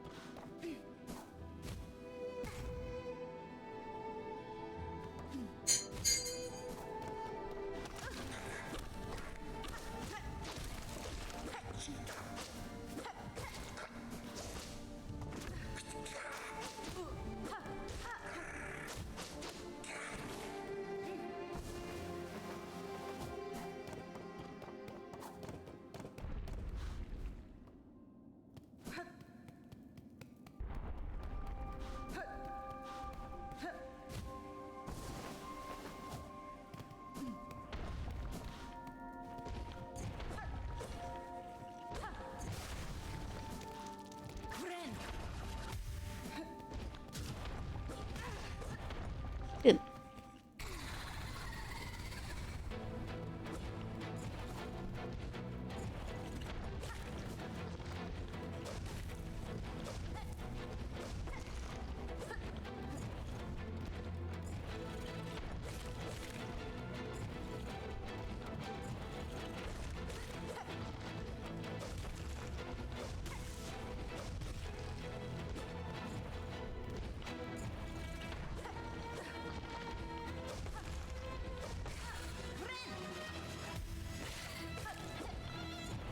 I don't think they're a friend, Hornet.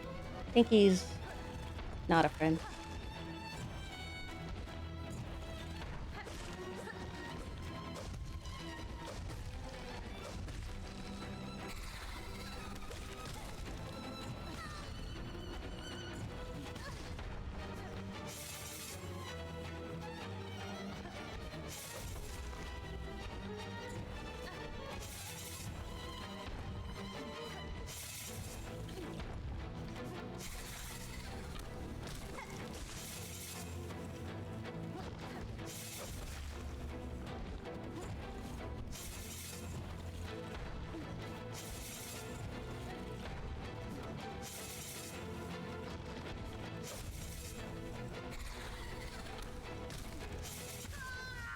Ah. I couldn't get him to hit the guy. He just wouldn't.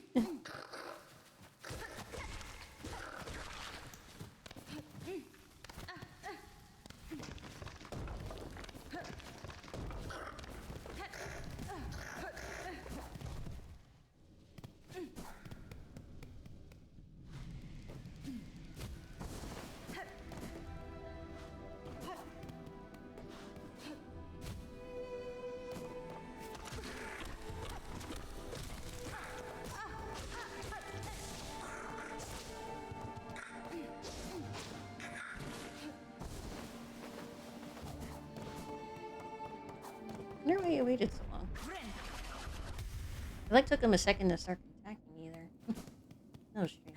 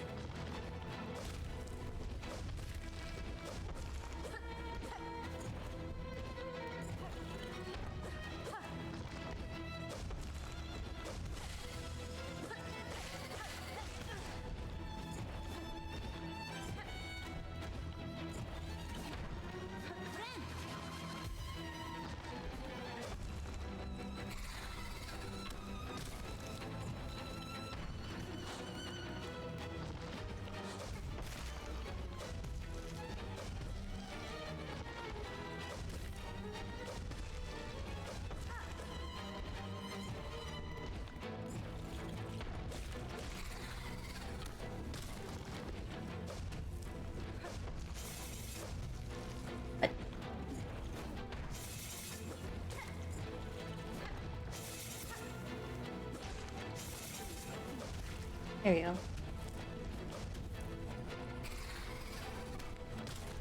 Stop summoning a big one!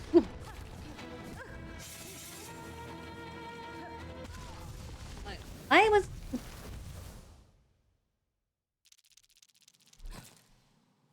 He doesn't do what he's supposed to do sometimes. Like, why do you wait all... Why do you come all the way over to the wall?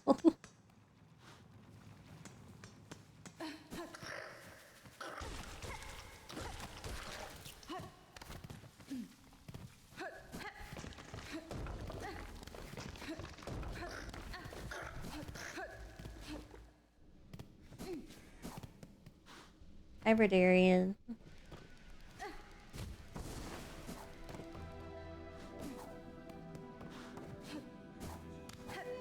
that was close. Did not mean to dash there.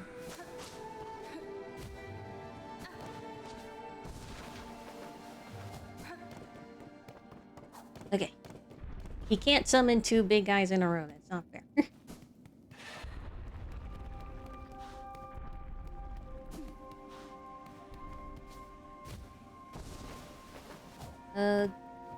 Silksong is a more platformy game, and I'm kind of weak to platformers. Like, weak as in I'm really bad at platforming. But I enjoy it. I like Silksong so far.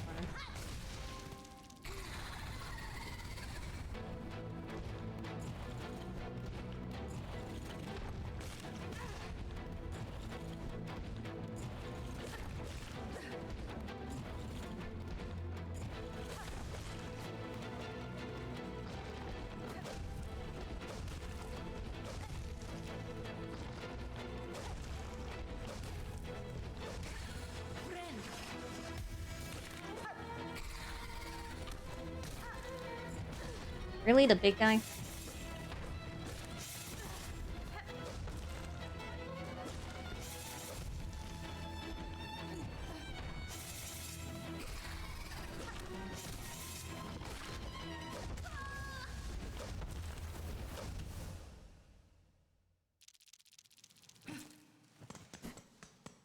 I can't do it when he does the big guy first. Big guy is literally the worst one to start with. To summon.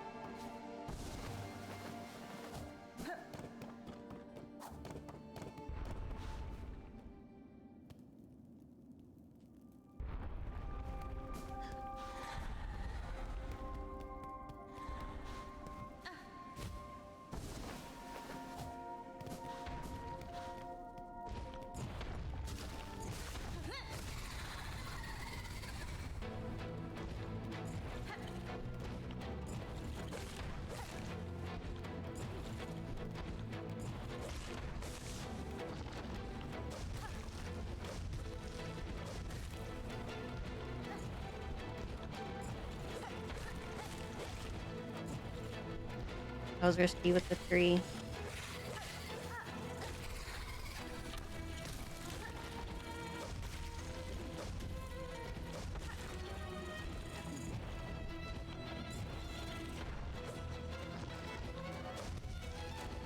My nail's too short. I don't have a nail, I have a needle. My needle's too short.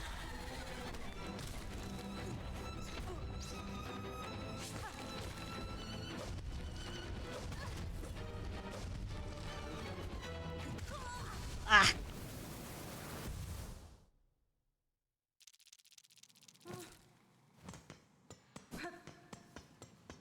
I need a longer needle.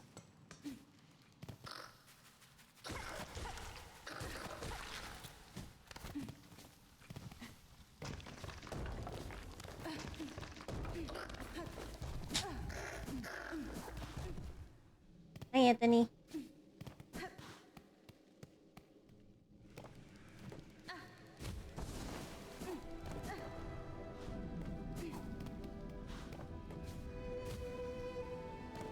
I do.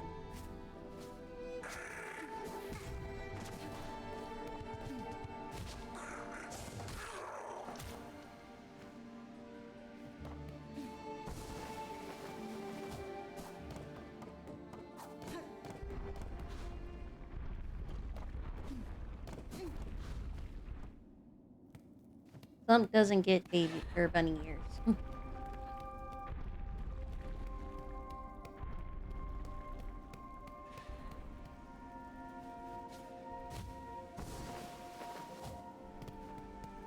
Where would we even put bunny ears on Thump?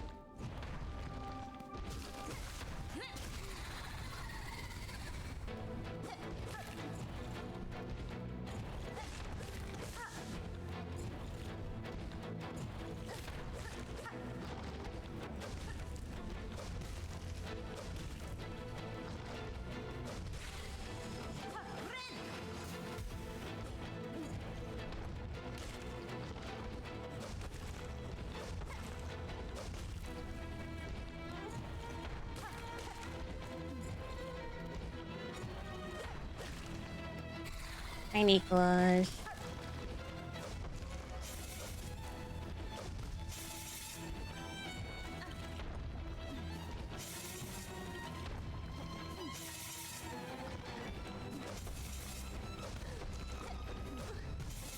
How come you can't hit him?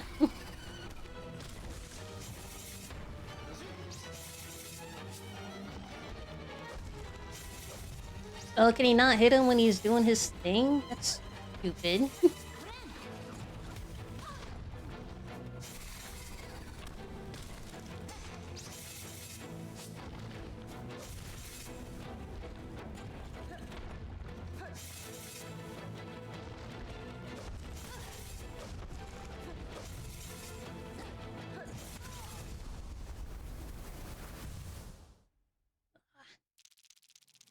He can't hit him with their two. He was low to the ground.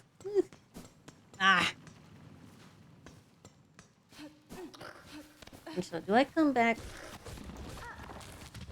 when I have better tools for this guy? Do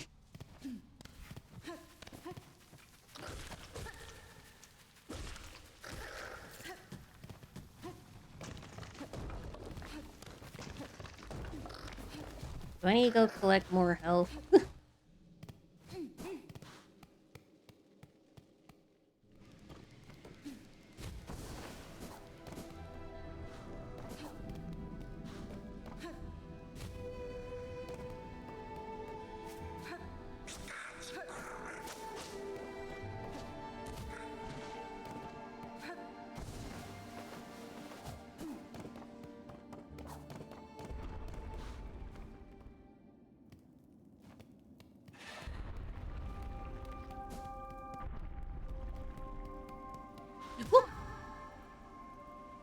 Forgot.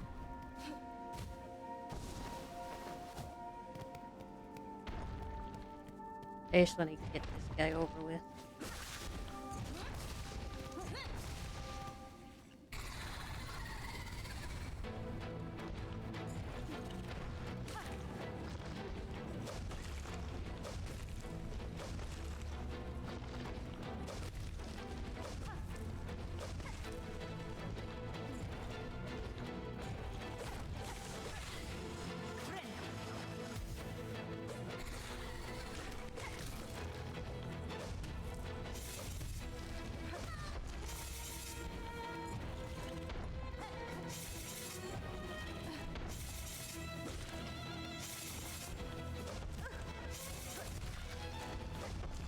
Oh, that was low enough? Sure, whatever.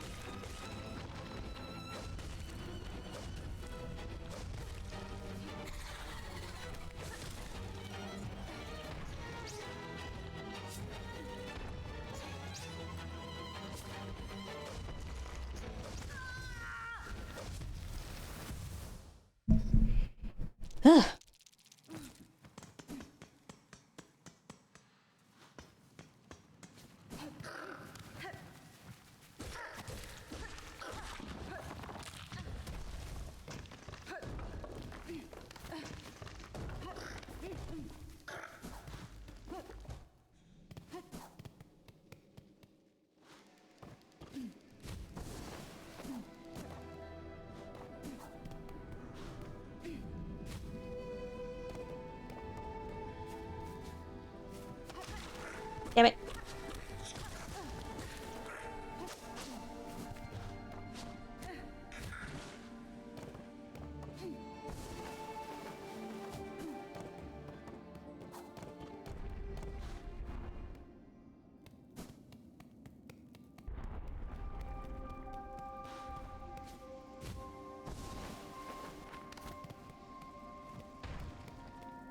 Okay. I missed. And wasted soap.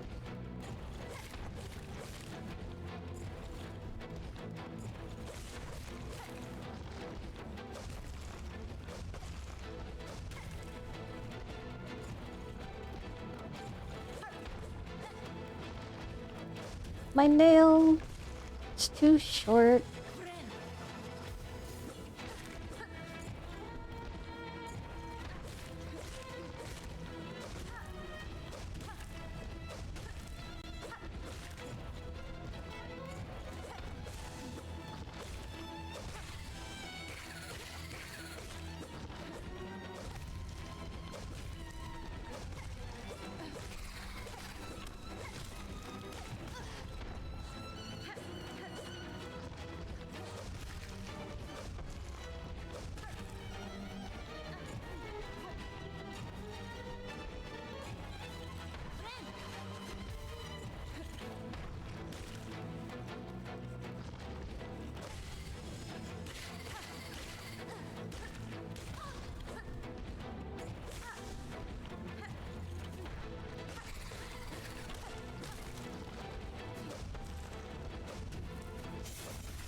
Oh, thank God.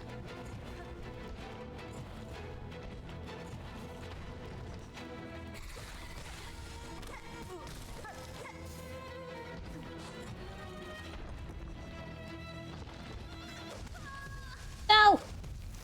Damn it. That was 3 times? How many times do I have to stagger him? Why does he have so much health?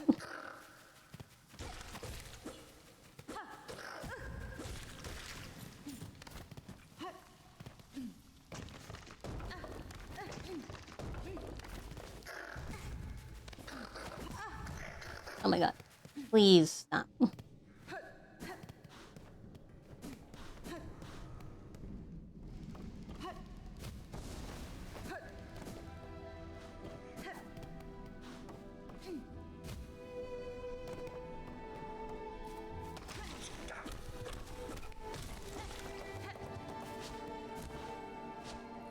I don't have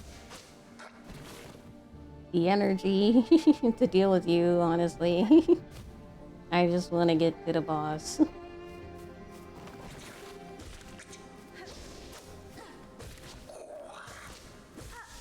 Just give me enough soap to heal.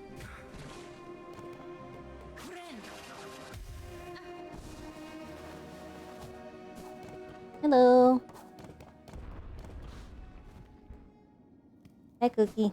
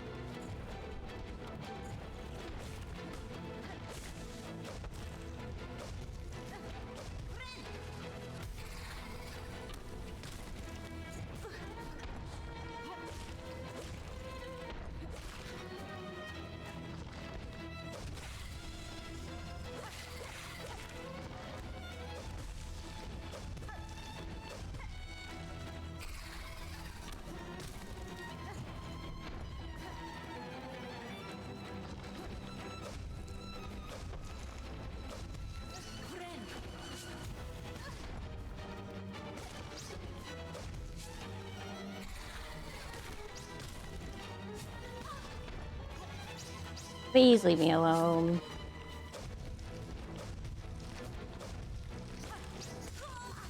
Damn it. Right into the spike.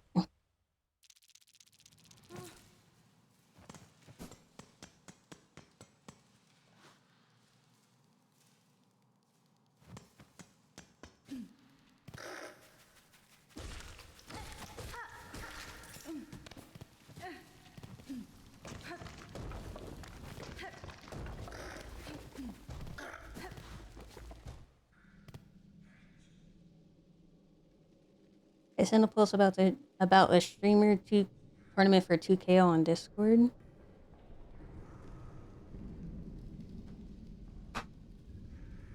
Where's my mouse? Here it is.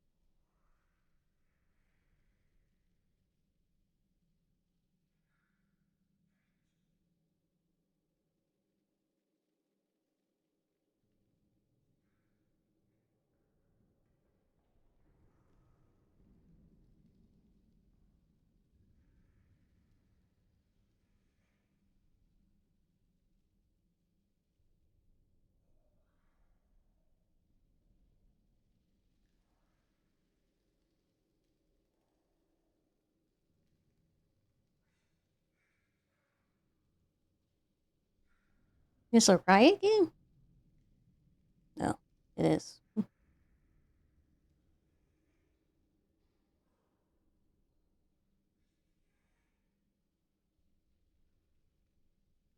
Thanks for sending it, but I made it my mission not to play any Riot games.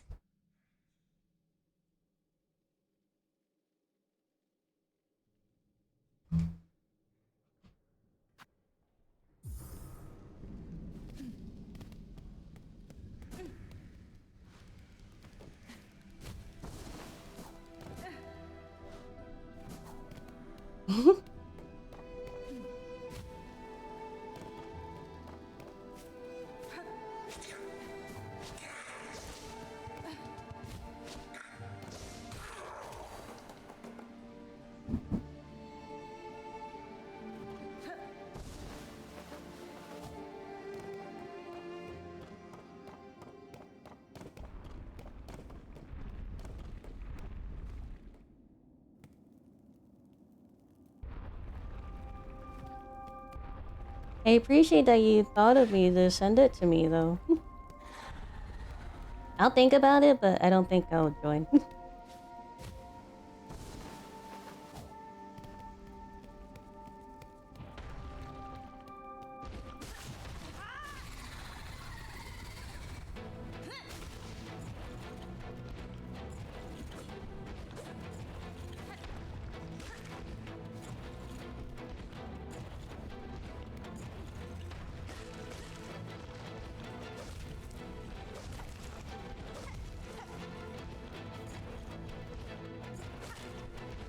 A 2v2 game with our League of Legends characters, because I saw Echo on there.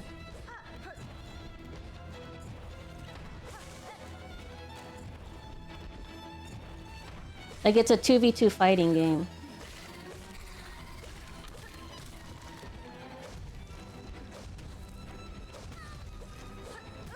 Oh my god, it's...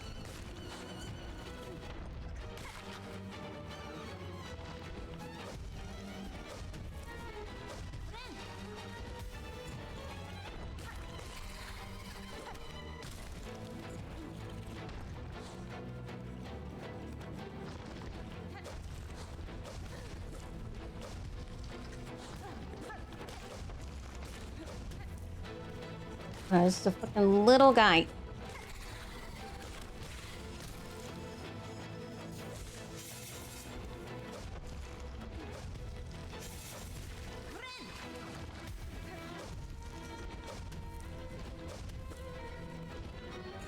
It was looking bad for a sec, but we recovered.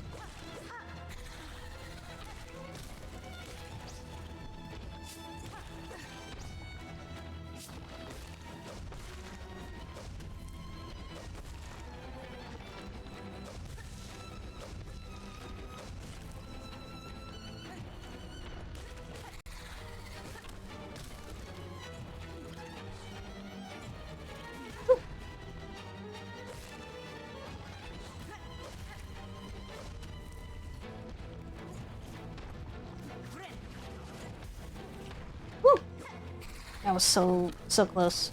That was too close.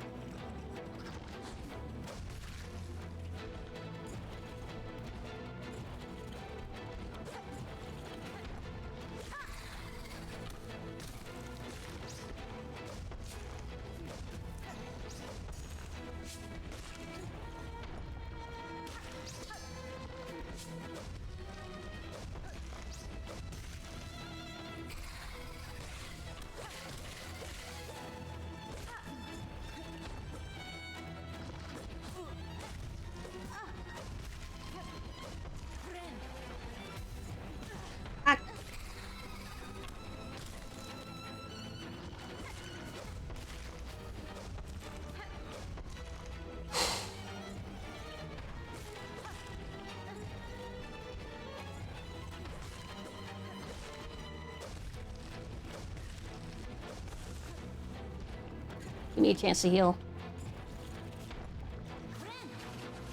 Thank you.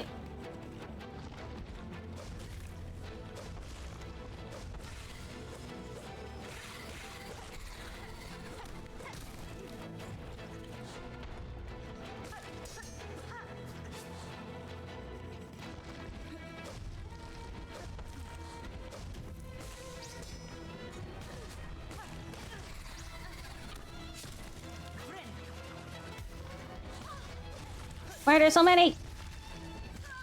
No! Damn it. The spike cornered me.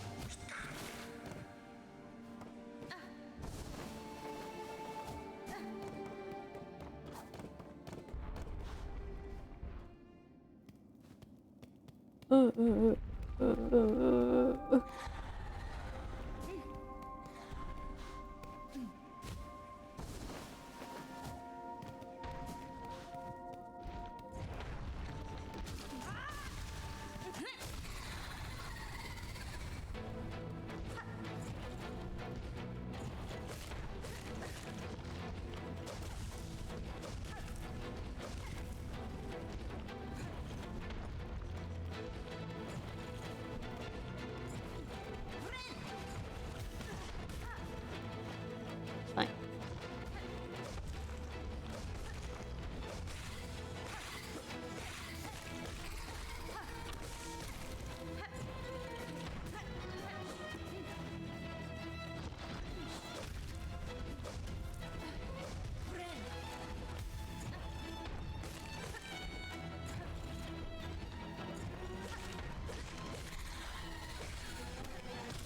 Damn it.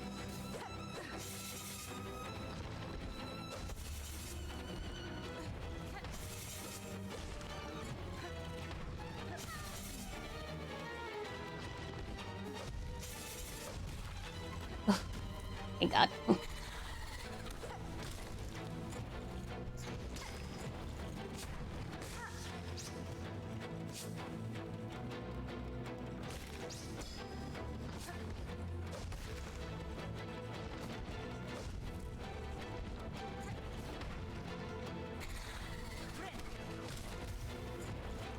Why do you keep summoning the big one?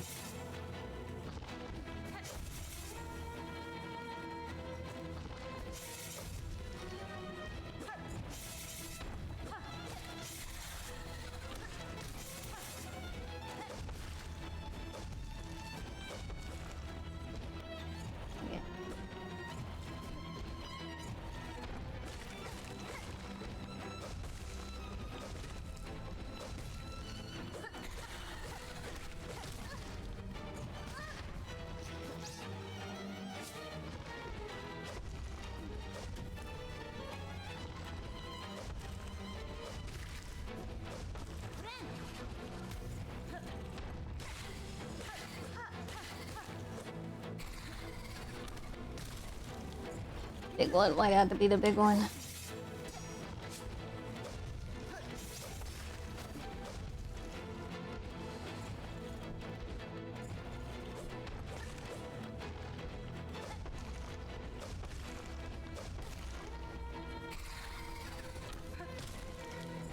Please stop summoning the big one. Damn it. I wouldn't be able to escape that. I'll take anybody but the big one. It's the worst one you could summon.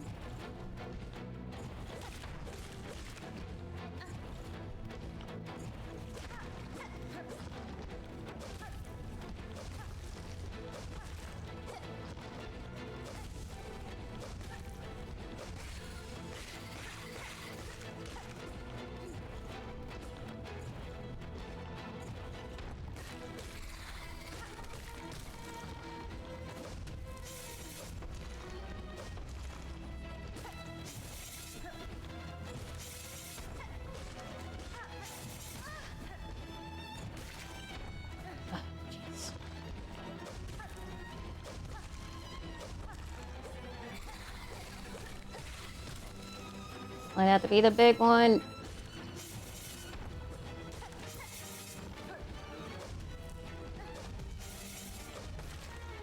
Thank you.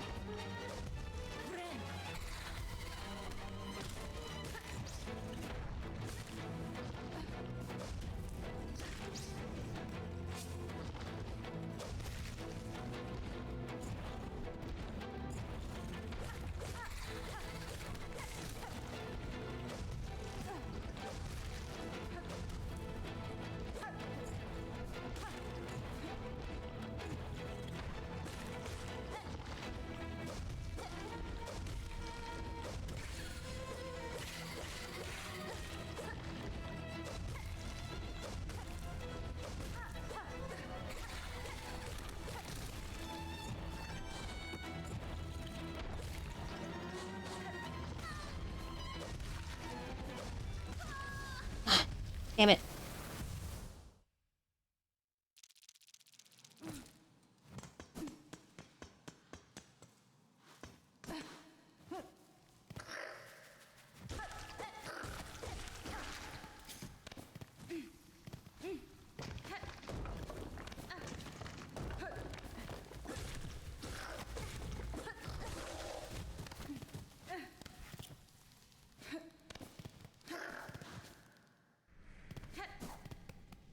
It looks really good, and then all of a sudden he does some bullshit and he kills me.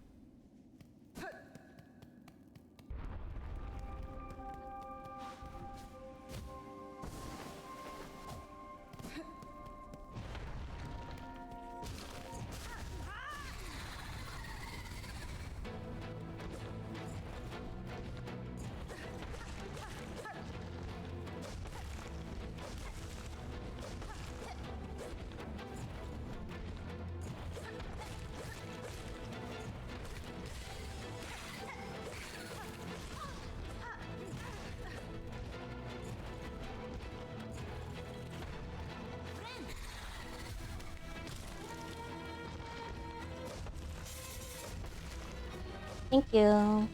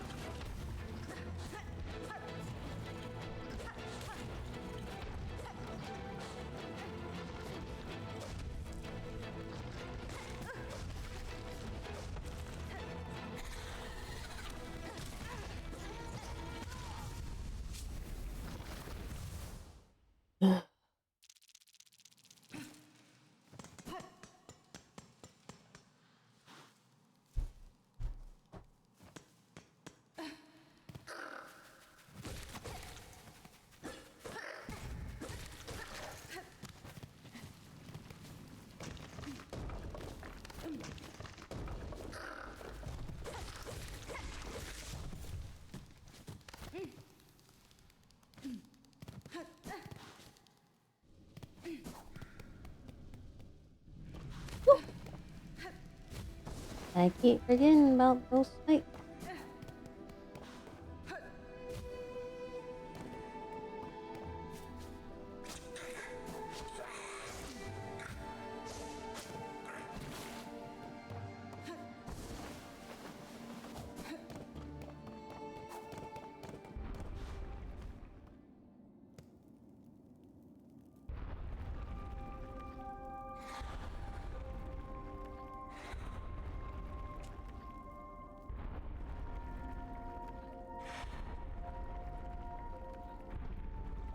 Okay.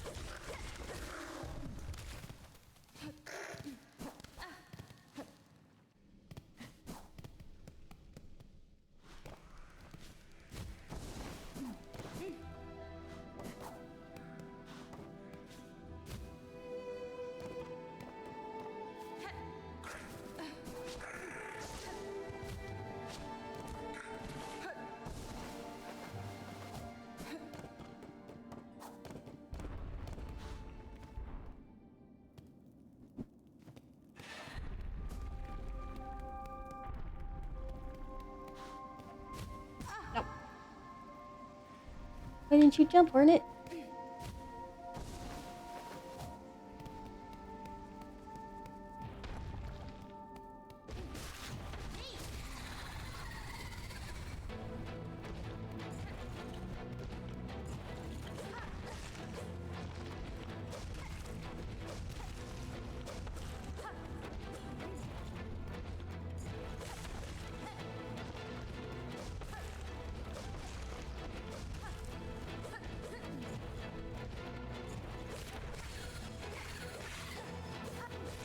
Stop loading up.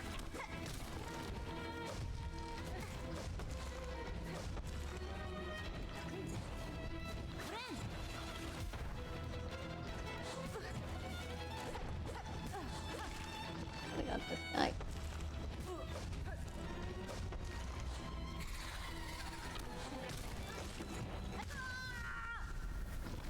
Ugh.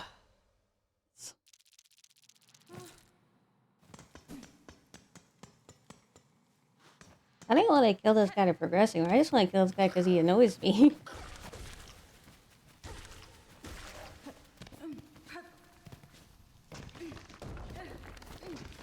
I just want to kill this guy because I hate his face and I don't want to see him again later.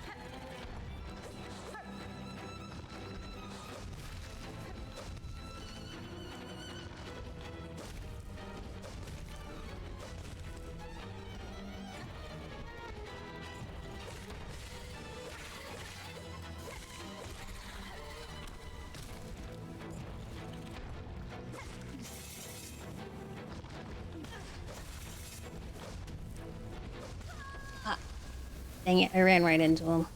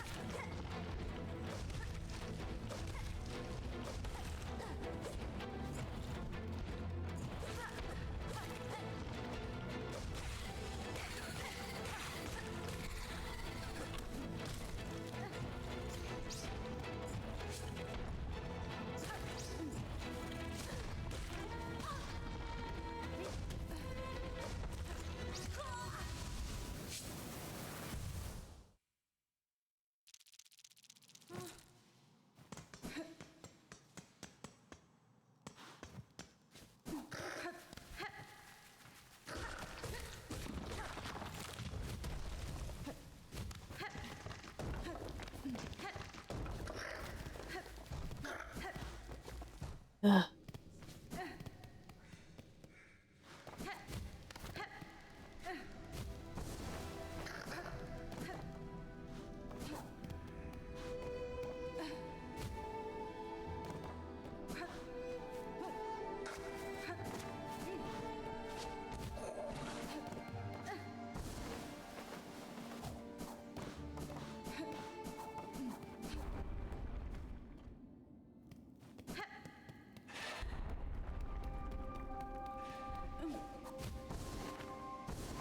Oh god.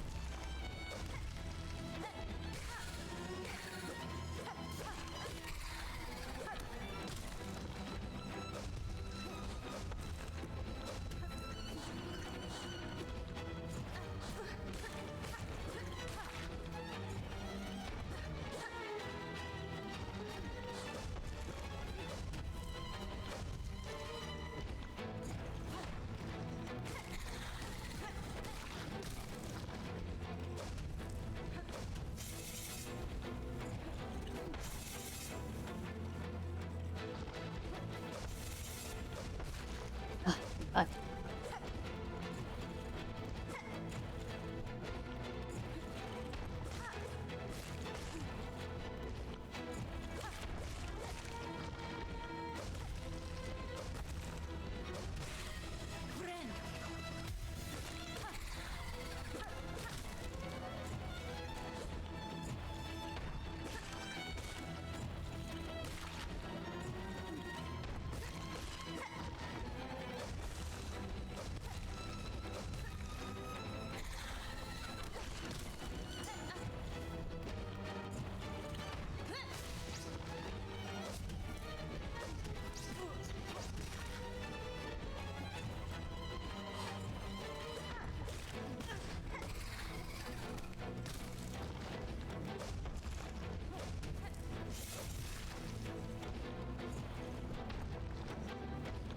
I just need silk. No! I didn't mean to jump. I felt like I was so close to.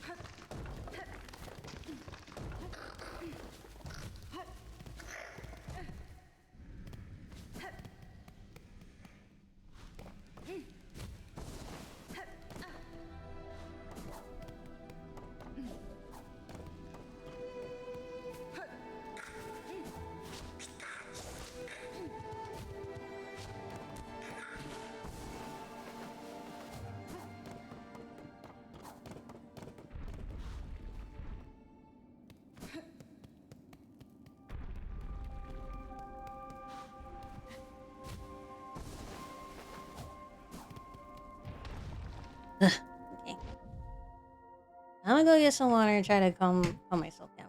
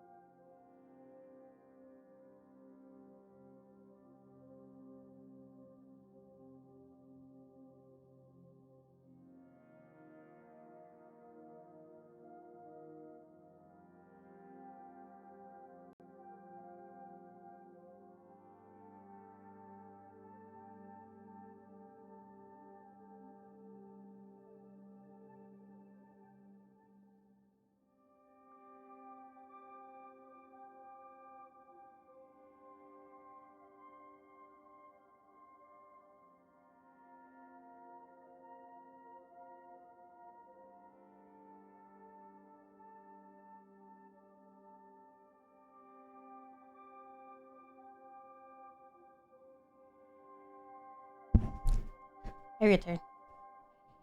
I feel a little better now.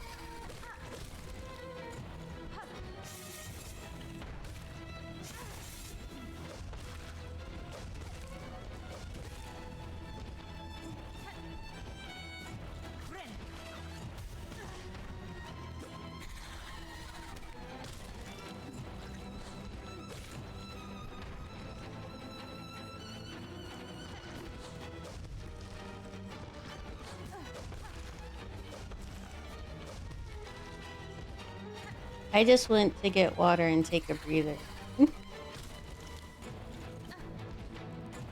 My heart was feeling a little weird, so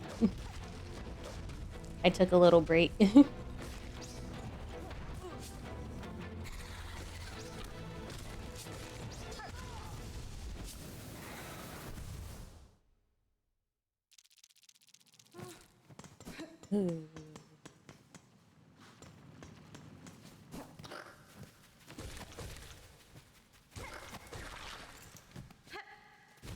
I might have just gotten a little stressful. Sorry if I worried you. I just wanted to calm down a bit.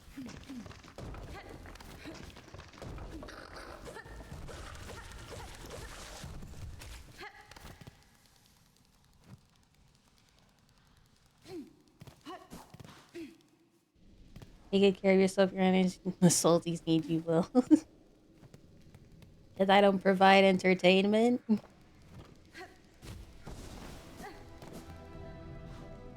Because you can't see Clump without me.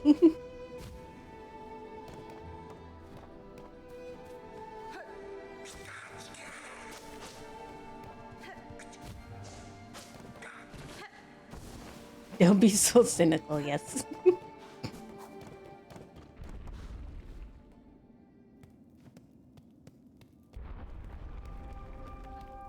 I'll be sure to take care of myself.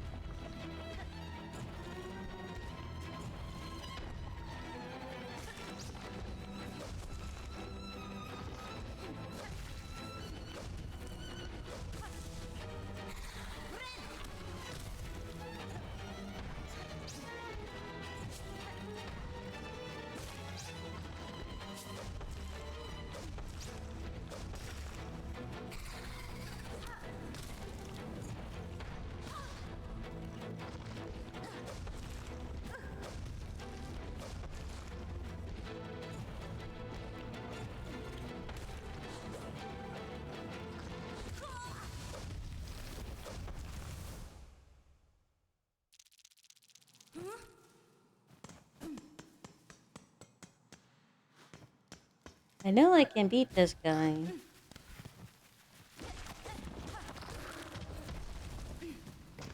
I don't really want to leave to try to get something to beat him, but I know I can beat him right now.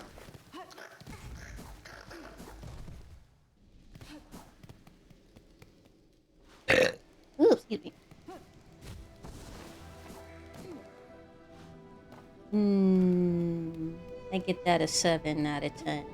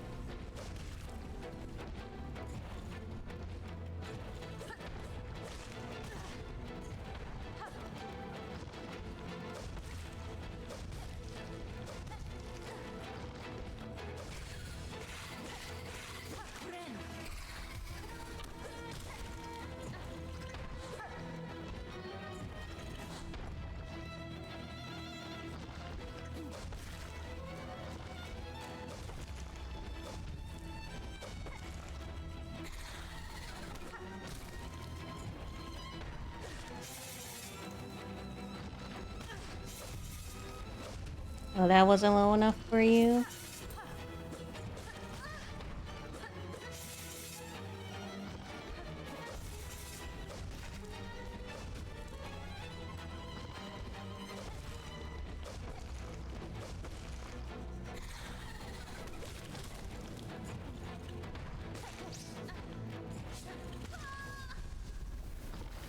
He went up. Oh, I thought it was down for some reason. I jumped into him.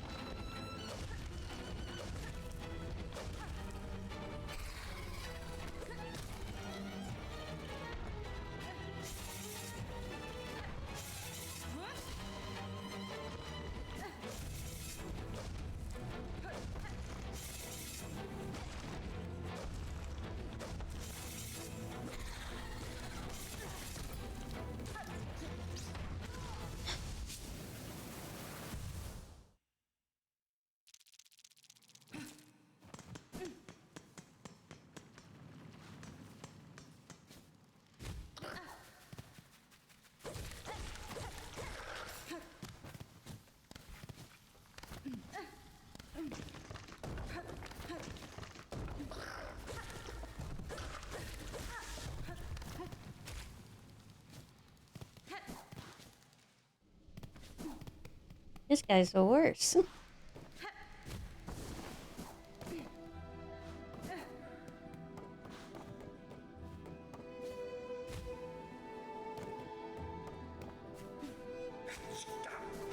Who gave him so much help?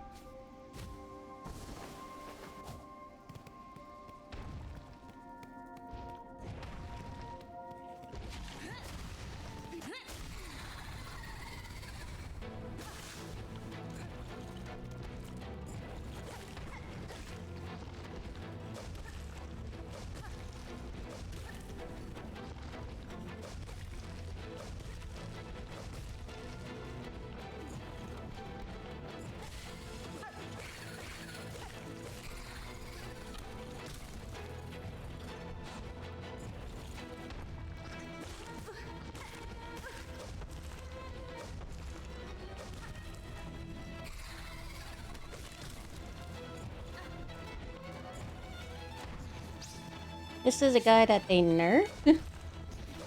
This is him in his nerf form.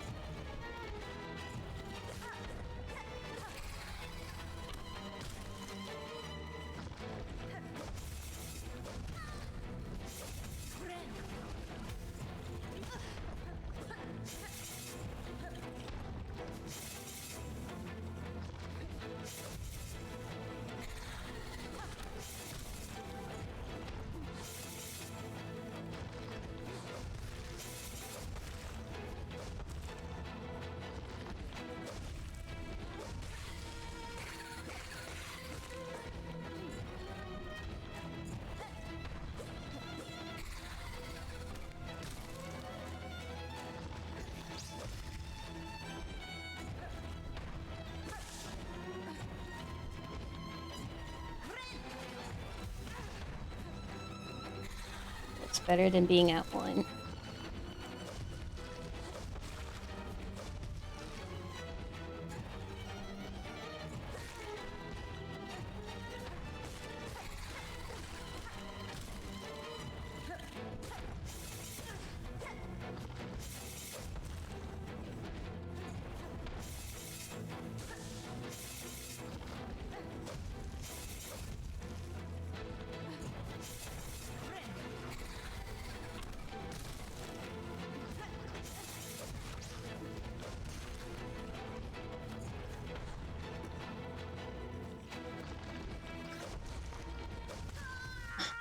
Damn it. I thought he was still going to, right?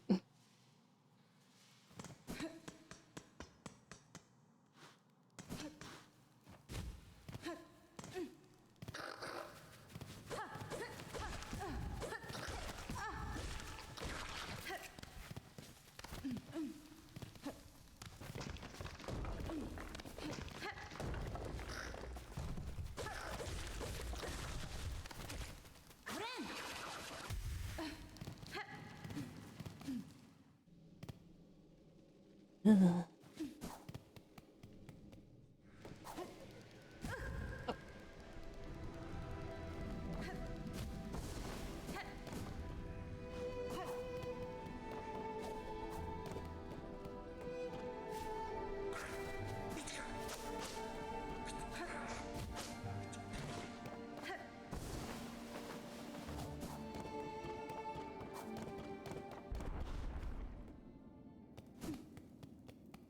How'd this guy get in here anyway?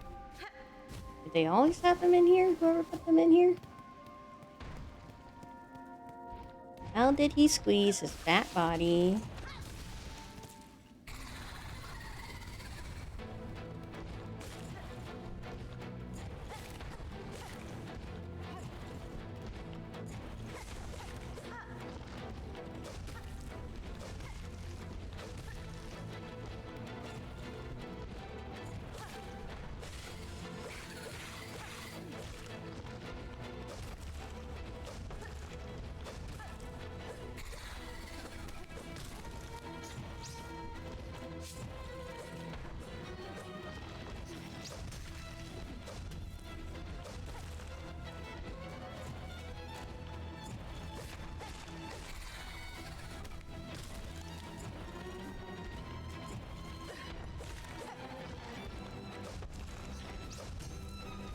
Dang it, he wasn't there.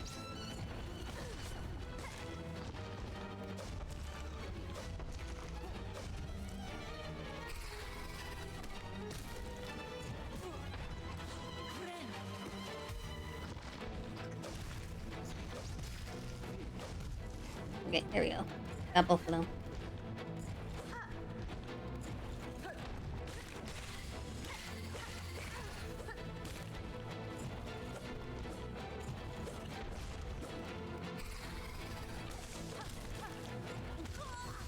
Ah!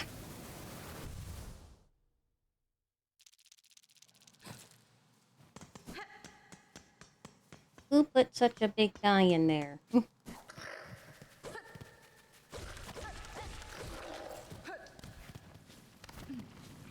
Whoever put that guy in there, I want to have a serious talk with them.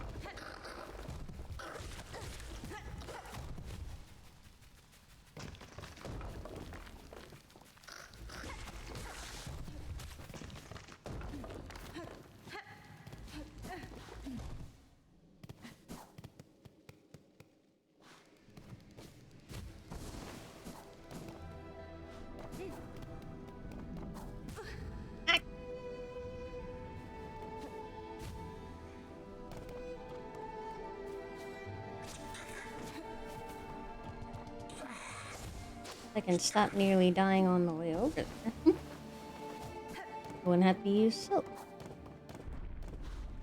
There's gotta be something important behind this guy, so I gotta beat him. If I beat this guy and there's nothing behind him, I'm gonna be severely disappointed.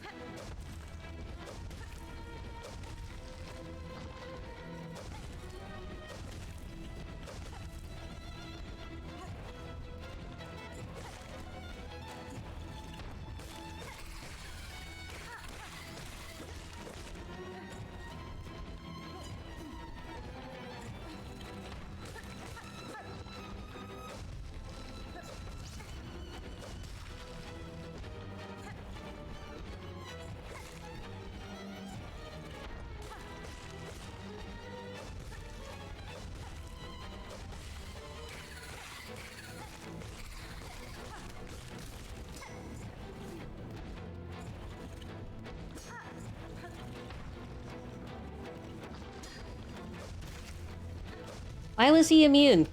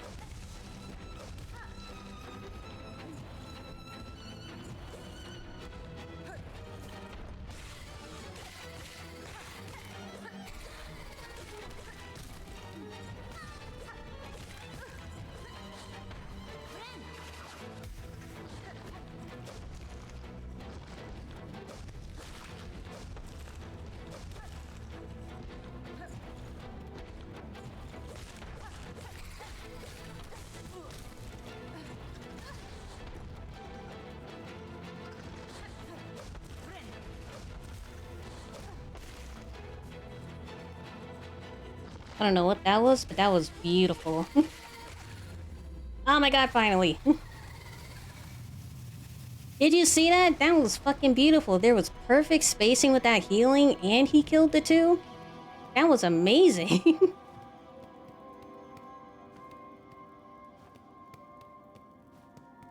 Alright, what's this?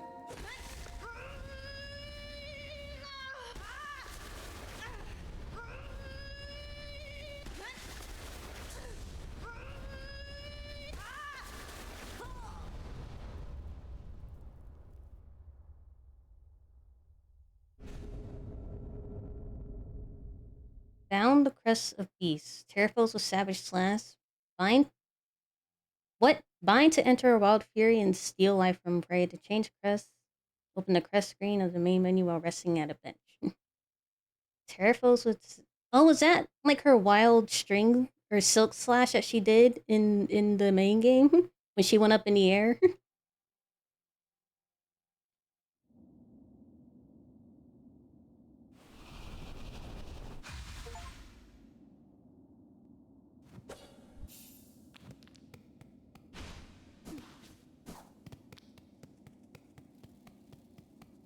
Finally.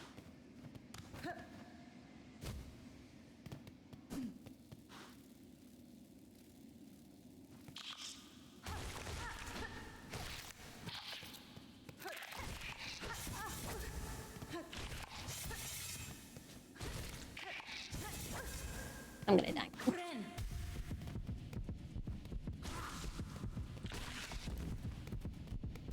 Gives a new attack pattern. Whoa. Oh, so I'm wearing it right now.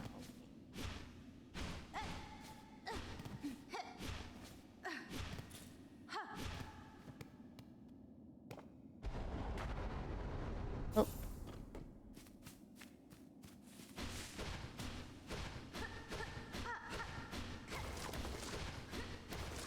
I thought she was supposed to be a spider.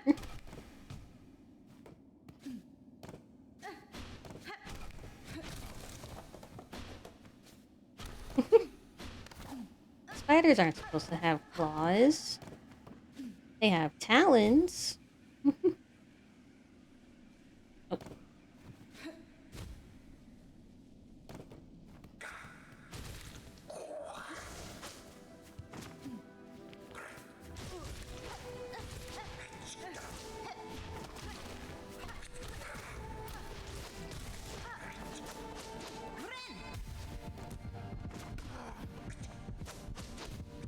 Ooh. Oh, okay. A spider. It gives me steel life? Oh. Interesting. I don't have my compass on anymore. Where am I?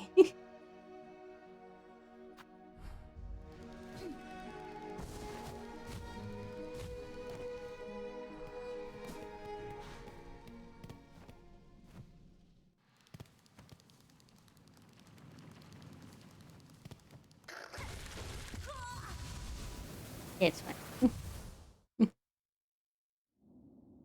What? I come back here?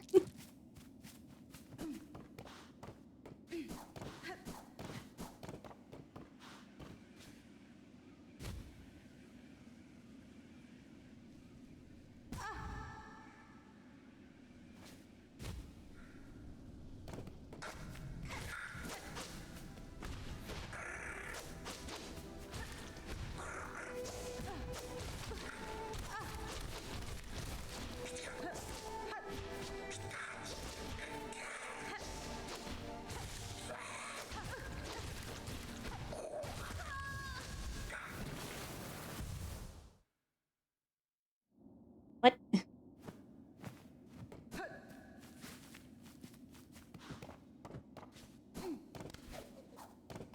I don't think I like this one.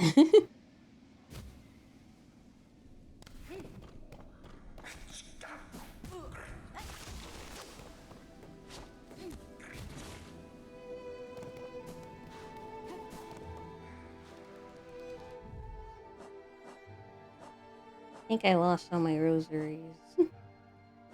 Ah.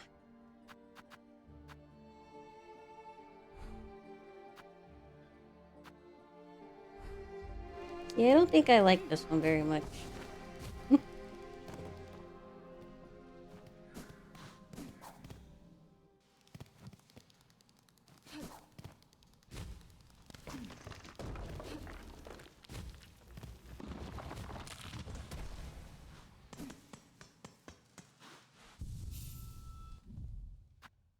I don't think I like this crest.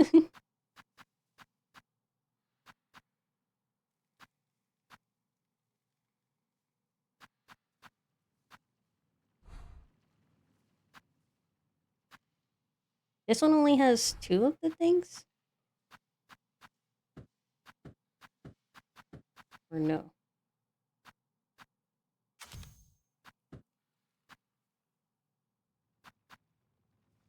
Looks like there's space for it, but...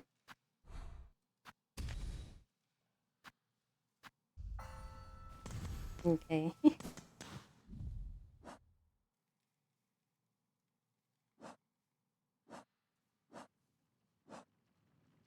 I need to find more memory lockets to unlock other crest slots. Oh jeez. Okay. Alright, well. I lost all my rosaries and I was saving them, so I gotta save up my rosaries again, because I was trying to buy that key back in not Dirtmouth. Bone Bottom.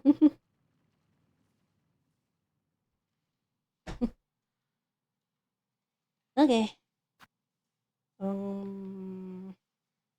I guess the best place to farm rosaries again is here.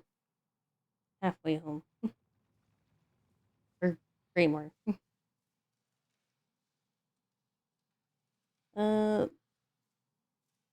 That's a door there. Yeah, I want to see what's here. I want to see why I couldn't go through there.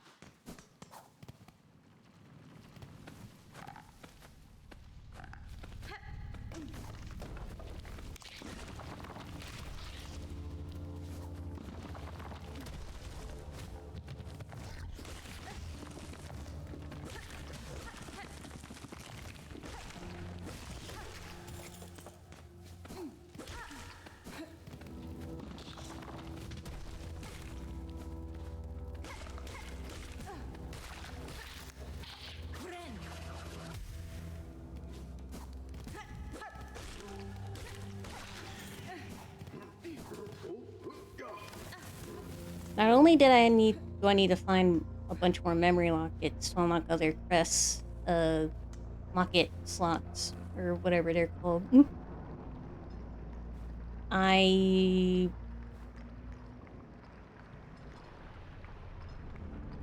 forgot what my thought process was.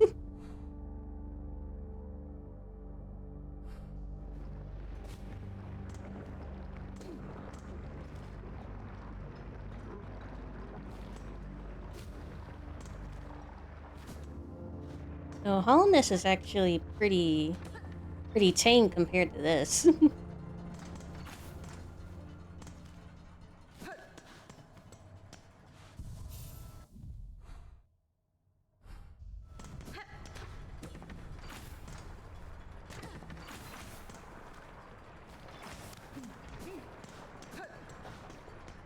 Okay.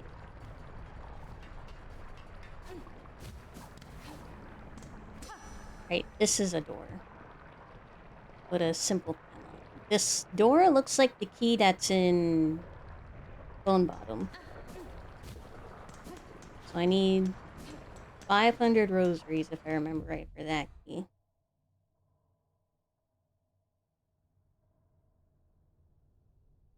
Okay then, we'll go back up to Greymore. We'll explore more while refarming my rosaries. Can I jump?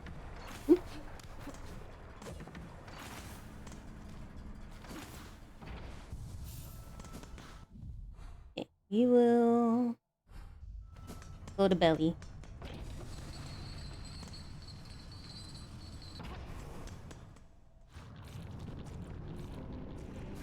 Other way to Belly. No, the elevator.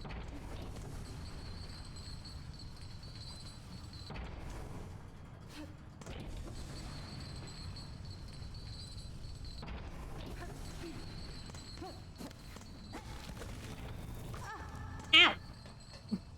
What's this? Shard bundle.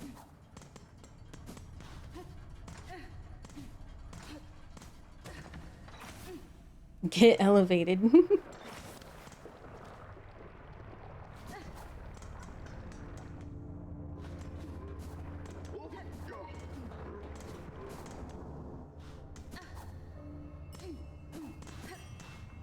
Belly.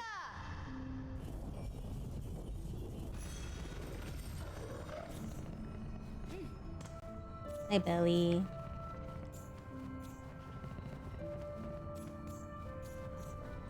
Do the thing. There you go. Take me to Greymore, please.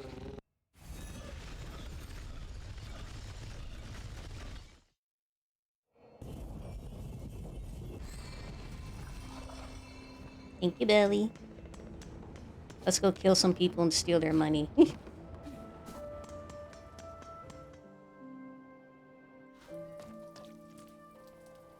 Oh, you look like a fine candidate.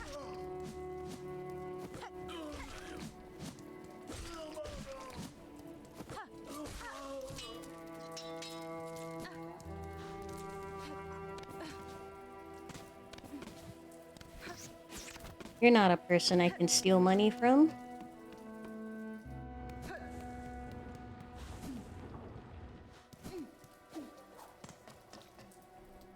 We're gonna grab this bench.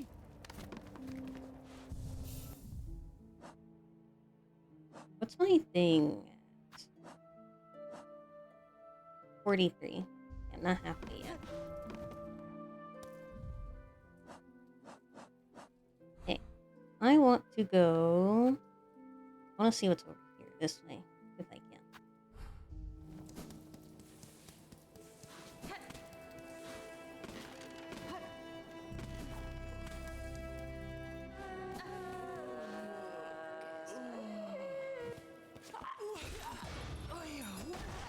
Ow!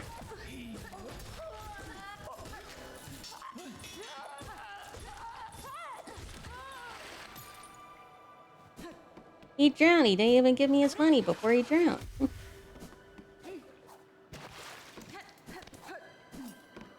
That was very rude of him.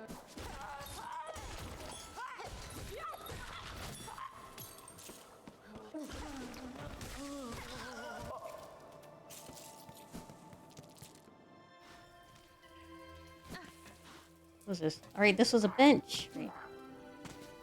There's a bunch of rosaries up there.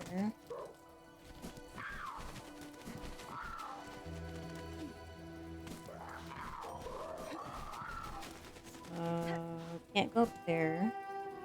Could I go this way?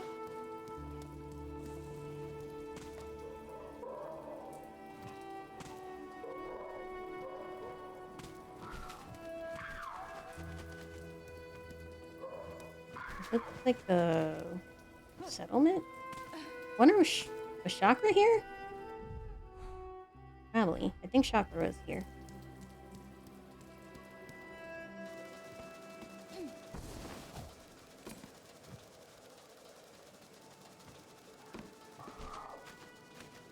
Oh!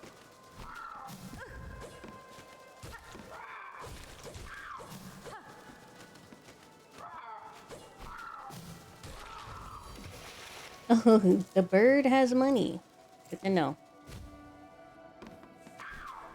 Good to know I can kill the bird for money.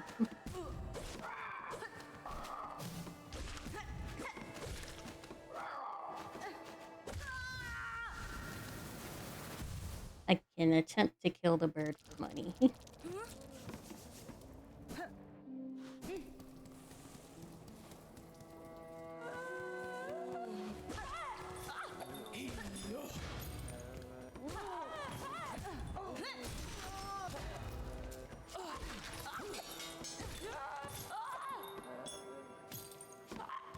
Don't fall in the water. I need you. I need you to give me your money.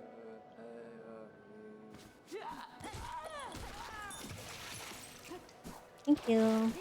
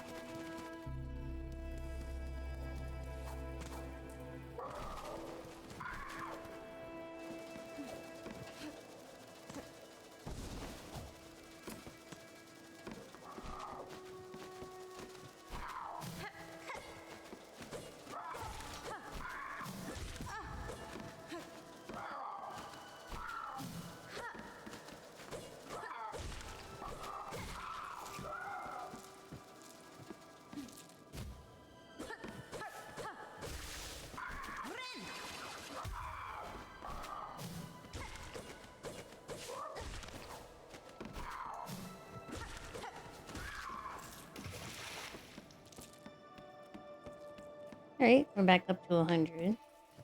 Yeah, killing these guys is easy. Nice, free, easy money. Well, not the bird specifically, but the guys over here specifically.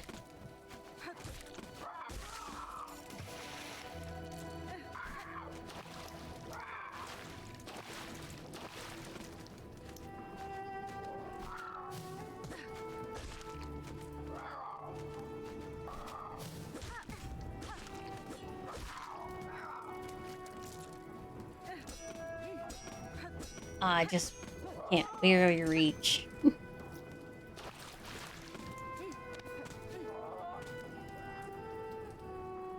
That's a big bird. Actually, this place weirdly reminds me of Bloodborne. I don't know if it's the gray atmosphere or something.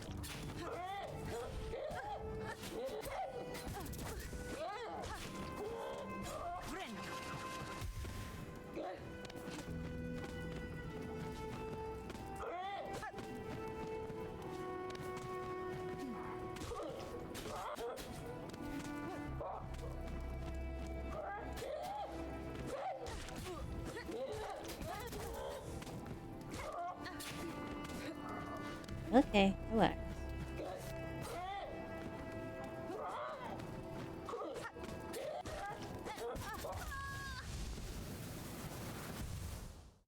Both speak to your British spirit. Why? Because it's gray, there's no color.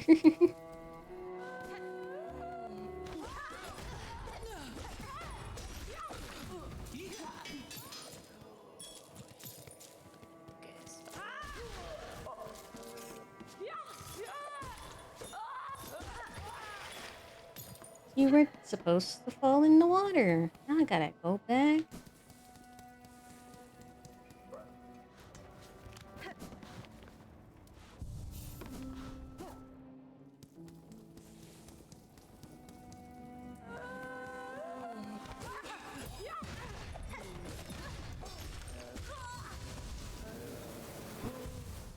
They remind your soul of the soul-wrenching bleakness of London.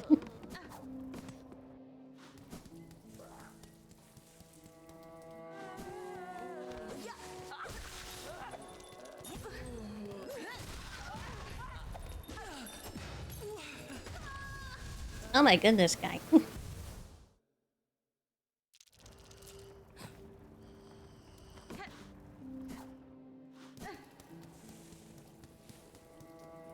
I think this Greymoor in general just embodies London.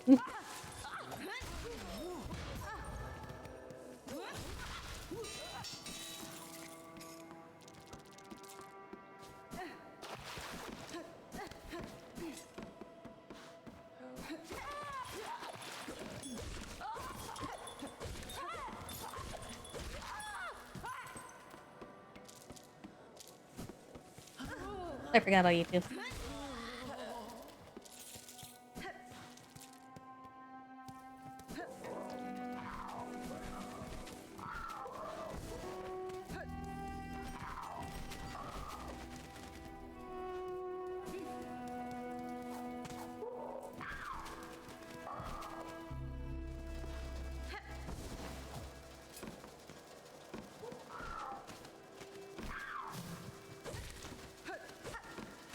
What are you doing up there?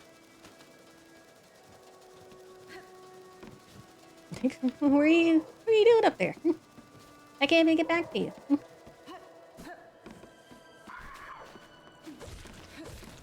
Here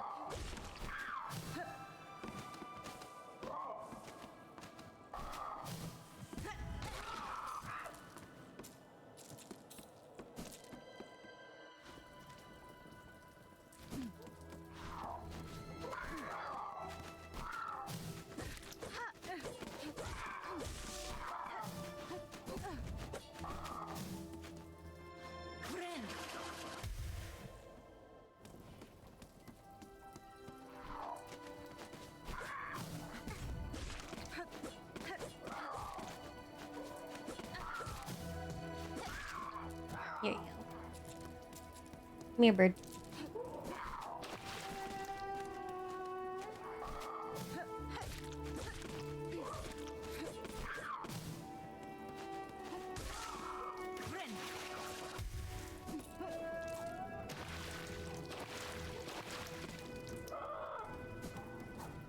I go under.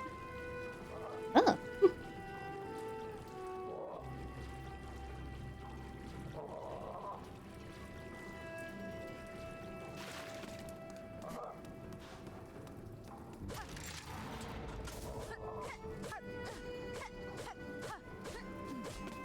This one doesn't break.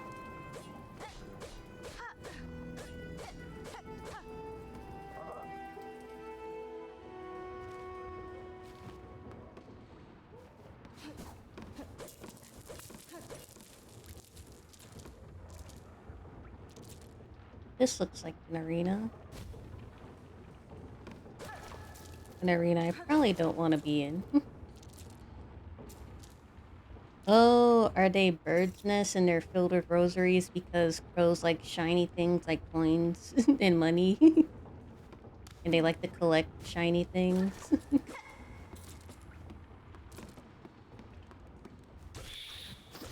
What the fuck? Is that a rat?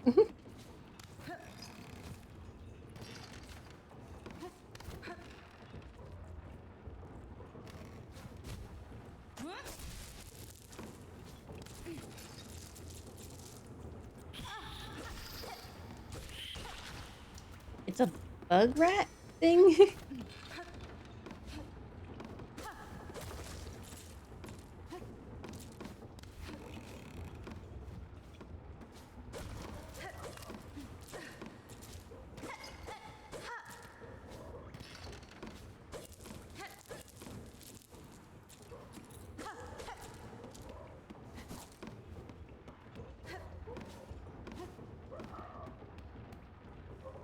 It's a boss or an arena or something. I can barely handle the birds outside. I don't think I can handle the birds in an arena. I guess I'll try.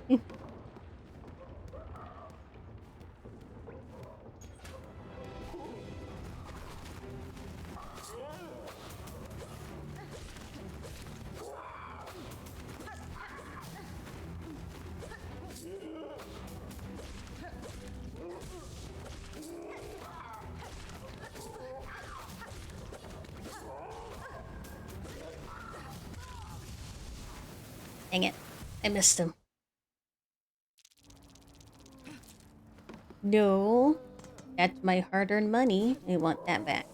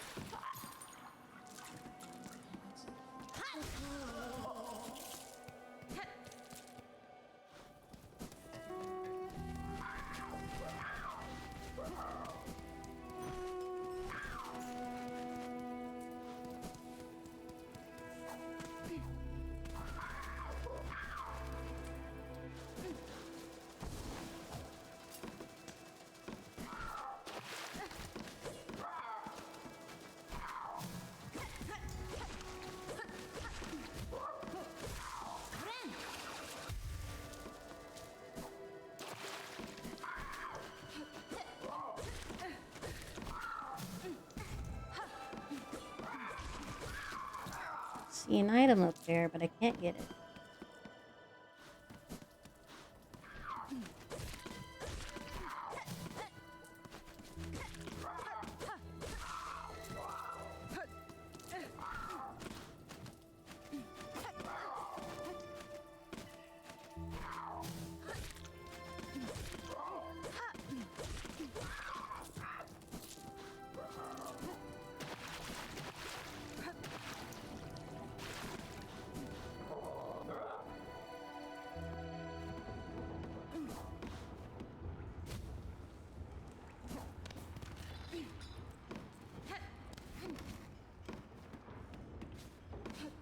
The inside might be inside.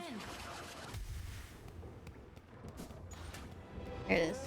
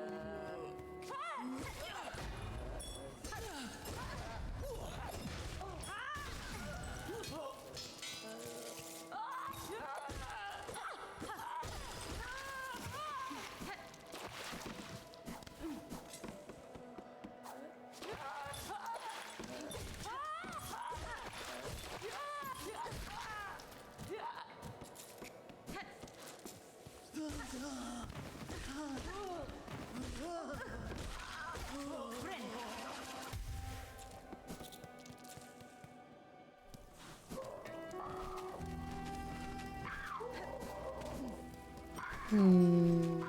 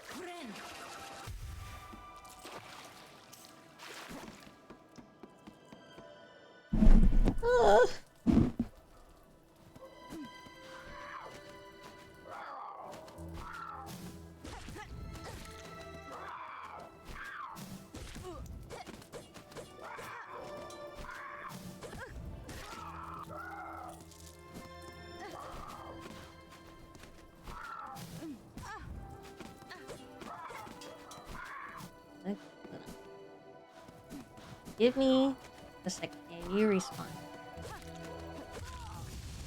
No, my rosaries! Damn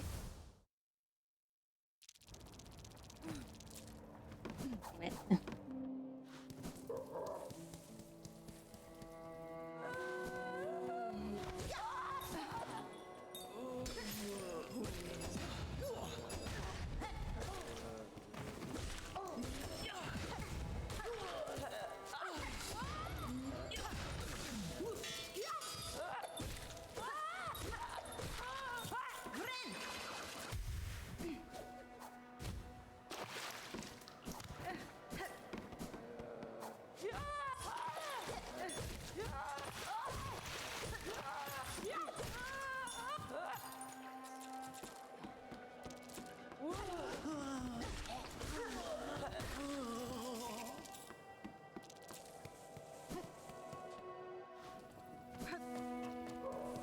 Not sure if the game knows I'm trying to save rosaries.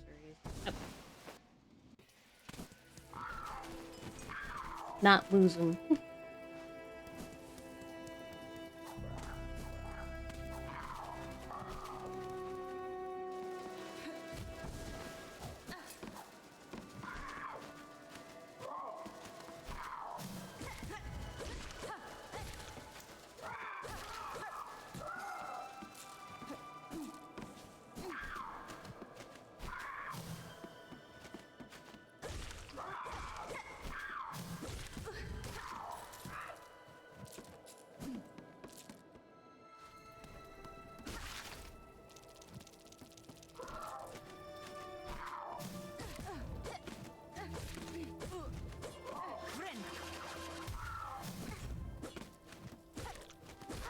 Where are you going? You can't go into a loading zone. Bird?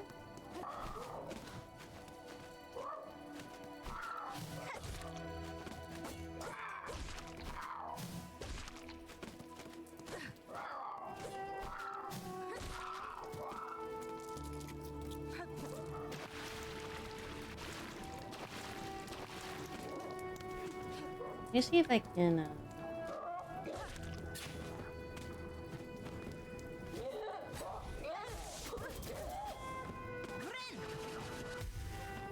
I wanted to try to fight this and see if I can memorize his patterns.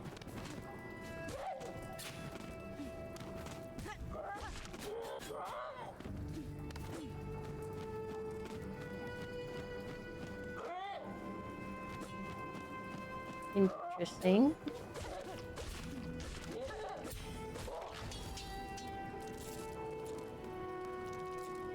So he can be killed.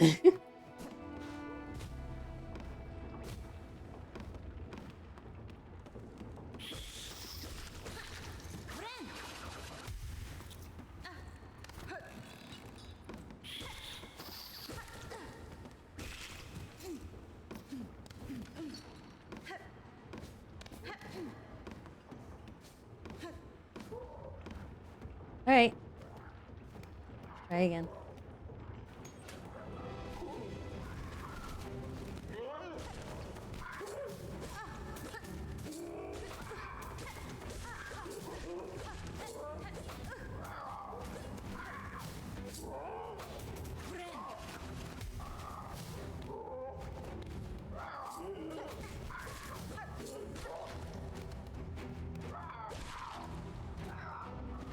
And it's those two.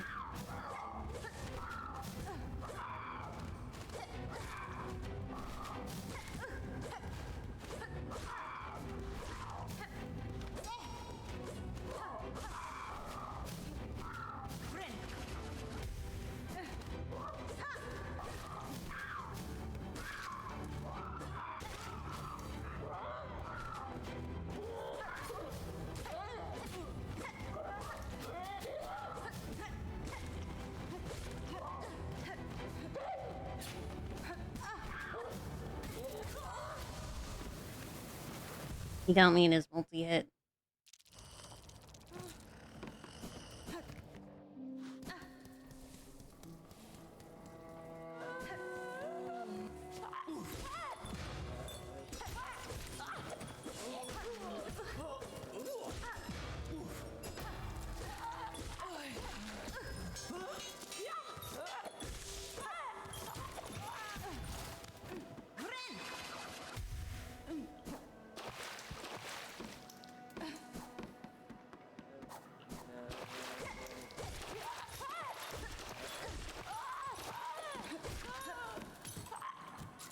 Okay, I could kill.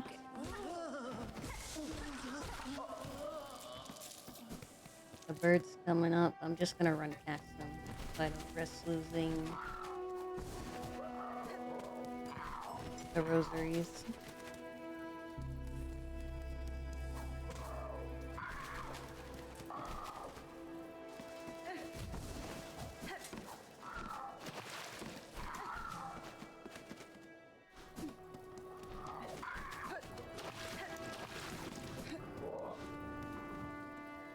We're just going.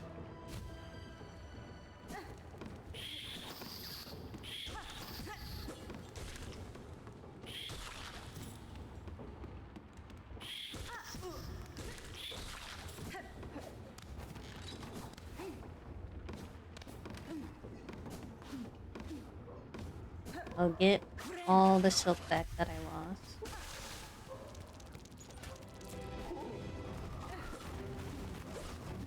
Get up here. Get down. Get down.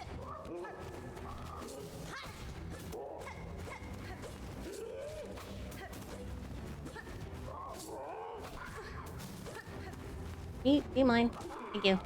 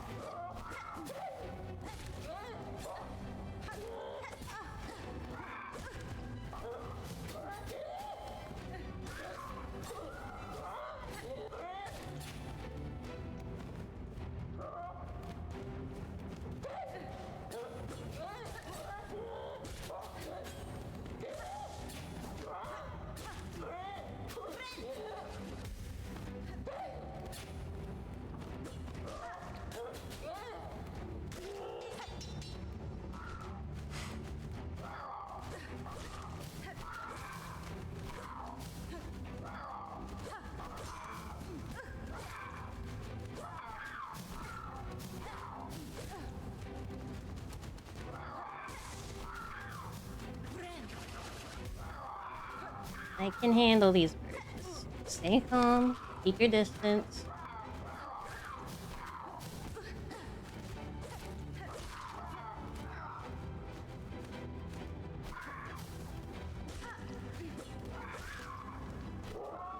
Oh, of course, there's more.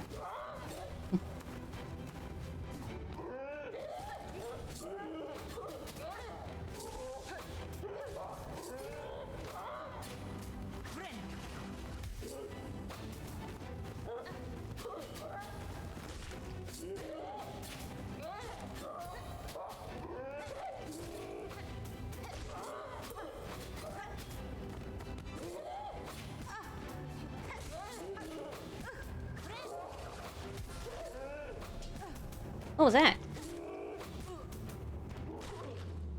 What was that?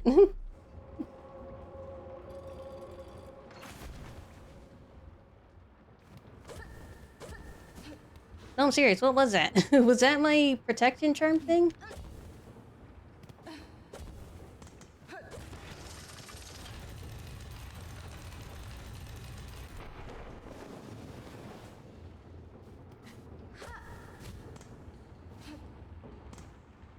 What? What changed? What happened?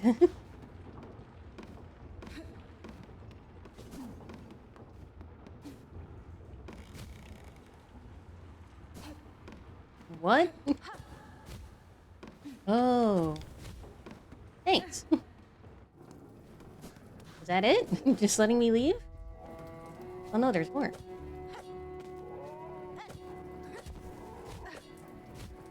Oh my god. They're more bouncy than the...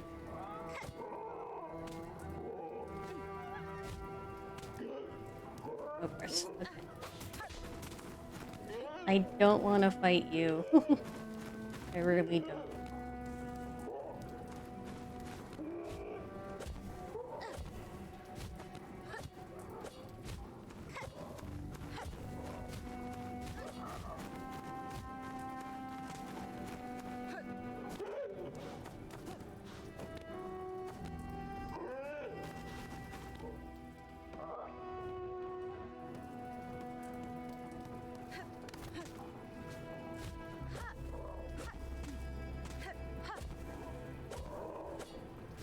Oh my goodness, there's so much more bouncier than the flowers.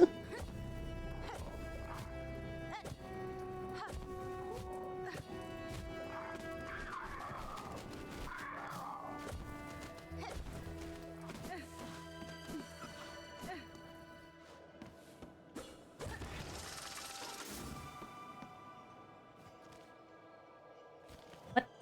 Where am I?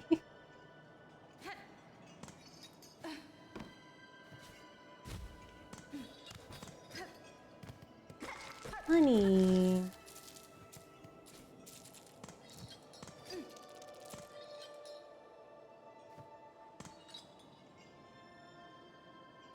Okay.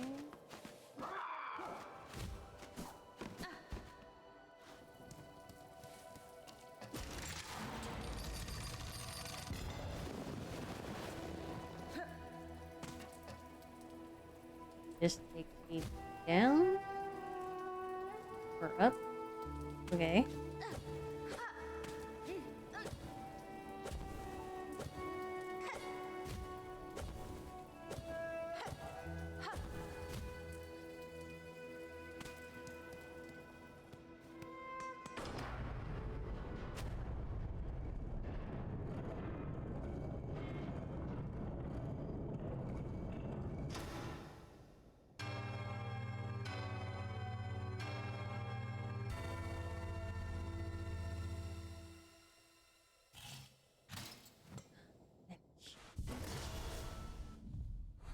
I love bench.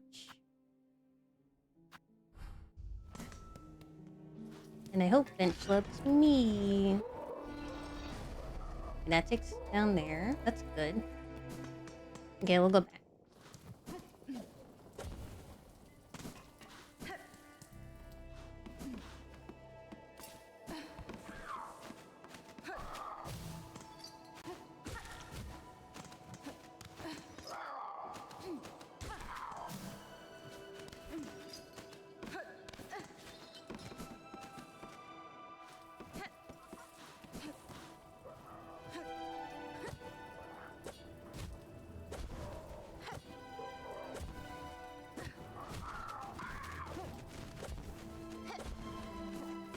Okay.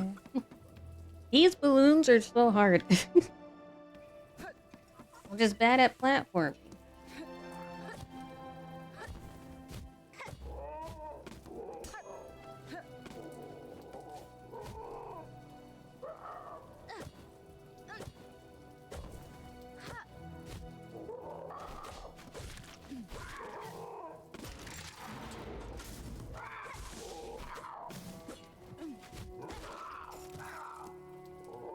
have to do that through spikes? Is there anything important here? Whatever that is. This. Okay.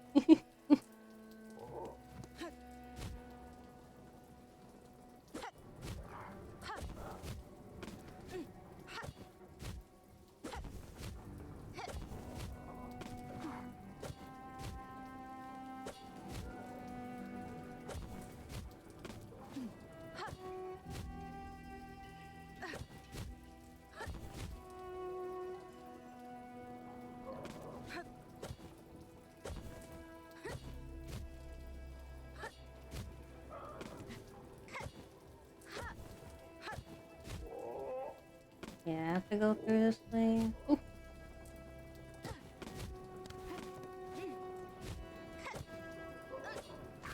Oh my goodness.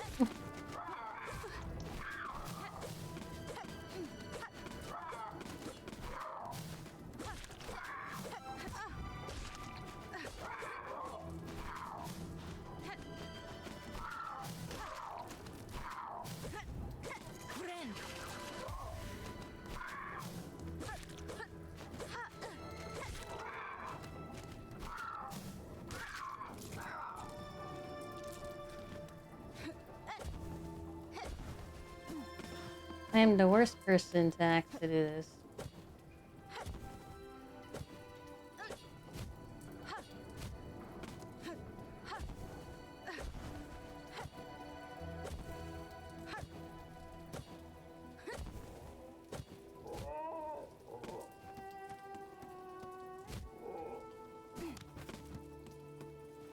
Okay, I'll try this.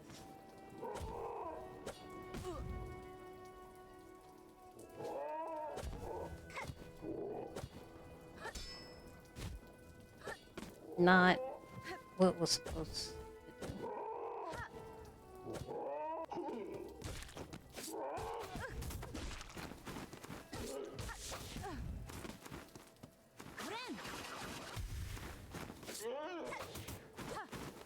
Get down here.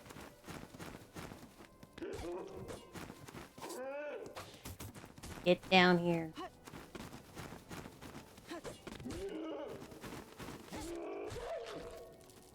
Thank you. I did indeed, but I have to keep going.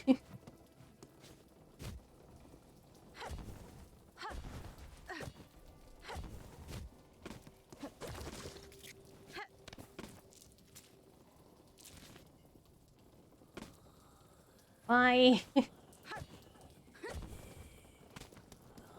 There better be a skill or something.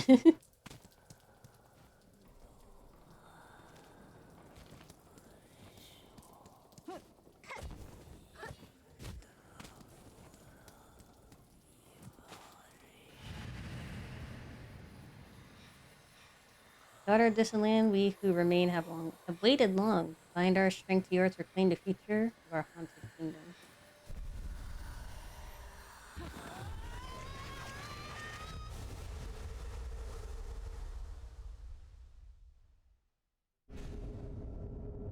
Dreadstorm.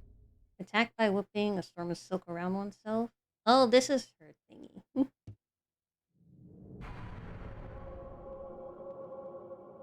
A new crest? Or...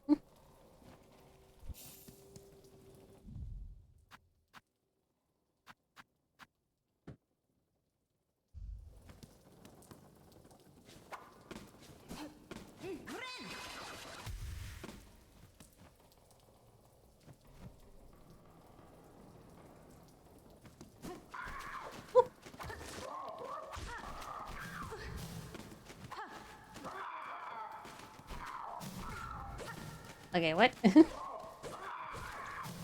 The same button as my thingy. I don't have any thread. I don't got silk.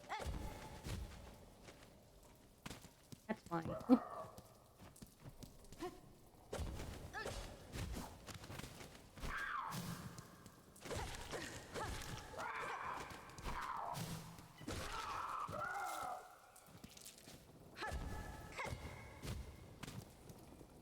Okay, so it's the same button as my throwing dart. There you go.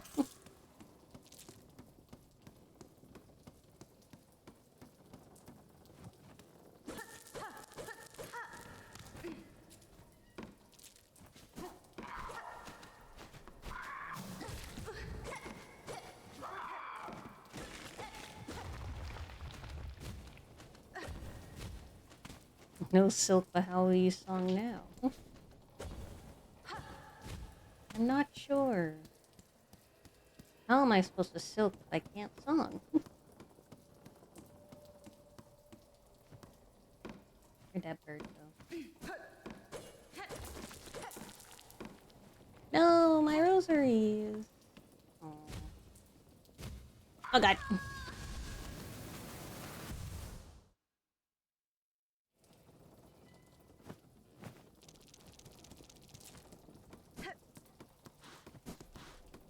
Give me my threads back.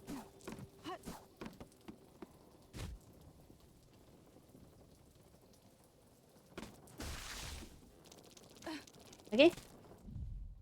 I got me a new attack skill. That'll be useful, hopefully.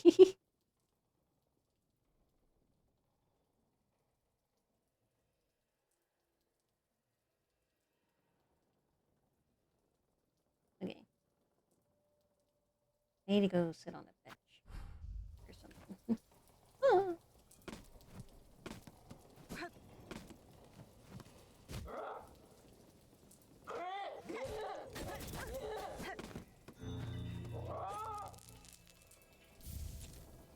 Refill pin. I got a new tool.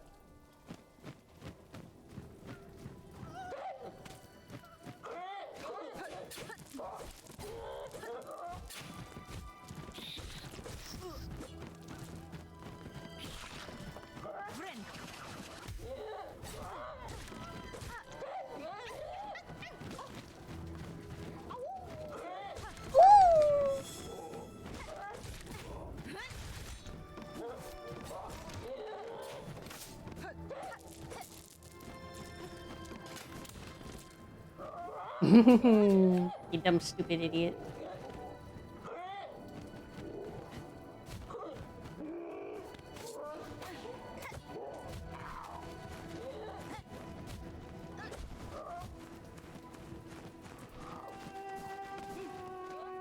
They're leaving.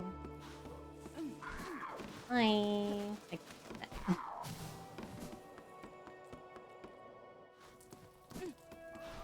I have to go back up to leave.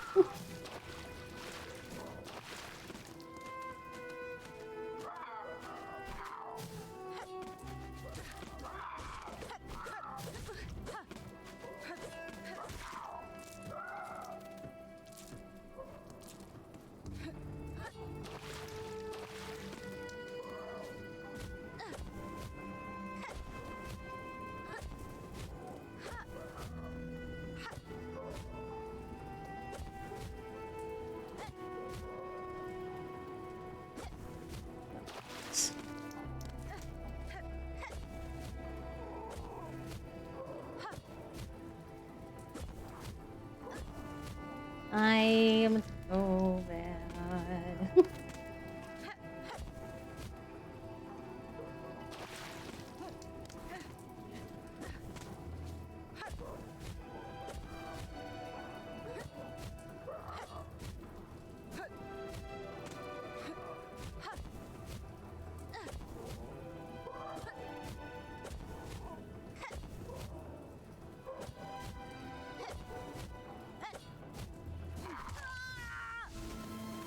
My money! Oh, it took me all the way back here?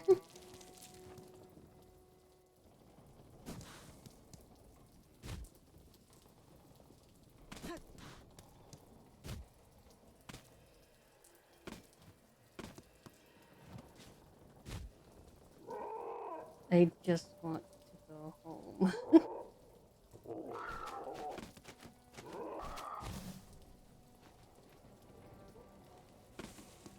There's my silk below me.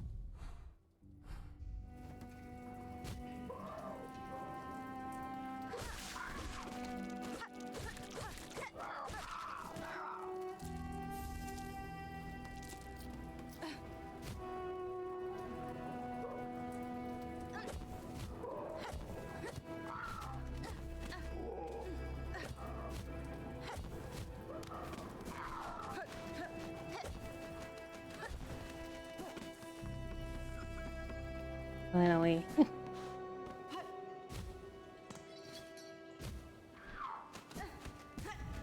Ow.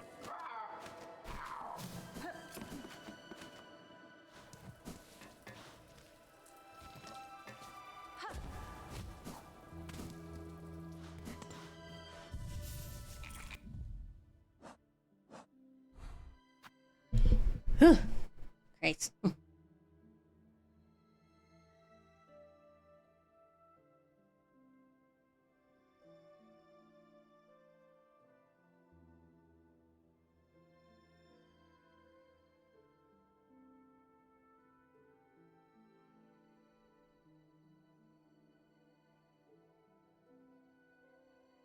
Wait a second. Did I miss a skill in Deep Rocks? 'Cause there was one here. I see the bottom part for this one, but there's no top part. Unless there is a top part. And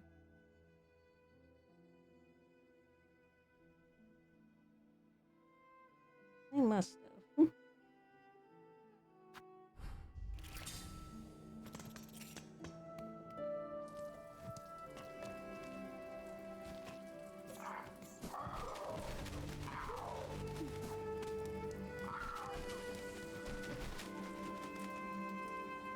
$265. Which is this one? 80? Okay.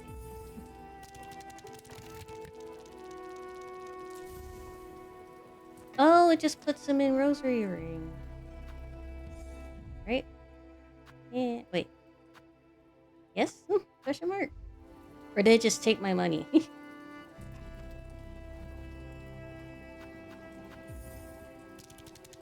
Oh no, put them in Rosary. Yeah. Yeah, sure.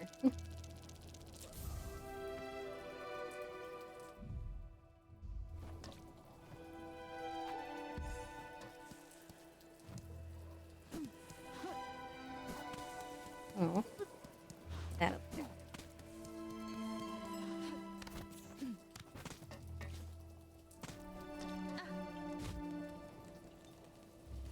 Okay, I don't have enough distance here. So, not bad. I can go back to the fleas. Should go do that. I want to leave this place. This place is mean and I don't like it.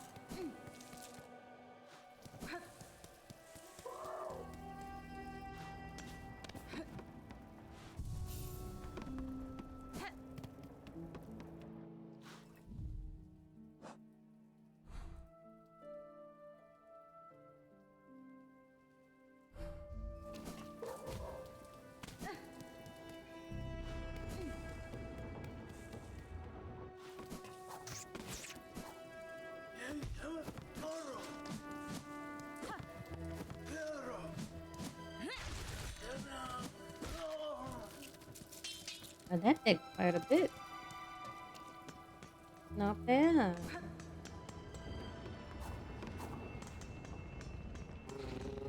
Oh, you're awake.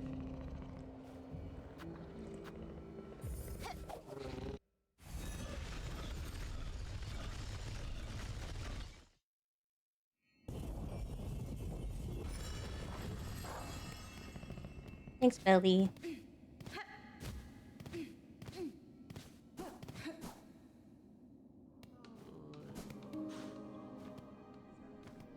Okay, nothing here. I don't hear Chakra. She ain't here. Where'd she go?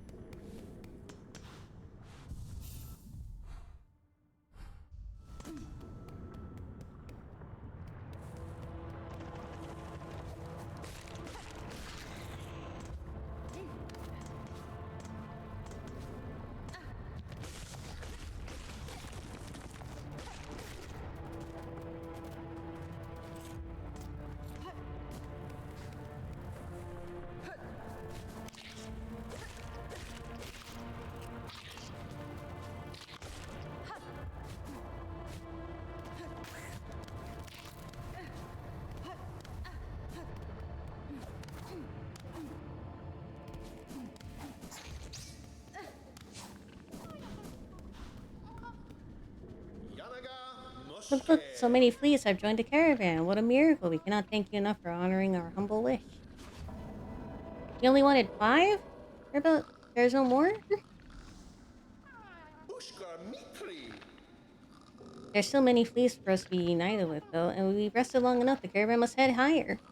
A stranger, how remiss of me. I introduced myself earlier without ever asking for your own name. Forgive me, please. What should we call you?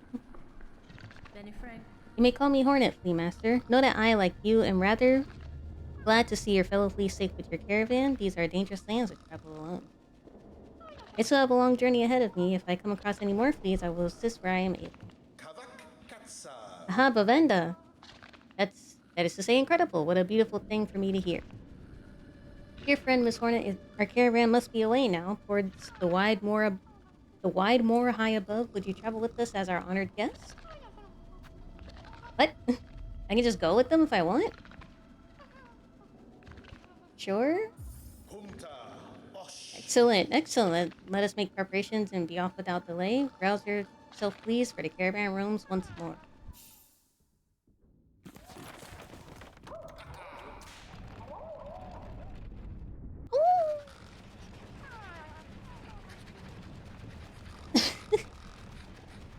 Aw, that's adorable.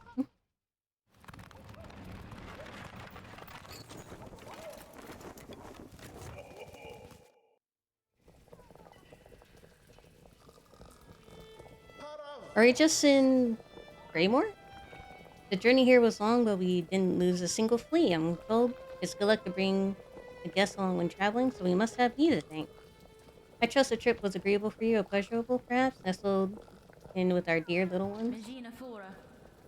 They certainly make for energetic travel companions, and I have not often had opportunity to socialize with such spirited beings. Splendid, and now you must go see Grishkin, sitting there by the bubbling cauldron. After a long travel, we drink to revive our spirit.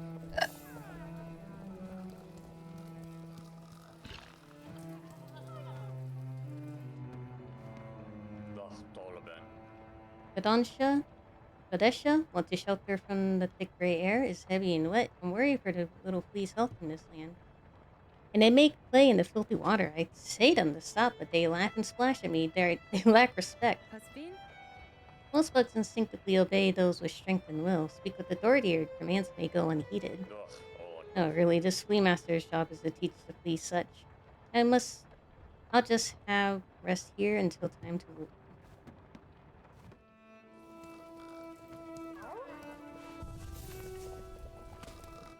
Alright. Yeah, just soon. Whoa! He took me quite a bit.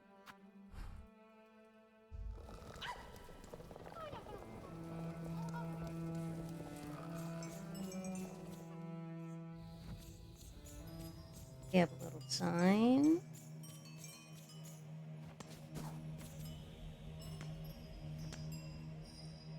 This settlement welcomes all who step the holy path. When you ease your shell within, that your strength renewed can carry you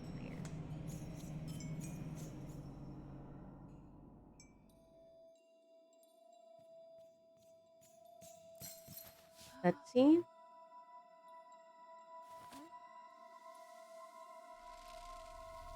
Oh.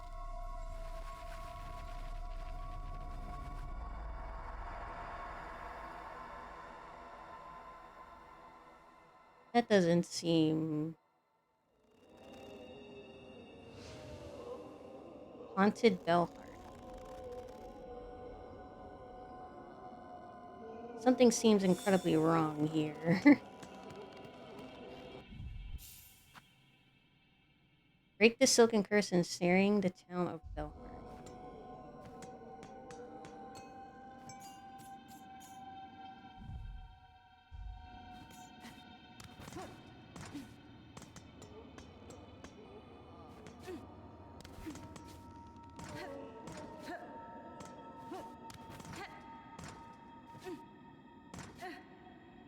I can't reach.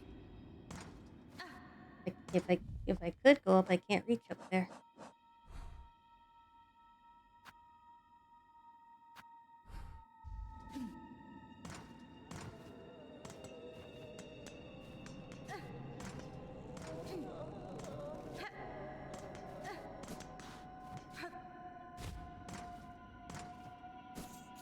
It doesn't look very pleasant. They also seem conscious.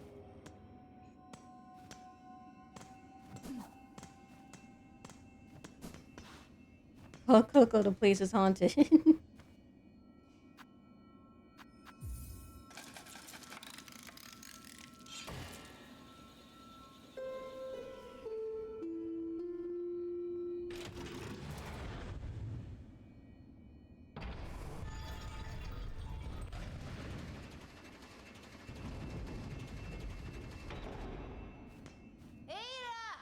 Ada.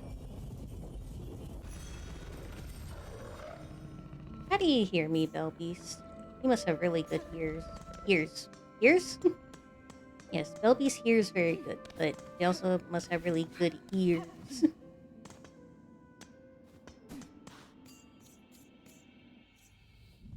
Right then. I can't reach up there, so I can't save them just yet. They're just gonna have to be patient and wait.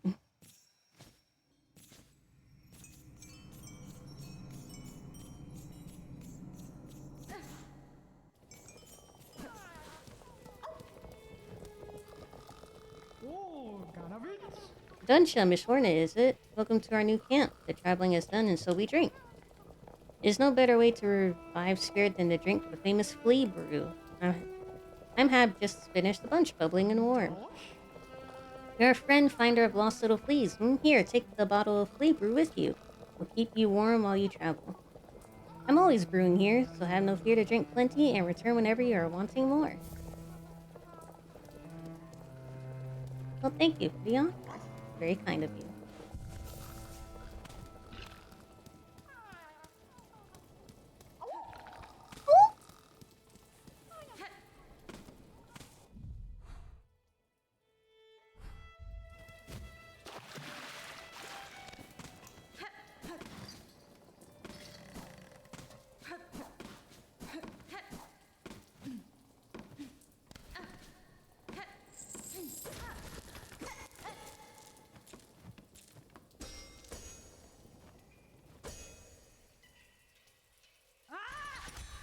No, that didn't do anything.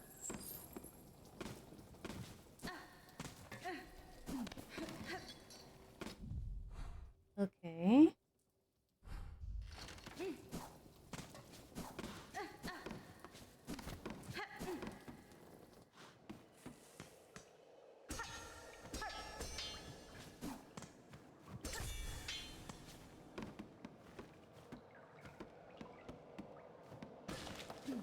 Who put bear traps here?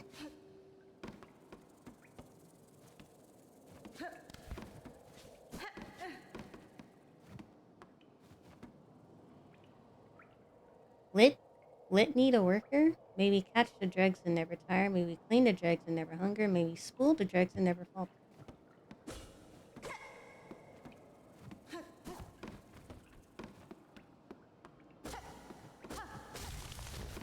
Oh god. Okay, bear trap there.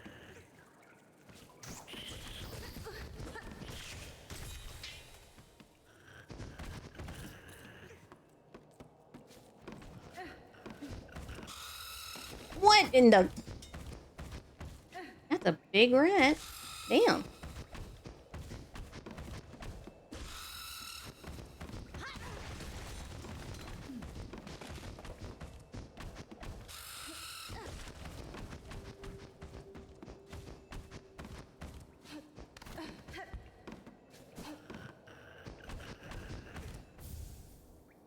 Oh, memory lock it. Cool.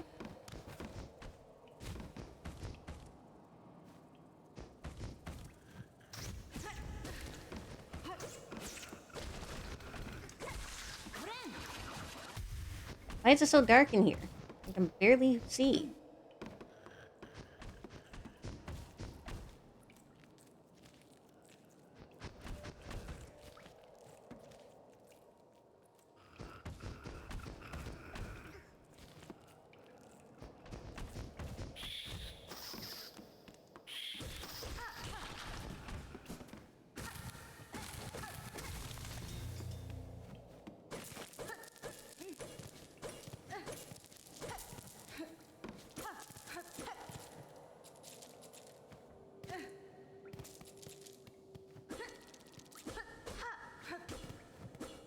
Okay, this is nothing.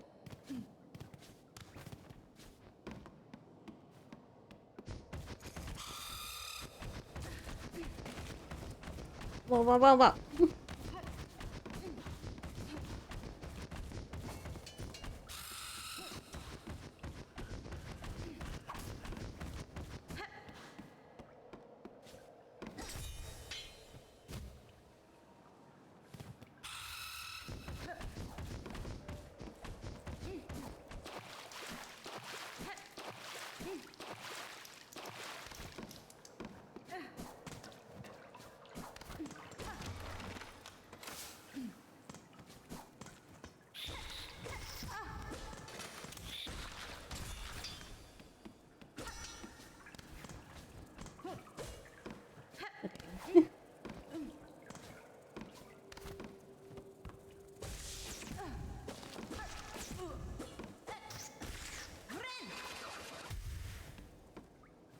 I hope I didn't soft lock myself. It looks like I'm just back to where I was before.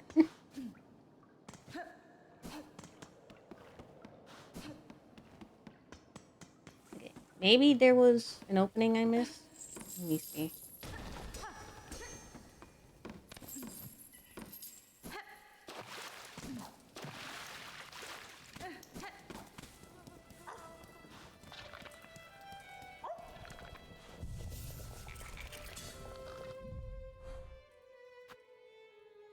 Okay, there was an up, it looked like.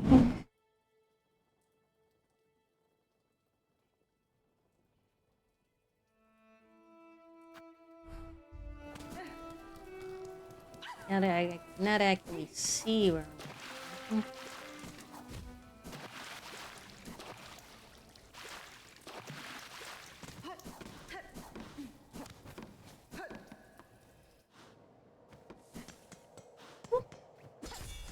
Oh, they reset the traps, did they now?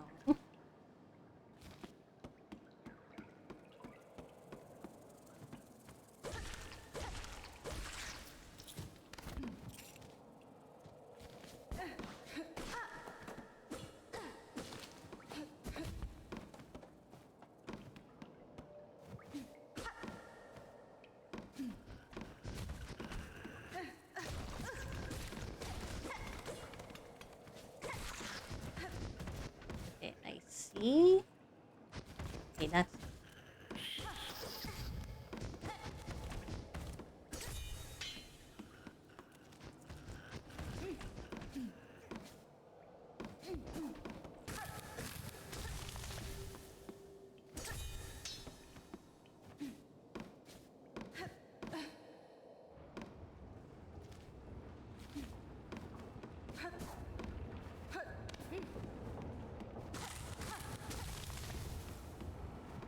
Here we go.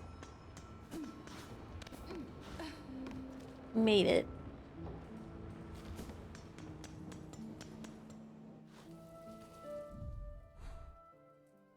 Okay. I guess we'll see what we can do over here.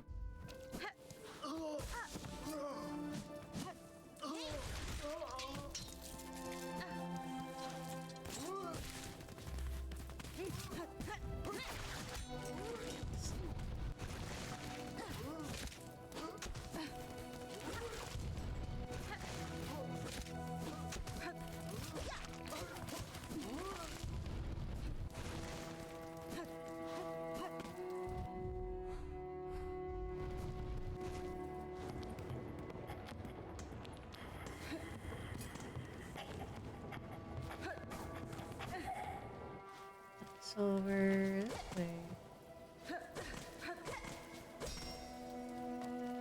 Okay. Locked by a door.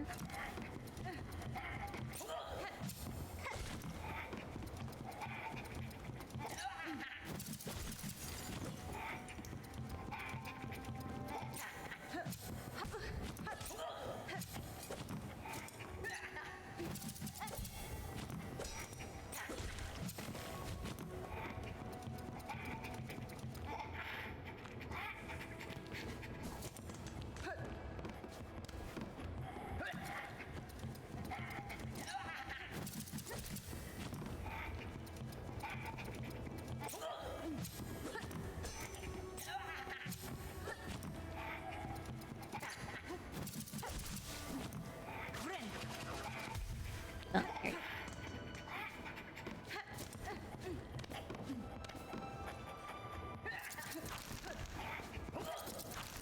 Oh, you can come up? Jeez. Okay.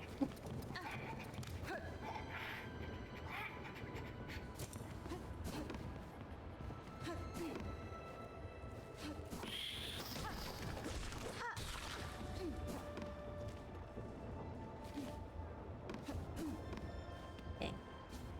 Can't go over there. I don't think. You can... You can come up.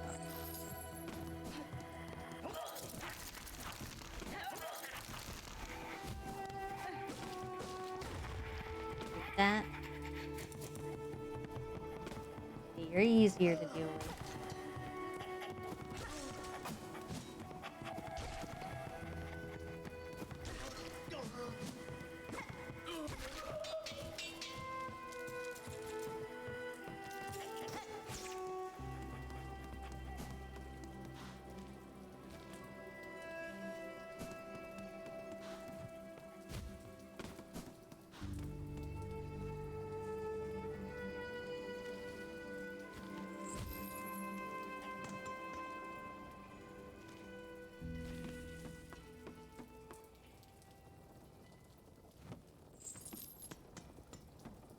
Oh, what's this?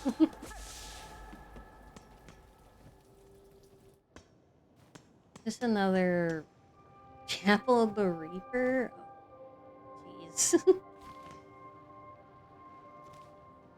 The nearest bench is all the way over there. I don't even...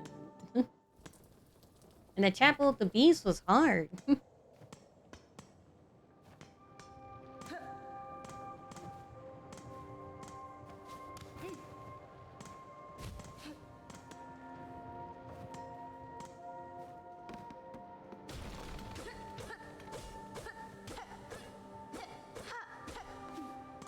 Okay, what's this?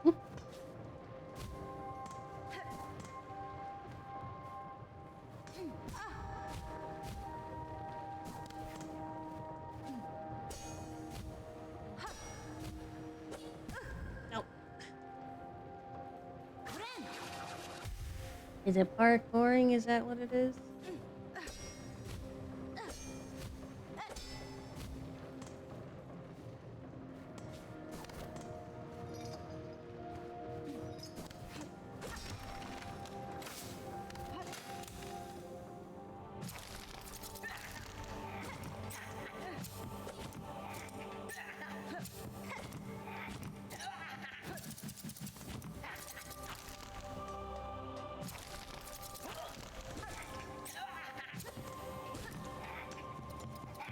Just need to keep my distance because of that.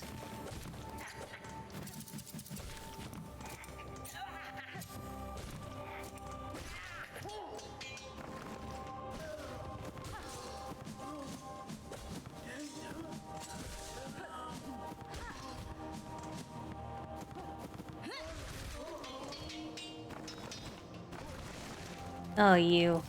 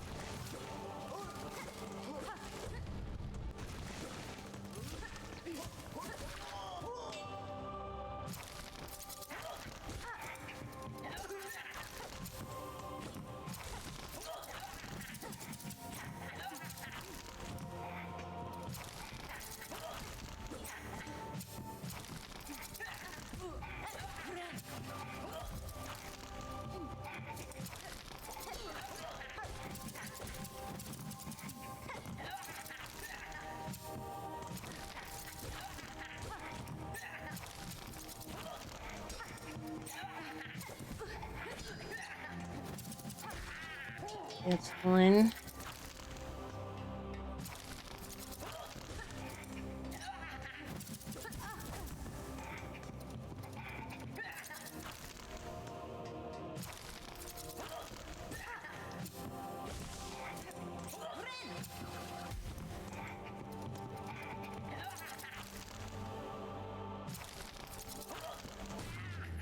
Ah, jeez.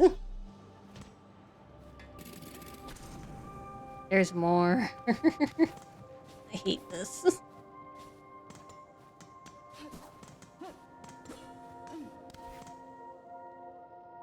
I hate this. I already don't like this. I don't even know what's coming and I don't like it. Oh.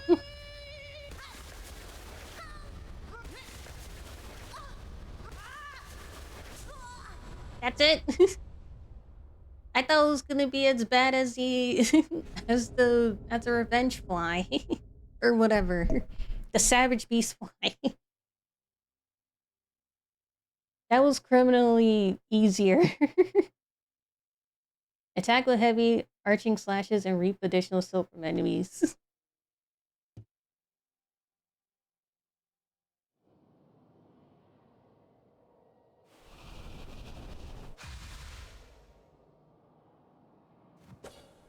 Yeah, compared to the...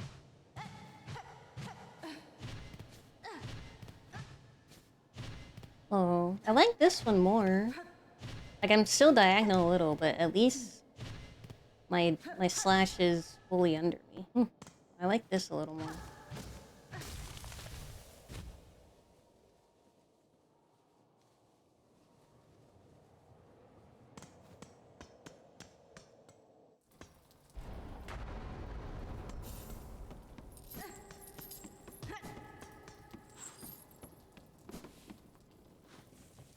Okay. Now I shall retreat to the domains of rest. Have good rest, Sabujo.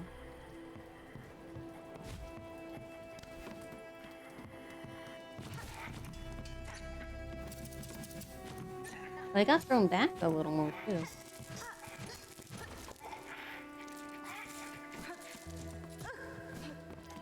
Oh my gosh, I don't have my thingy on.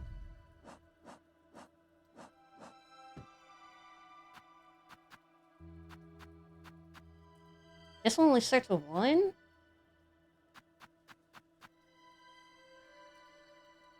Temporarily increases speed of movement and attack.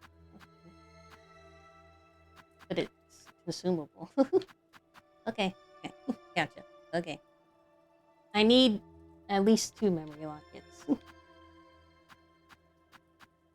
But I'll do the blue. Well, not the blue. I'll do the yellow one first so I can have my compass and my brooch. Where's a bench?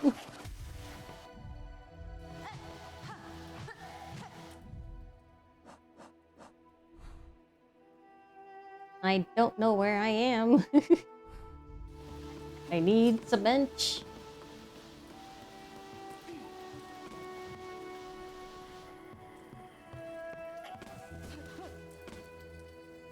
Wait a second, what was that?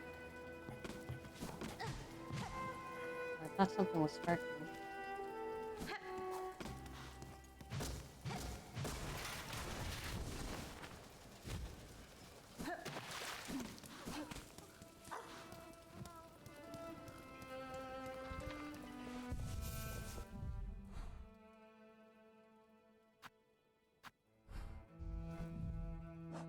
Okay, unlock the yellow one.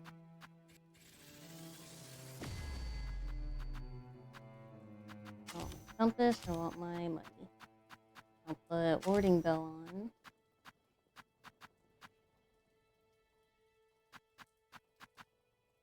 I don't even use my tools.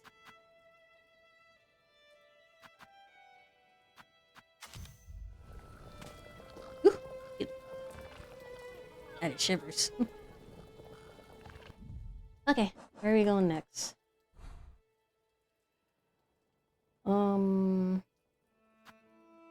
If I can get up here, then maybe.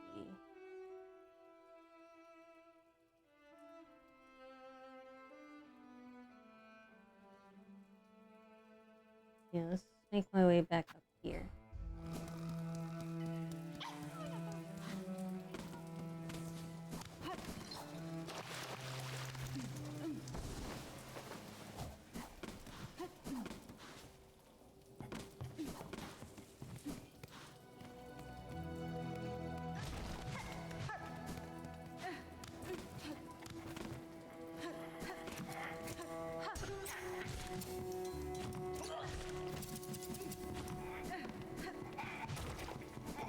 That was easy.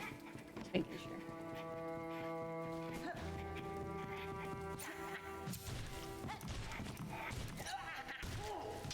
Oh yeah, I like this so much better.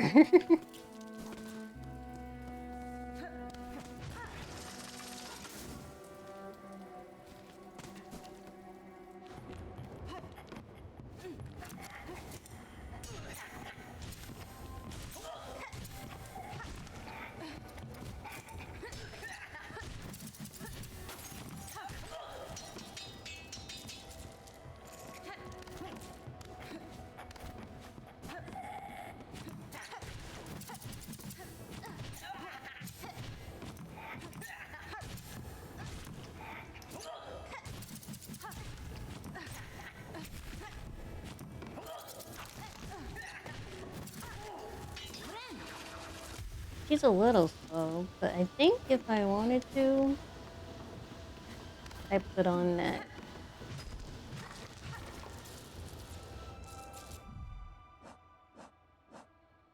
Yeah, the Reaper makes her a little slow.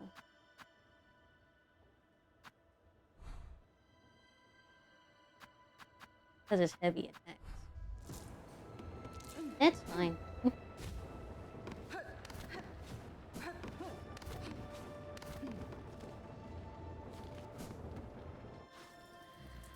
But yeah, your friend.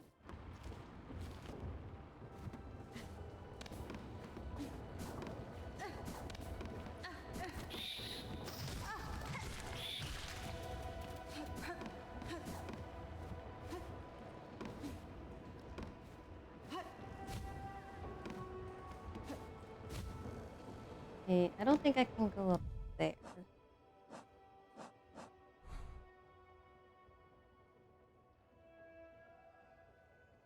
Where can I go? They went through over there.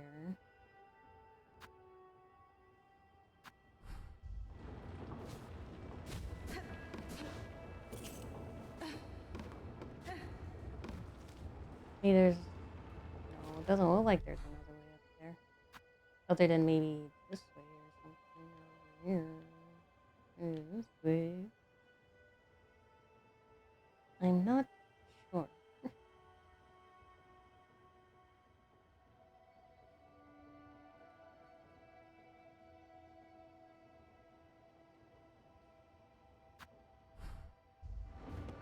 Oh, I can't go anywhere else. I can't jump high enough, but I also can't do like a wall climb or anything on that wall.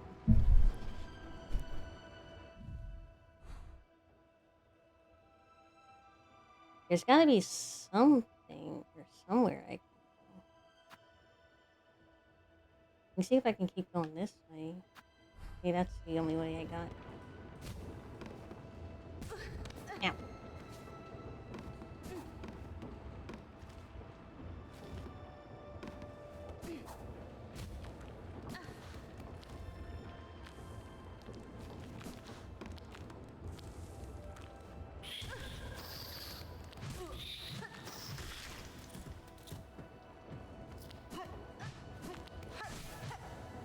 Open.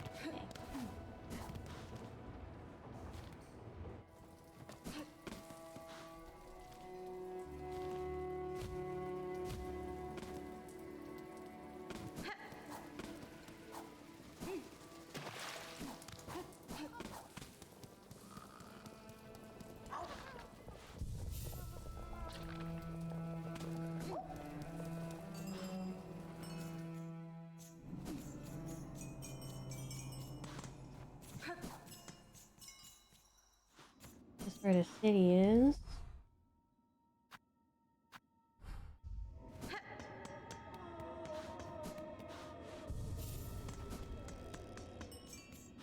Can I keep going this way?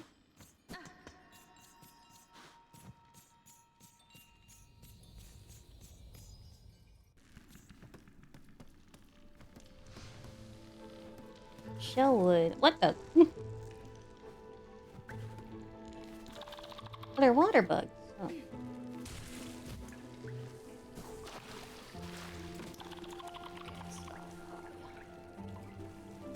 Somebody's whispering. Oh, it's you. Is that a harpoon? Yeah.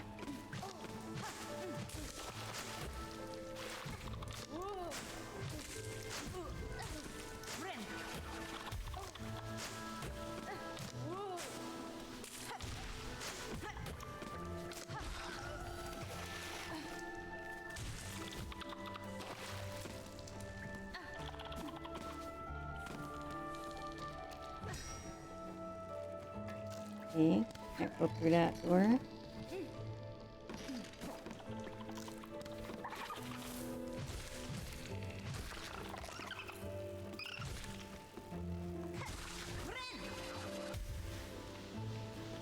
No map.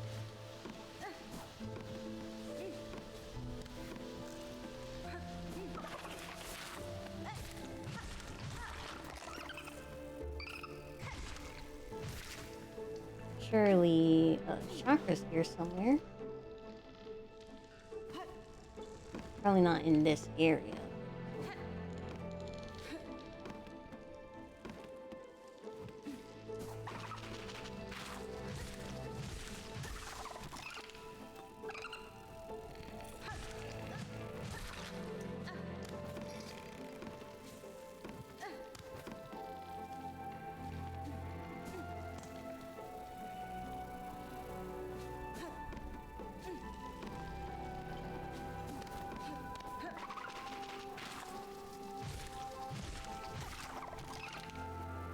What are those purple things?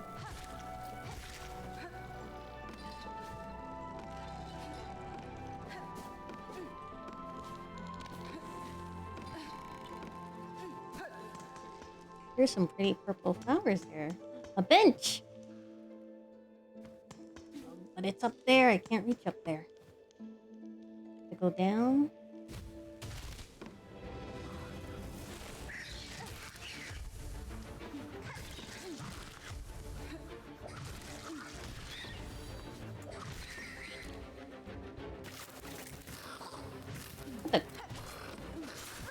Whoa!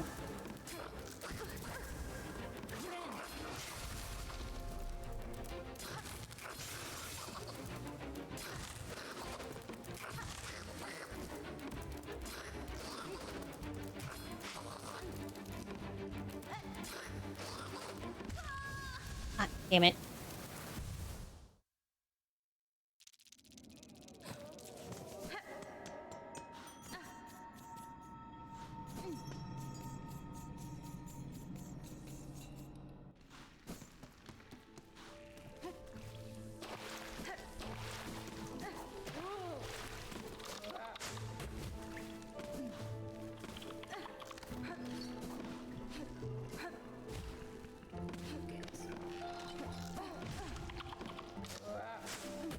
Hey, do you mind? I'm trying to get my silk back.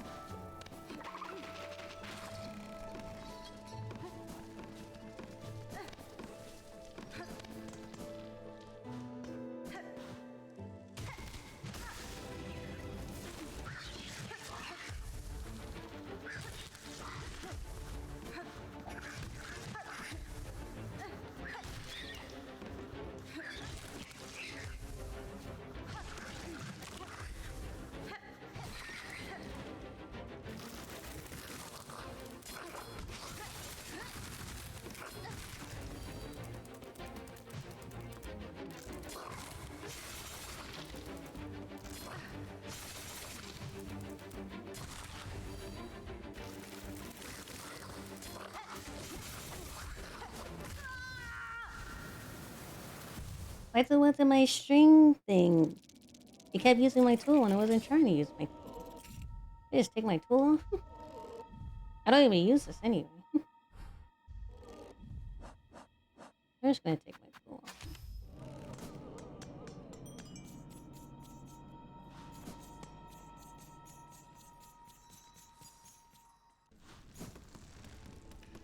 I keep using my tool when I'm not trying to use my tool.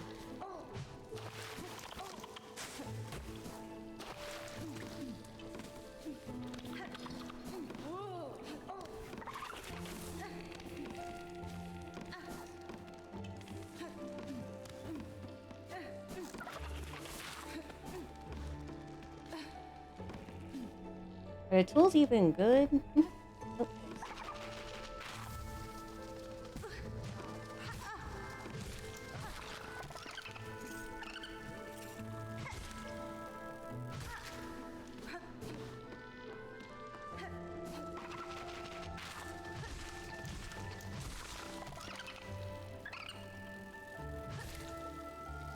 Get over here.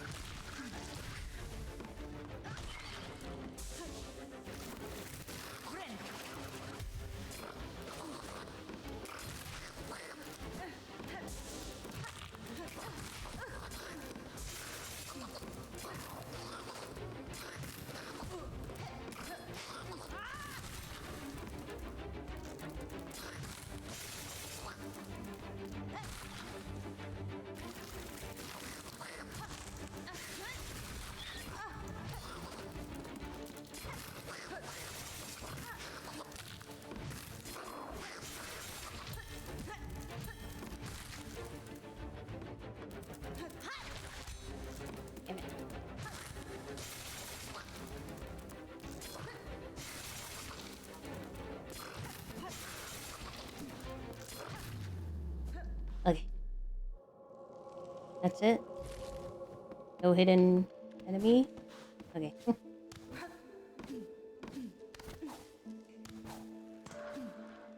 And of course I have the... Oh, it's the bell? Yeah. It's not the big bell one, but it's... Yeah.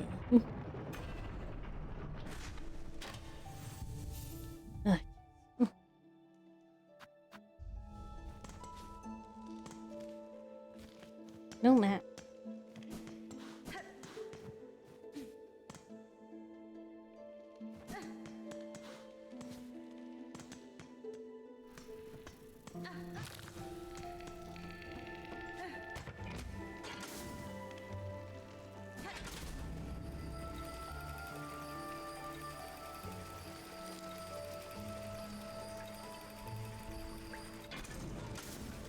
Okay.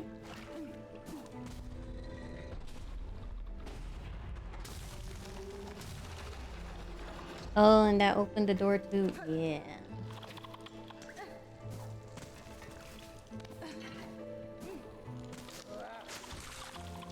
Oh. He killed that guy. Why'd he kill him? Chakra! Need a child Hawk. I encountered a settlement near here. The core of a vein of old bells. The bugs there were snared silent on a web of silk. It seemed the pernicious trap of some unseen predator. I left quickly, making sure to avoid the glimmering thread. I passed the town myself. The bread sickness. I have seen its like upon the road, but there it does not discriminate. The curse that strikes the town is driven focus, a cold use of silk at a concentrated scale. If the path permits, I will investigate its source. Ooh, Bellheart and Jowwood? I'll take both, thank you very much.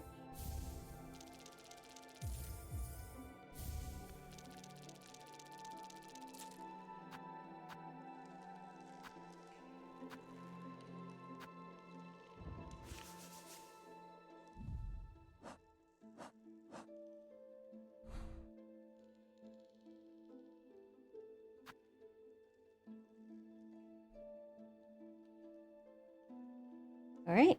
Oh, there's a... What's that? Oh, there's a skill or something here. Okay, we definitely want to go there, but there's a little thing right there. We should go back for that.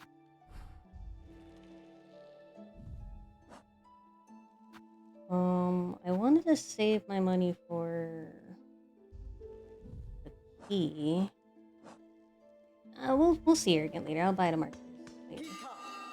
Pika.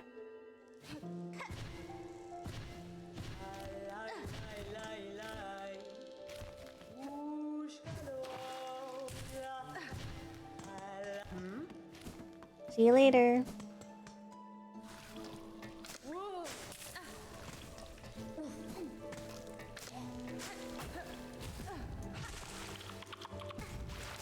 Okay.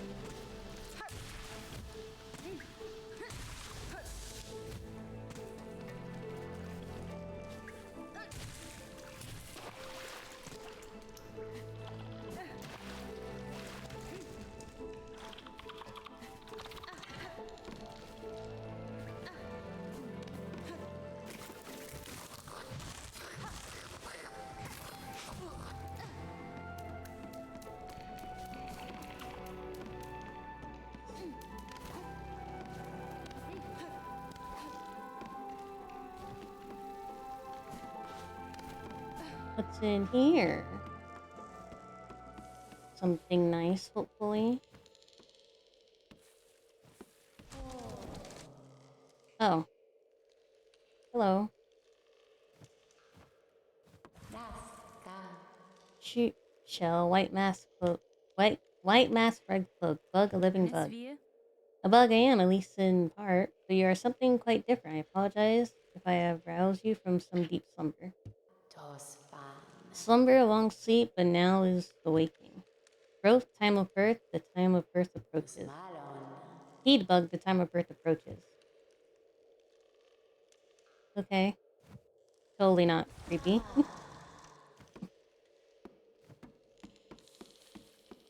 Totally not creepy at all.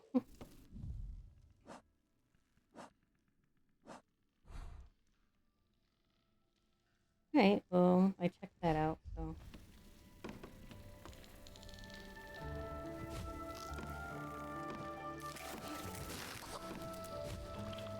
Go back down. Head towards where that skill thing is.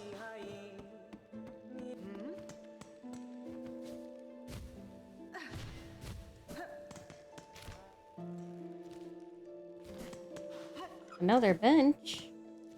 For free?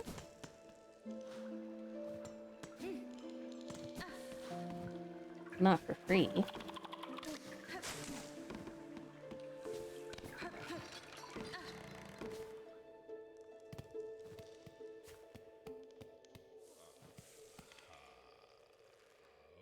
Pilgrim shares song for those who lay here silent by strength of Binin they fell before the final ascent.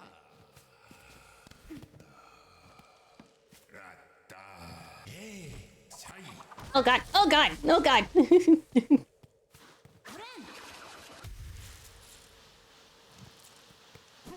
What the hell?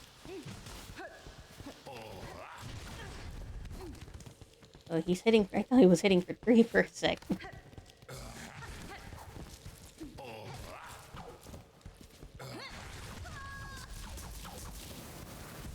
And I didn't even get the bench.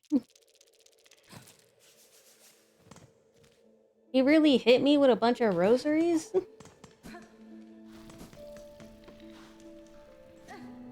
Talking with his money, I see.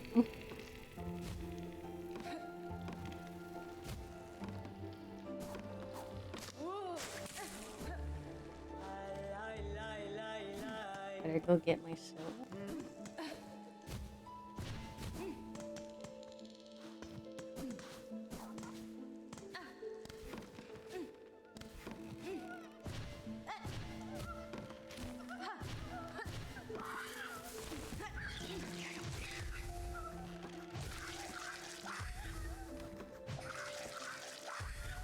More fleas.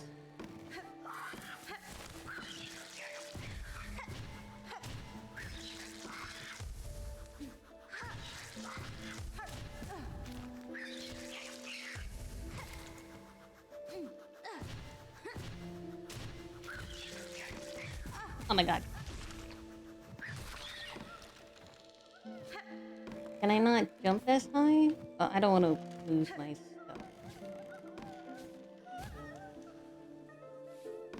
Hold on, I'm gonna come back for you. Hold on.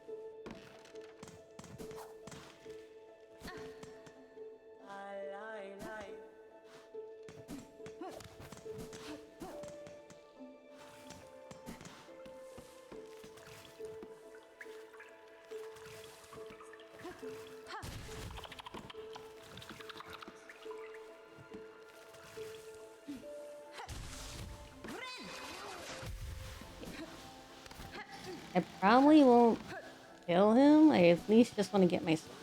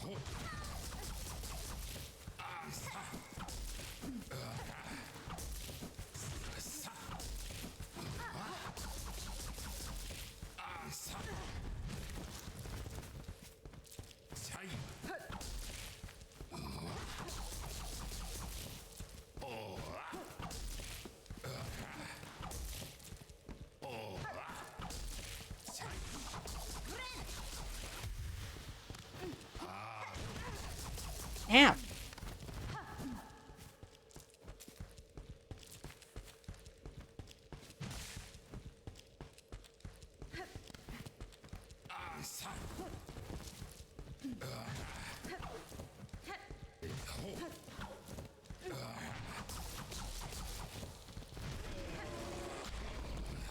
Oh my god, finally.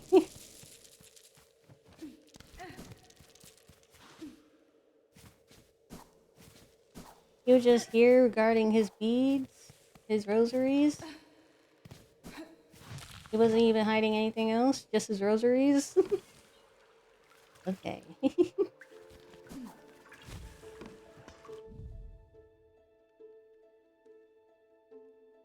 Okay, I want to go. I need to go back this way.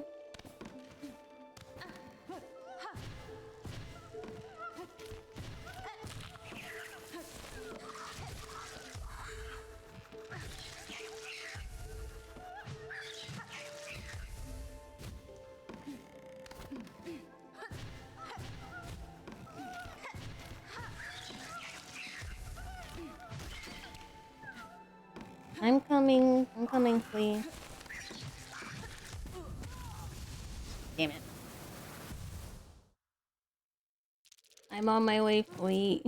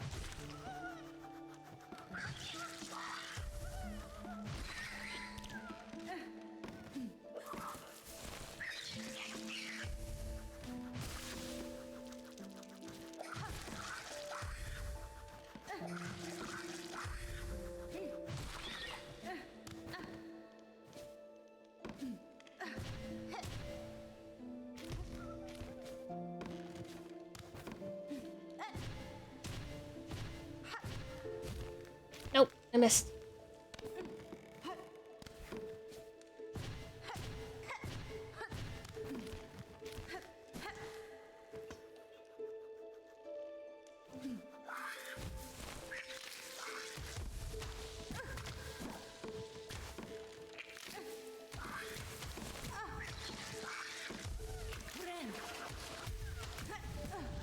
Ow.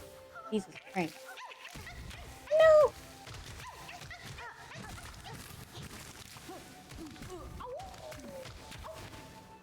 Jesus Christ. I'm gonna die here. What? Oh, the blast. At least I got the flea.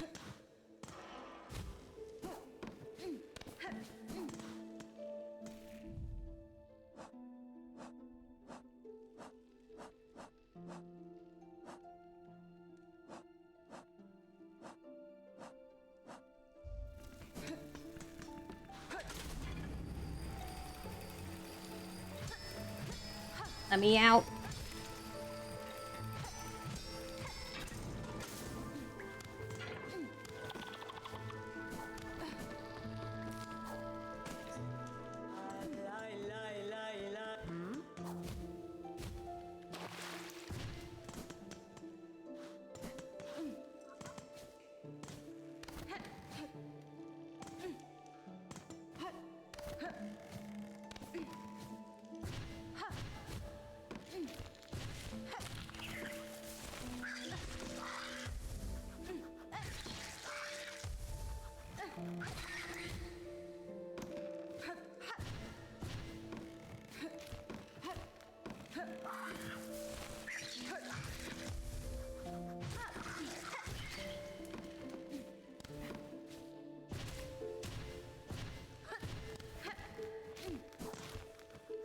I just need my silk.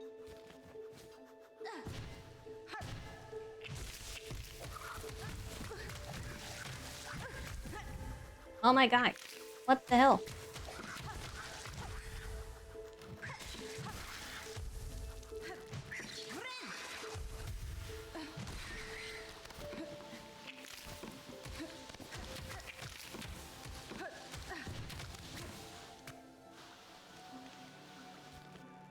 Okay. Not where I want.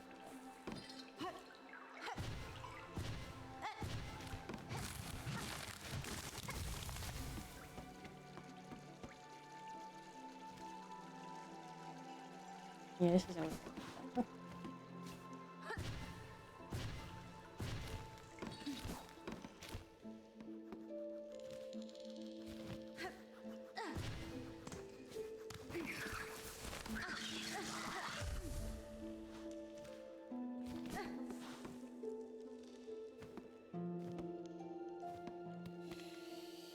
What's this?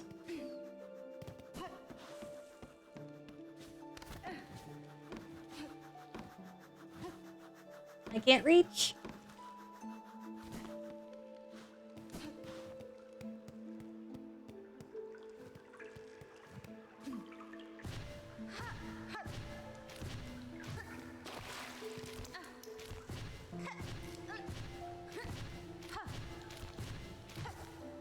Damn it.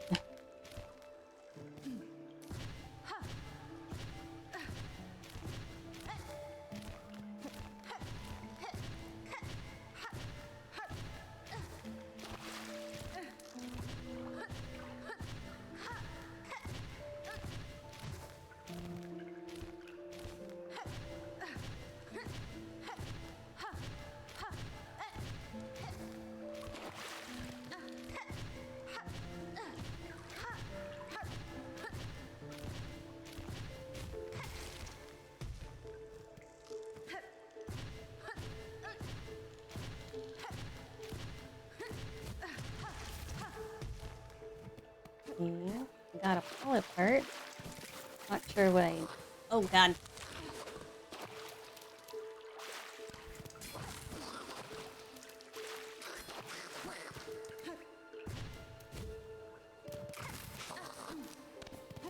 Hoping to lure this guy off.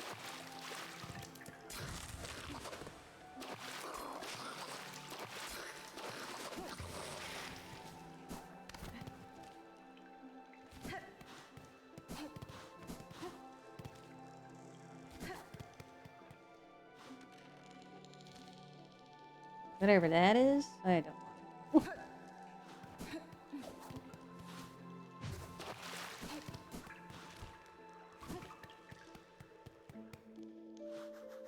Okay, but there's definitely something up here. But I can't reach. Okay, there's another way to get over here.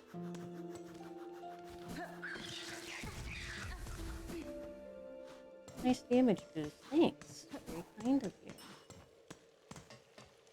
Oh, another station.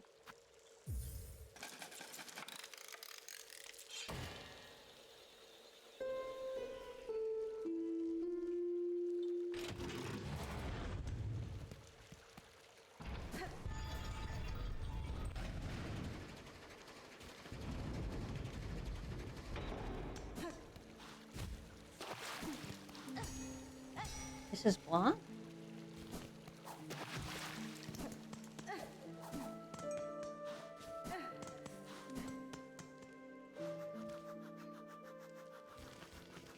Okay.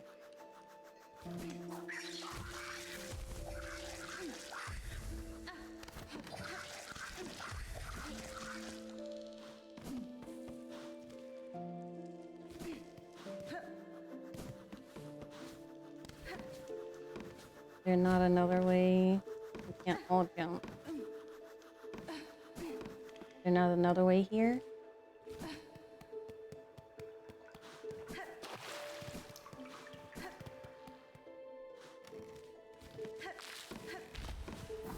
What the hell?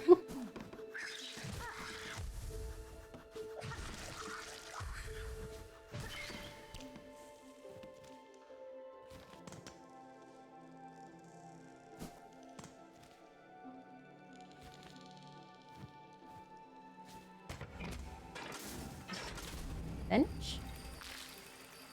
There's an item there. This does take me to bench. I can't reach up there.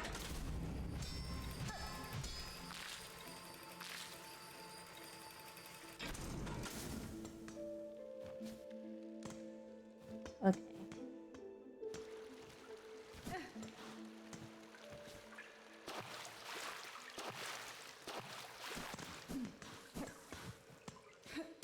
Okay.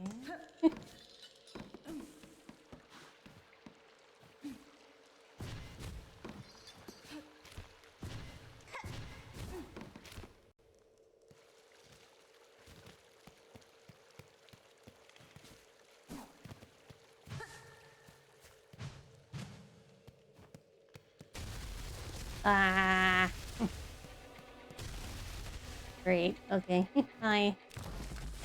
Where are you? Sister Splinter. Oh, jeez.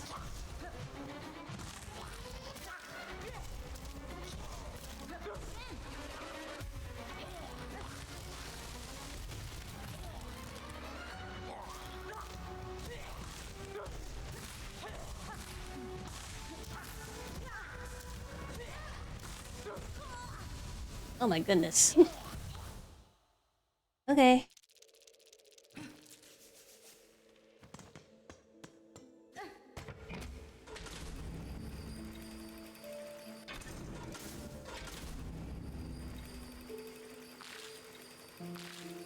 There's an item there.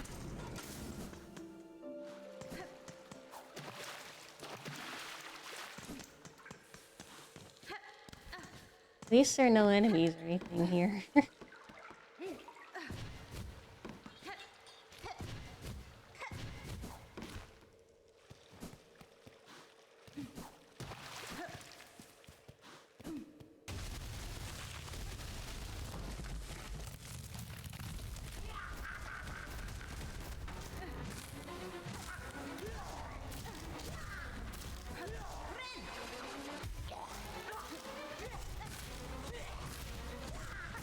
She hits directly under her.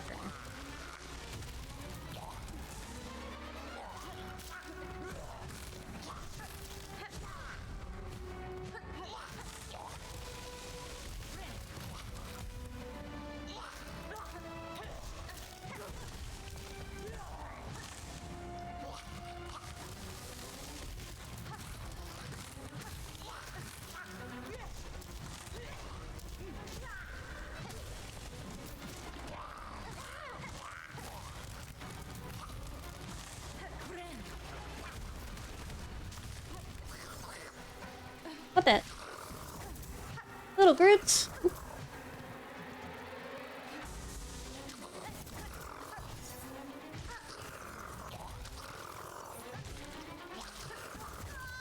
What the? Jesus Christ, okay.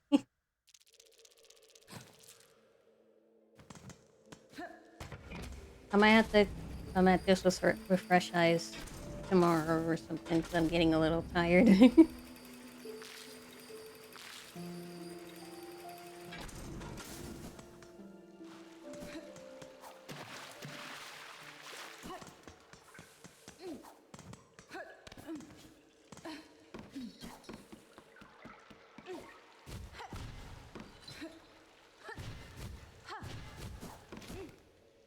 I don't know how I didn't mess that up.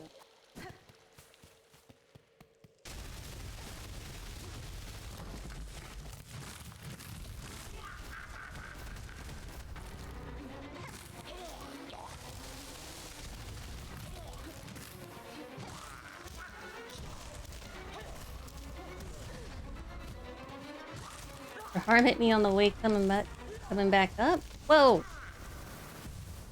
Does that have like a blast effect?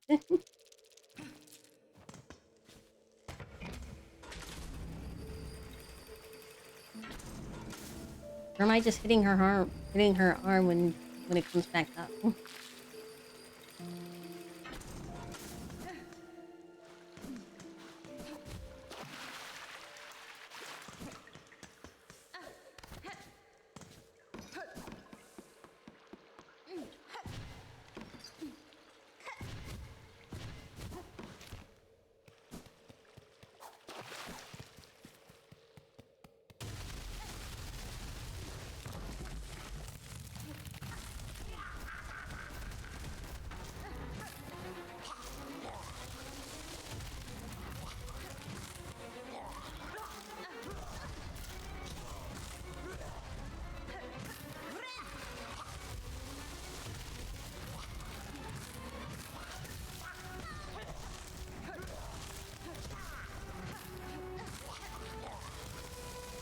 I'm just hitting her.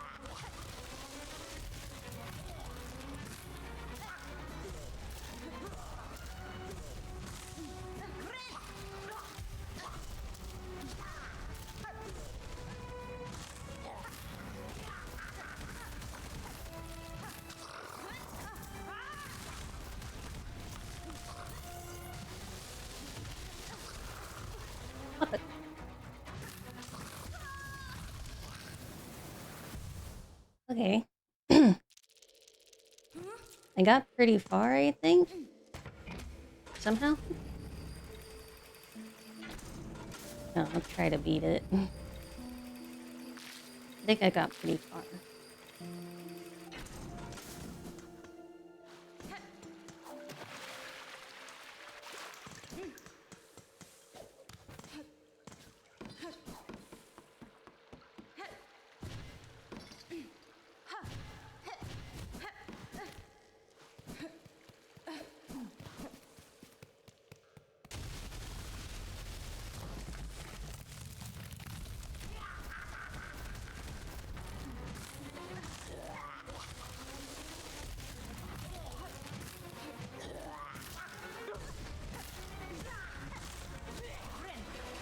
Stop jumping into her attack.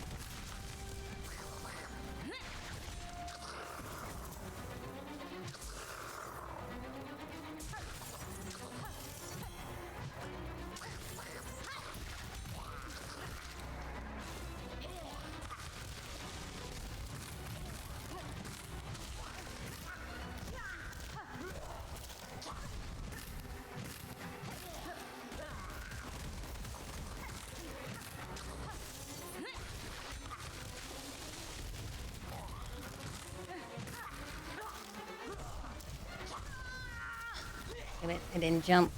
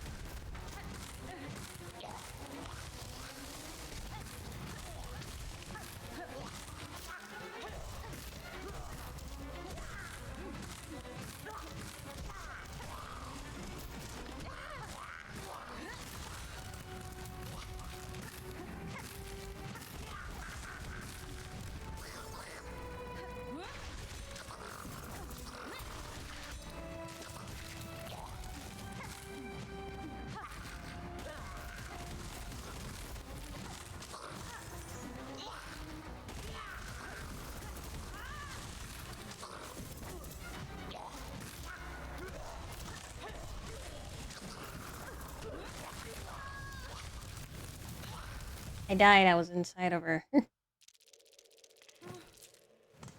She killed me on contact.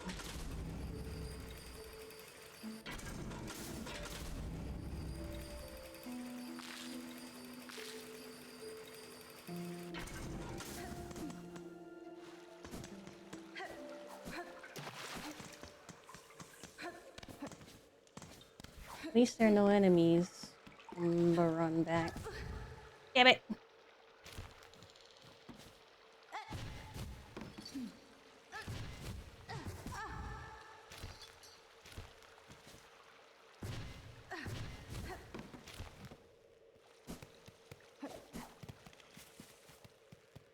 I at least want to try to beat her.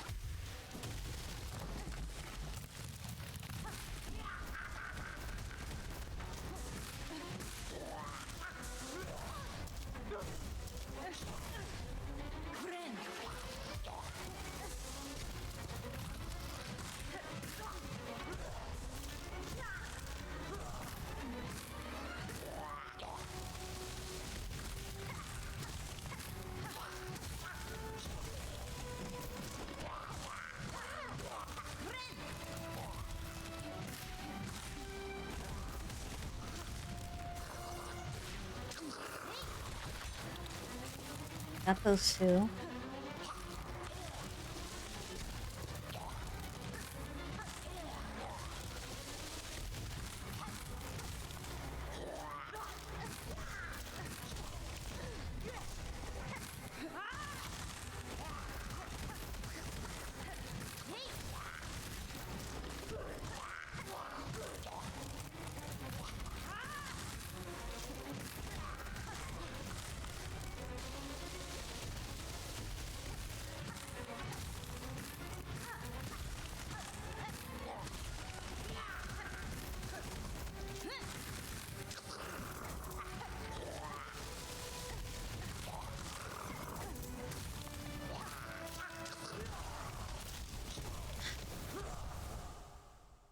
Those and the thorns?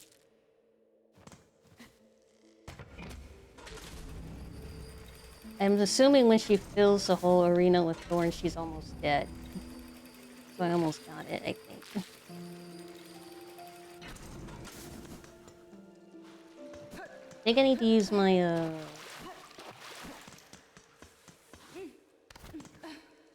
my string circle.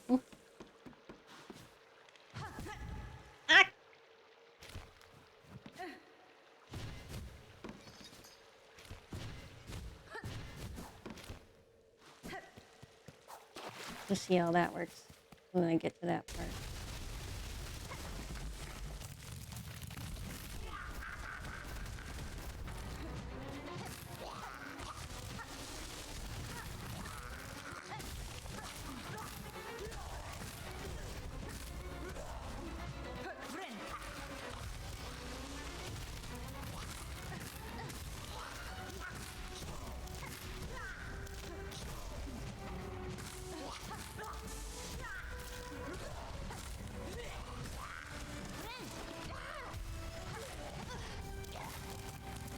You hit me on contact?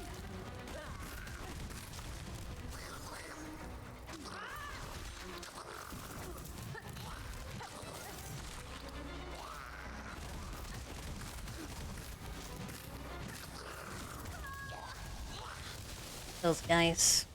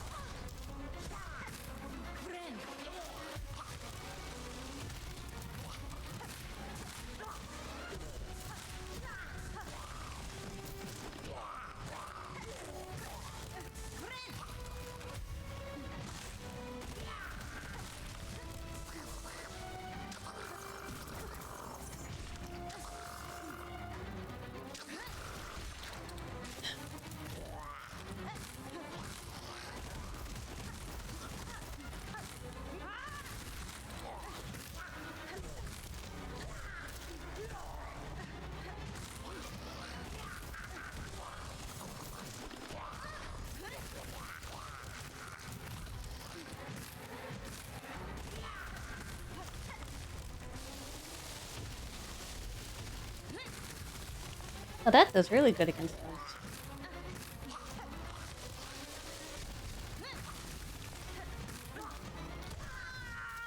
I just need to make sure I survive against her.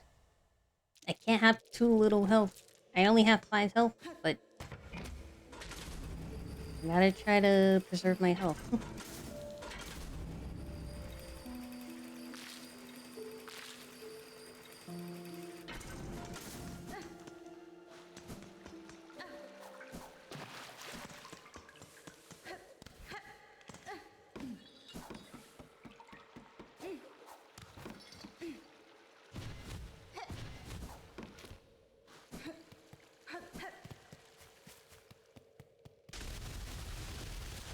Okay, don't use string when she's coming in.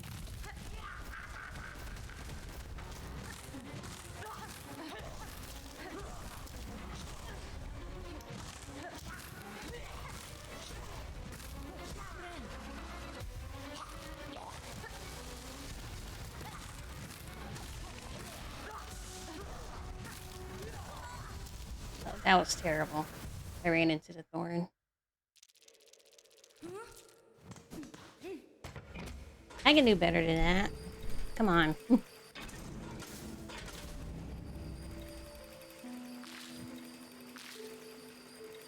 know what's different about this one? I'm not getting as frustrated as the stupid Savage Fly. This one's actually enjoyable and the Savage Fly isn't.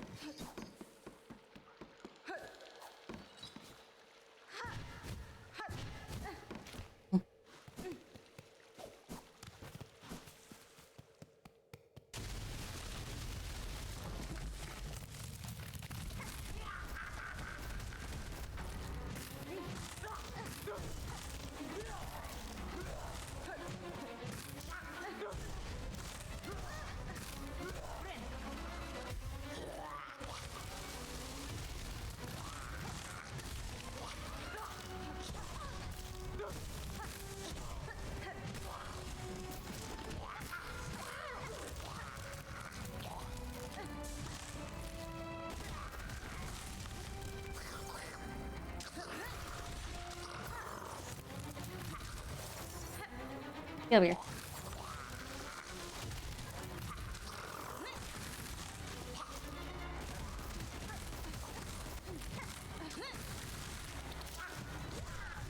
Ah. I was on 2. I was on 2 health. I need to react to her arms better.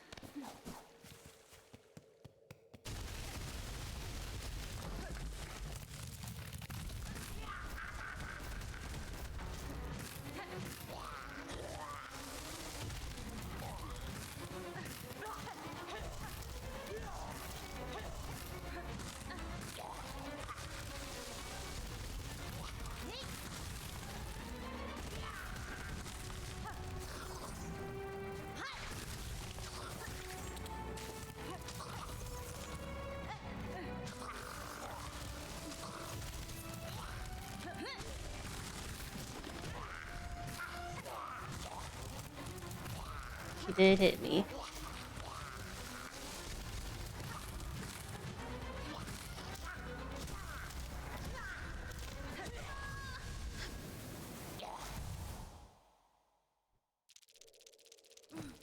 I could have stringed her. I could have strung her along. But I was hesitating.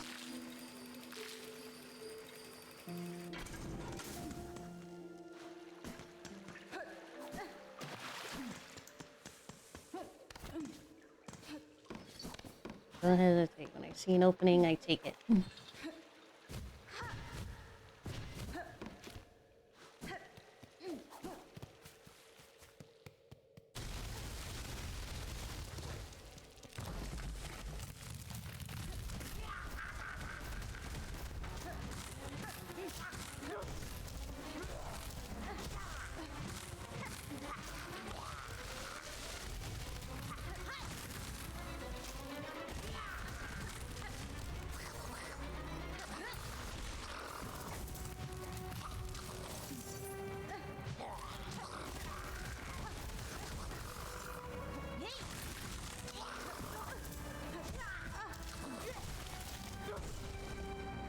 Wait, did she hit her own guy?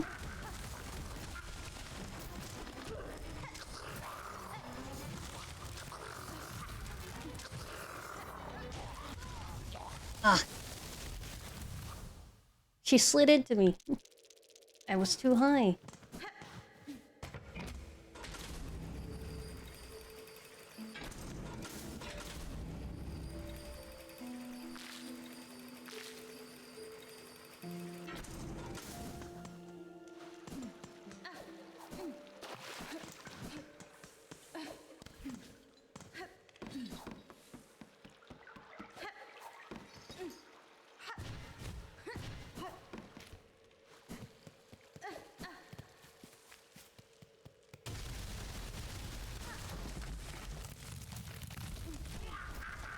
Missed.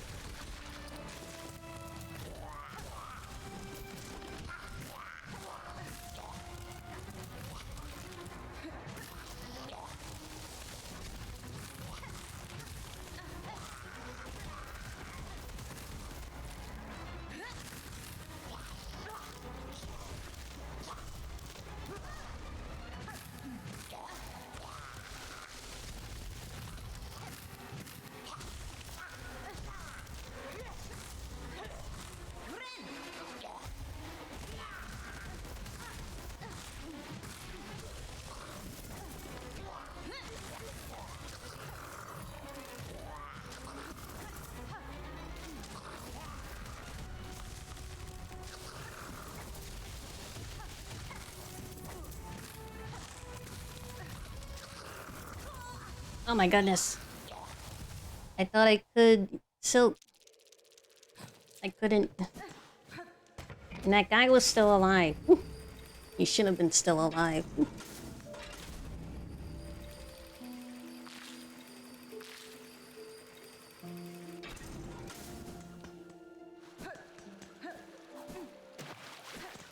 Don't leave anybody alive.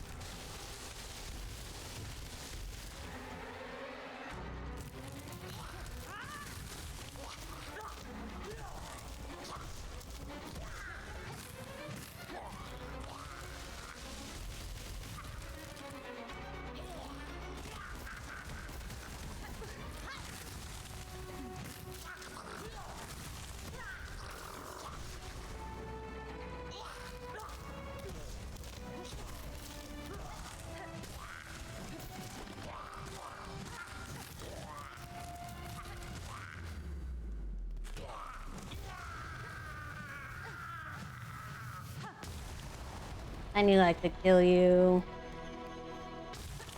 Now let me free.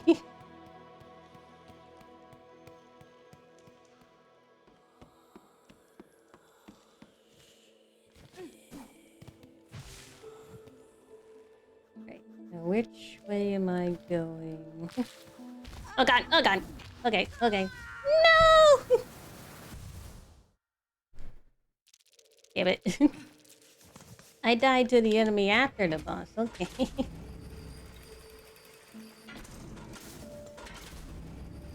I see. I got you.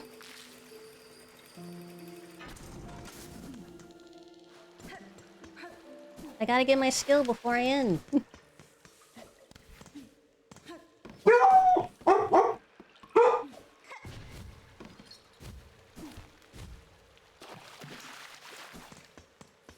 What was that? That was a nightmare. Welcome back to the world of the living, Coco.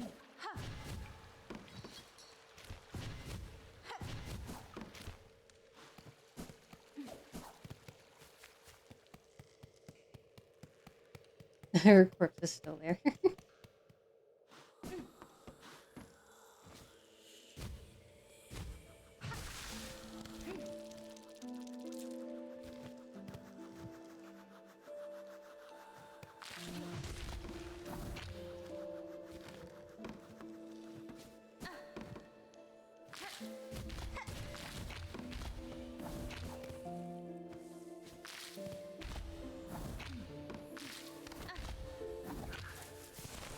Okay.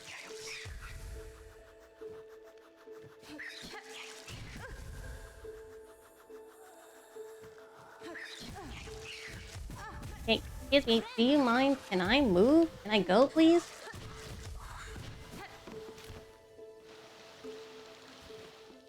Where's my skill?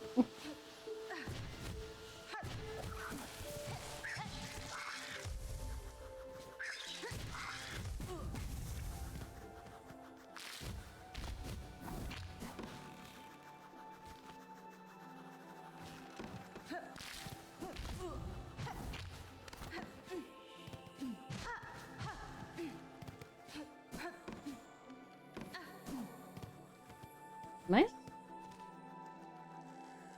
Oh, yeah. I should be. Oh, do I have to go? Okay.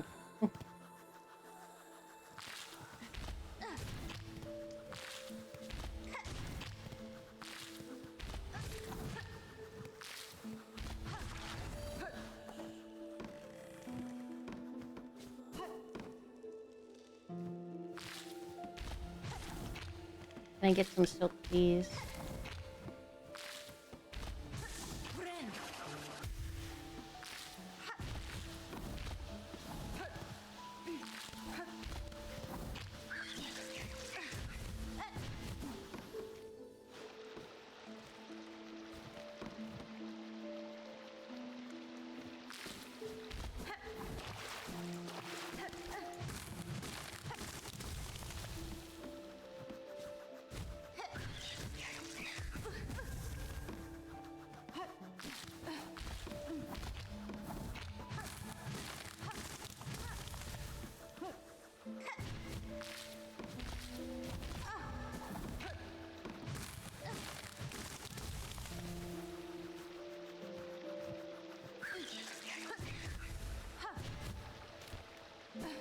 I'm gonna die on the way to the skill.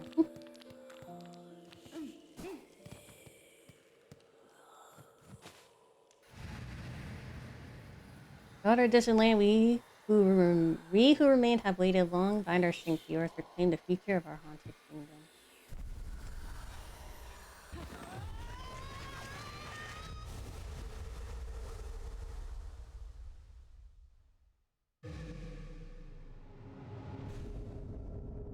I can walk.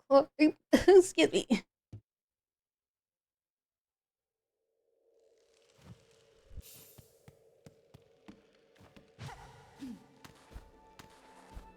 Oh, I slide. Wait, I slide a lot. Hold on. Okay. I do be sliding quite a bit.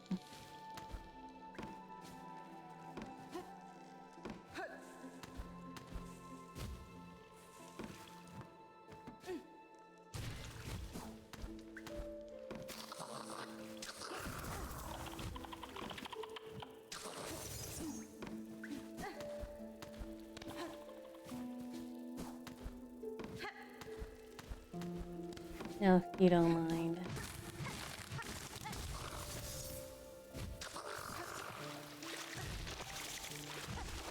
Why'd you follow me?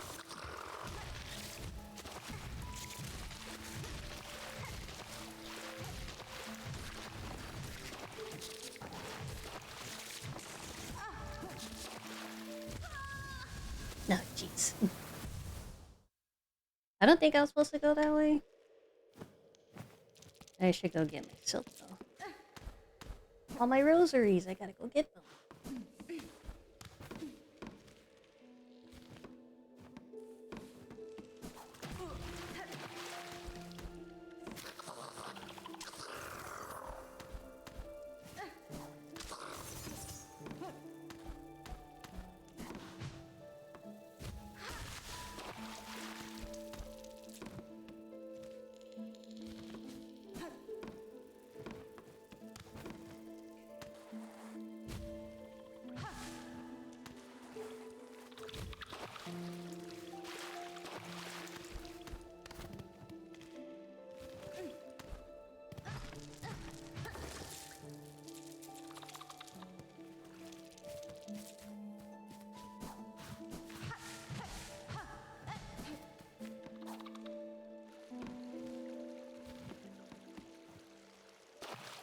Just take me back here.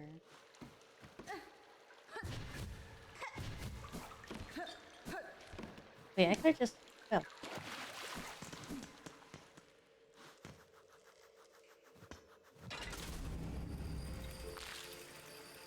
And now... got that. Okay, we're gonna stop here, but before I... go, I'm gonna... oops. I'm gonna grab whatever this item is.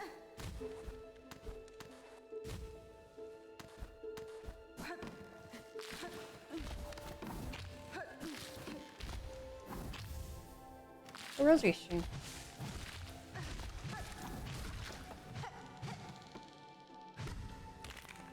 What? Was this here the whole time? Wow, okay. Okay then. We will stop here. 8 hours and 30 minutes. We had some pretty good progress, actually. Discovered some new areas, got new skills. Right. You will come back. Probably not tomorrow, probably Wednesday. We'll come back to Silksong. So, thank you all for hanging out with me today. I really appreciate it. And I will see you guys on Wednesday. Or, well, see you tomorrow when we're Silksong on Wednesday. See you tomorrow. Bye.